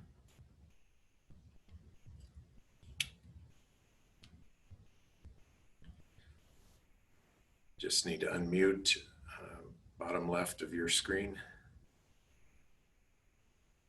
I'm so sorry. Okay, go ahead. Lynn Dean. I'm a resident of Saddlebrook. My address is 1914 Oxford Lane, and I've owned my home here since 2000. And I unanimously agree with so many of the comments made tonight by the public. And I want to just point out one more thing that nobody's mentioned, and it might be something to consider. There are, as you know, each dwelling pays $25 a month toward open space. There are 324 units in Saddlebrook, so we pay $97,200 per year toward our open space fund. It seems to me that, and I haven't counted the dwellings around the area other than our community, it seems to me that we have committed a lot to open space, and we haven't really seen this amount of money considered as one of the things that might influence whether or not it's preserved for open space and wildlife habitat. That's all. Thank you very much for listening.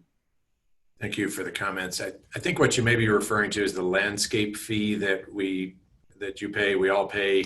That actually goes for landscape maintenance, not open space. Maybe some other trustees we can circle back to that, because that is a good point of how are our open space taxes received, and you know, what is that amount and where does that go? So that can be a further follow-up discussion, but thank you for the comments. All right, next is Tim Howard, followed by Frank Parker.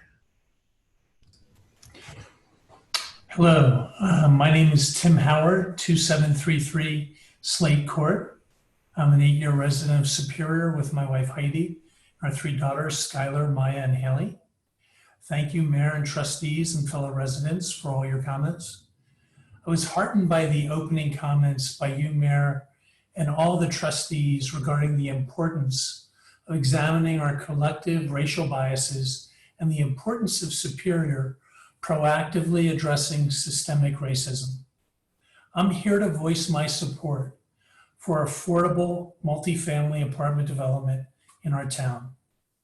If the proposed Zaharias development delivers on that promise, we should support it. If it does not, We should determine if there is a way to modify the zoning to affect such an outcome.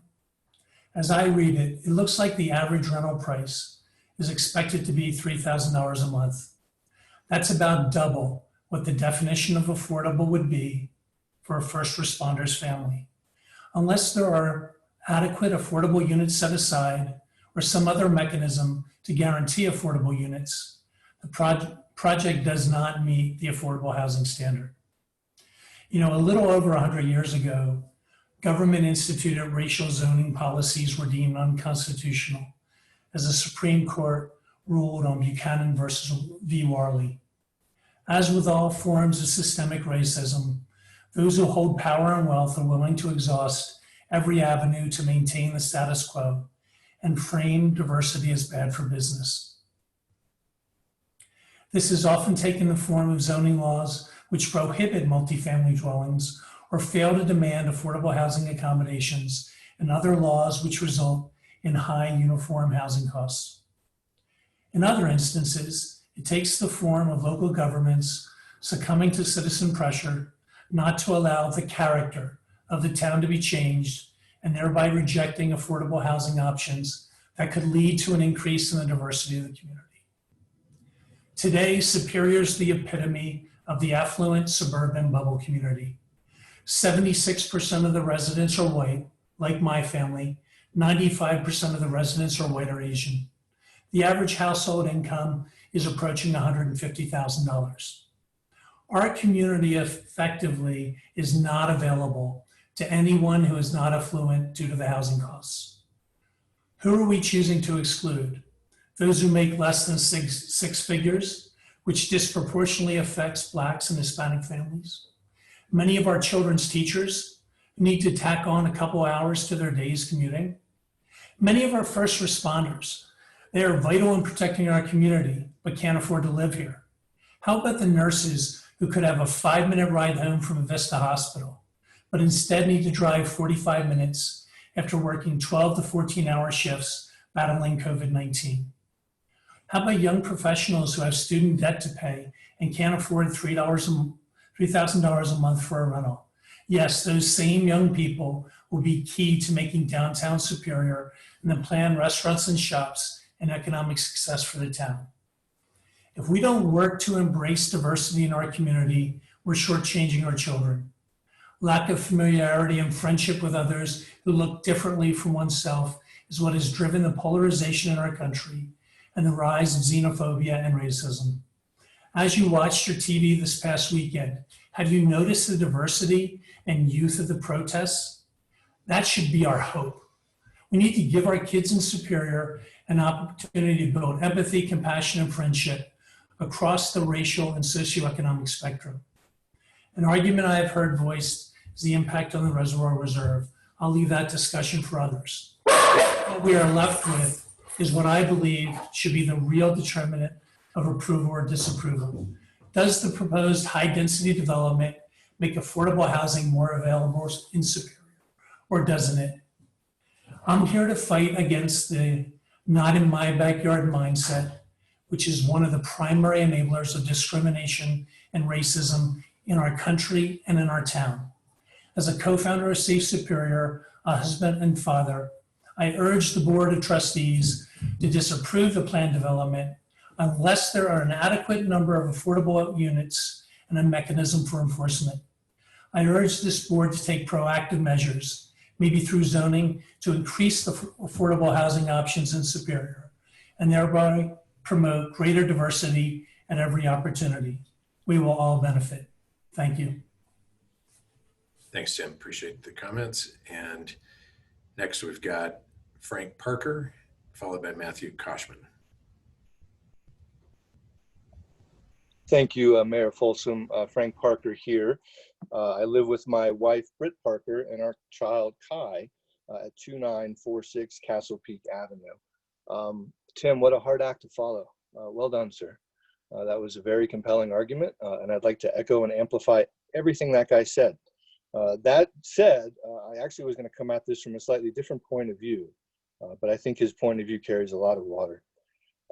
Please, this actually is an echo of comments I'd previously emailed to the board. I wanted to share them here once again. Please count us count us among the growing number of voices in support of finding a way to not develop the Zaharias property. In our opinion, the priority for Superior should be the acquisition of land for conservation and open space. As has been demonstrated, the reservoir is a haven for birds and other wildlife, and a landscape where such options continue to diminish and disappear. Land for conservation is in limited supply, with very few parcels available anywhere in the town. Given the large number of housing construction projects underway in Superior and the large influx of people anticipated from them, it would be a mistake, in my view, to further increase our density as a town in a COVID-19 world. With the new residents from the existing housing projects, our tax base and revenue should be sufficient. I suggest the town adopt the precautionary principle in debating next steps for the property. Once the property is developed, it cannot be undone. Please exhaust all potential avenues to not develop the land and instead find a way for it to be preserved as a conservation area and open space. Should the town fail to find a path leading to a conservation open space outcome, the developers will still be waiting. They always are. Thanks in advance for considering these points of view. I should have noted that I am a member of the Outdoor Space Committee, but I'm speaking as a private citizen and a resident of the town. I should also say that if the town board does decide to go down this road, I think several steps need to be taken. One is significant improvement in transparency. I think having this discussion at nearly 11 o'clock at night is kind of silly. Two, the amount of the buffer between the reservoir and the property has not been maximized, in my point of view. I think I heard something like 60 or 65 extra parking spaces. I saw pictures earlier with a tremendous amount of green space. The pool is is far too close to the property, far too close to the reservoir based on Boulder County and other recommendations for space with reservoirs. So I would recommend a lot more energy be put into trying to find a way to have the plan be more sensitive to the reservoir that it would abut. And with that, I will stop. Thank you.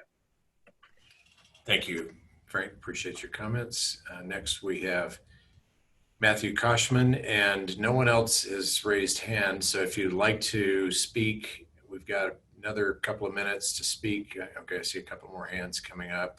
We are going to take comments till 10:45, and then so we'll get through. We've got several more hands now, so we'll take as many as we can till 10:45, and then we'll circle back to the board. So Matthew Koshman, you're up. Thank you. Everybody hear me okay? Yes. Okay.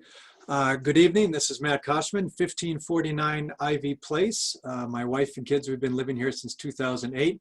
Thank you, Mayor and Board, for staying up late in your tireless work on these issues and all the things you do to help make our community great.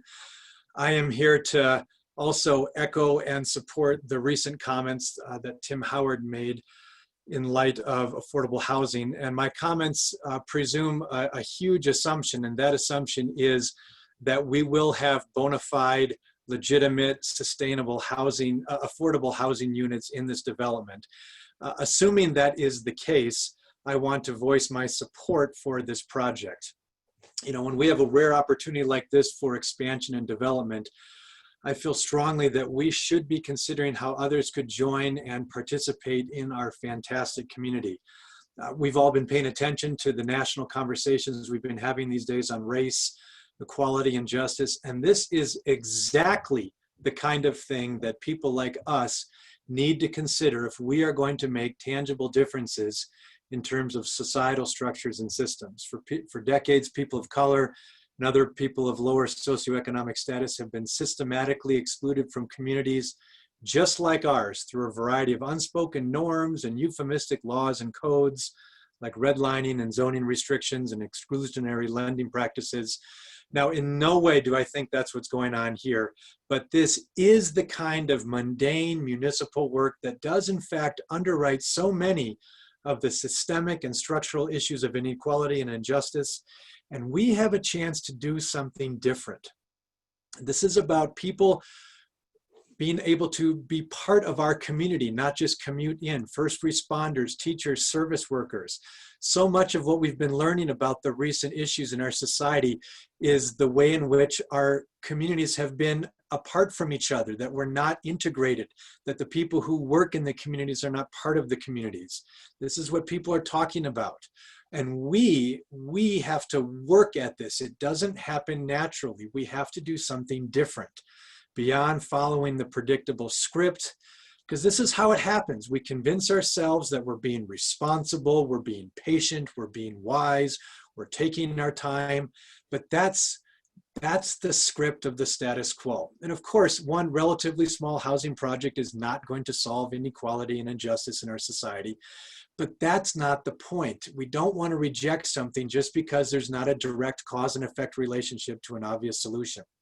We got into this mess as a society due to a million obscure decisions in small communities across America over decades with countless indirect and unintended outcomes. And it's going to take another million little decisions over a long period of time to undo aspects of our past and create a more equitable society. A few more affordable housing units in an affluent community like ours is one small but important step. And this is a chance to cast our vote in favor of a project that moves us in the direction of inclusion and opportunity, and not just preserving the status quo, regardless of our motives and intentions. And in no way am I at all implying that voting against the project is a vote against justice and equality. Of course not. There are very good reasons to reject this project, as many have already explained. But what I'm talking about here is taking a risk to shift momentum in a different direction. There are always valid reasons to preserve the status quo, especially when it's working so well for you and I. But we're never going to achieve substantive change unless we do something different. So finally, look, for me, my initial instinct is to keep things the way they are, to protect our community from change and excessive development. But like so many of us, I'm learning more and more about how that is exactly the attitude that needs to change. Not just explicit racism or exclusion, which I do not believe in any way is happening here, but all the well-intended, responsible, wise, patient decisions that individually don't seem like such a big deal, but together they add up to a society that systemically excludes and stifles opportunity. And we will be a better community with a slightly more socioeconomic diversity, an expanded tax base, plus more critical mass nearby the places of commerce in our town. Assuming that we can ensure actual bona fide affordable housing units and not the relative affordability that Tim mentioned that's not really affordable. I wholeheartedly support this project, and I hope you will too. Thank you for listening. Thank you, Matt. Appreciate the comments. All right, next we have Natasha Flyer, and that will be the last person with public comment for tonight, unless we decide to extend the meeting beyond 11. So Natasha Flyer, please go ahead. Hello, can you hear me? Yes, go ahead. Okay. I'm Natasha Flyer, I'm 1640 Egret Way, Superior. I echo a lot of the sentiments that were spoken this evening. First of all, I'd like to say that this parcel of land is one of really the remaining last parcels of, that we have here in Superior for open space. I mean, the remaining parcels of land in Superior are really not high value open space. That's why the Zaharias property is now in first place with the OSAC development team. And current Superior open space does not have open water. I mean, that's all grassland. It's a grassland ecosystem, and thus, it's not anywhere near the ecological biodiversity of the area that the Zaharias property HHR reservoir has. And what I really find very unique is that Superior is really the only municipality in Boulder County that has this. Louisville, Lafayette, Erie, Longmont, Boulder, not one of them have a critical wildlife habitat in their city limits that support for ecosystems. So to me, it's kind of crazy that we would want to just destroy that. Now, and there are some people who said this sentiment, and I feel the same way, is put a tax assessment to work. I think there are people that would really be willing to reach into their pockets for this cause, and I know I would. I mean, I would even be thinking of giving a grant to the city of Superior. Obviously, I'm not a multimillionaire or everything at that point, but this is something that goes down to the hearts of many people. Now, with regard to this development, I want to say there's a lot of concerns. Just if you look at the development, first of all, there's only 9 units of affordable housing. That's 5%. The rest of it is an upscale apartment application. I mean, you're talking $2,500 rents. Another thing that actually concerns me is I don't like it saying that they're ADA senior housing, because actually they only have 18 ground floor units, which means that ADA, which I'm actually ADA qualified person, has to compete with seniors for those 18 ground floor units. Another thing that Frank from Open Space mentioned is that the setback. I know Commissioner McCool had really wished for a setback of at least 150 feet, if not 200 feet. So it's supposed to be 100 feet, but by the pool, it's only 55 feet. And you saw that with the developers' diagrams. And, you know, if you imagine 55 feet, think of a bird on the goal line of the Broncos field, and you're walking with your dog on the 20-yard line. You think that bird is not going to fly away? I mean, of course it's going to fly away. It doesn't take a wildlife biologist. And in terms of Ron Bean, I couldn't believe that he said property development is going to increase water quality. I mean, you can go back and listen to the tape. I have been at NCAR for 21 years. I've worked there. I have testified in Washington, in the EU. I've been part of the international panel on climate change. And any scientist worth, you know, his hide would never say that. Another thing, in their thing, they say they're going to be mowing all the time. That's going to cause a big disturbance. The housing is not even going to be half a football field, just to give you an idea of size, because you probably have gone to the high school football field. It's not even going to be half of that. It's going to be around the 40-yard line from the reservoir. That's where the housing is going to be. Why do we have a pool even facing the reservoir? Get rid of the trail parking lot altogether. I mean, and there's going to be a lot of landscaping done. They're going to use fertilizers and pesticides, you know, on their private land. And there's no way that you're going to be able to guarantee that none of that water goes into the reservoir. You know, and with regard to the mitigation of impact statements that you have in Norris Design, as well as the Smith Engineering and Environmental, they are directly misleading.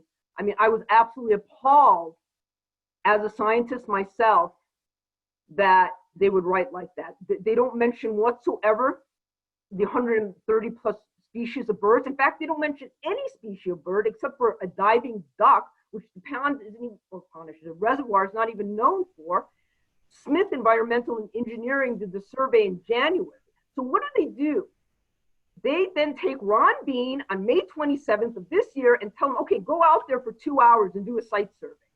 Okay, And then Natasha, if you can wrap up your comments. Right, I will. We're at 5 minutes. Contrast that with 2 seasons, which are 5 months each season for 2-year study that you have for OSAC. And, you know, you can't do that. That is not scientific. So what I'm saying, if we do not. Okay, if you can wrap up your comments. I am. I have 1 sentence, okay? I have been up with you guys all night. I am exhausted. I have to get up in 5 hours, okay? And I'll be honest with you. It's hard on me. I have multiple sclerosis. Okay, that's why I'm ADA. And if it's not the Zaharias property, then there is none other left in Superior. So let us be the gateway to Boulder Valley. I thought that was our motto, the gateway to Boulder Valley, and not an appendage to Broomfield. Thank you. Okay, thank you.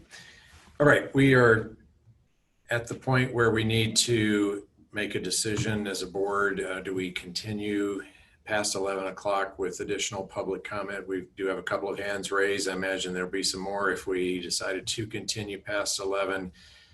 We also need to, at some point here, choose a date certain for continuing the public hearing. I definitely want to hear from whoever has their hand raised right now. So do whatever it takes to get the remaining public comment in. And if that means that we need to extend a little bit, I think we owe it to the public who have stayed up late here with us to get heard tonight. I fully support that. Okay. Kendra, just clarify if we need a motion to extend the meeting. I think we do. Yes. We do. Okay. Would someone like to make a motion to extend the meeting in a particular time frame, half hour, whatever you want to propose? I mean, I'd be fine making a motion to extend, I think, for a half hour, just to give us ample time to get these remaining public comments in. Do you mean a half an hour from 11, so extend to 11:30? Is that what you're saying? Right. Kendra, can we just make a motion to extend until public comment is finished and we establish a date certain for the next meeting? Well, as long as you don't go past midnight, isn't that the rule now? No, that wasn't adopted. I can't hear you, Trustee. And your audio's messing up again. I can't hear you. No, we didn't adopt that rule. I don't believe we have a 12 o'clock curfew. Well, it's 12 o'clock with unanimous consent. Yes, to with continue unanimous. That's what I thought. Past 12, yes. That didn't get approved. Right. That wasn't approved. That wasn't approved. Okay, so what's the current rule? We're done at 11. We just need unanimous agreement to go past 11. Yep. Okay. That's it. Okay. All right, can we? I would suggest that you pick your time soon so that people who are waiting up know when it's going to be continued to, rather than having to wait. Yes, I was going to suggest that let's do that first. Let's choose our date certain, which is June 22nd is the date the public hearing will be continued to. Should we make a motion to do that and vote on that first, and then we'll do a vote on extending the meeting? We'll have to make the motion. We have to make the motion to continue at the end. I apologize. I just wanted to get the date out there in case anyone watching now wants to go to bed.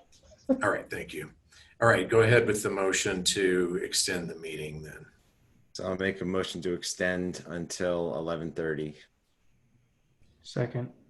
Motion by Mayor Pro Tem Leysa, second by Trustee Lish. Kendra, I'm sorry, Phyllis, roll call vote, please. Lasis, Yes. Hammerly, No. Folsom, Yes. Lish, Yes. Ryan, No. Shaw, No. Skwarczynski. No. Okay, All right, I'll make a motion to extend for 15 minutes to 11:15 to allow for the remaining public comment to be heard.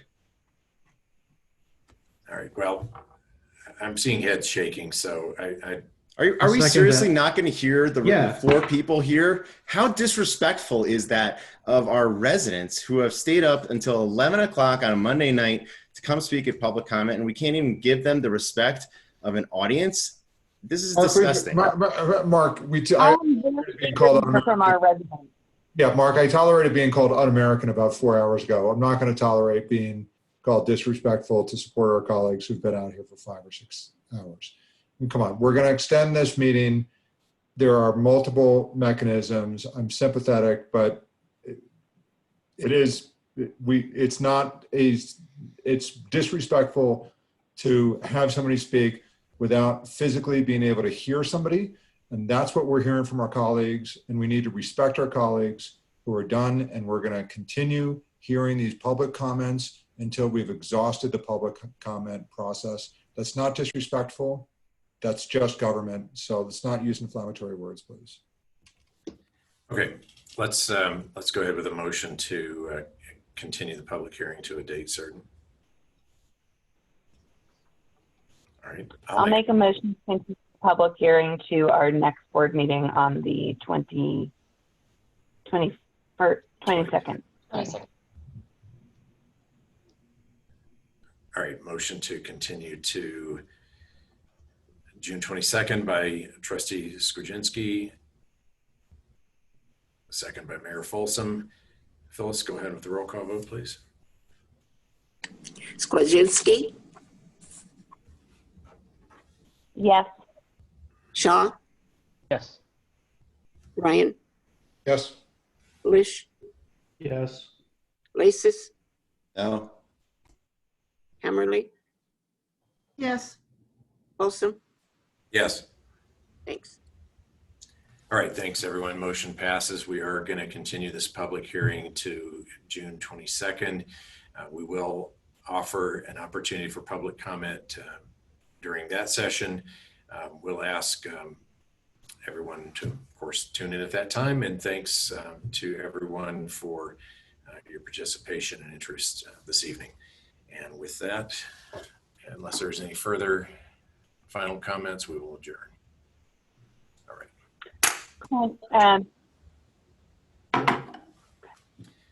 Okay, we're adjourned. Thank you.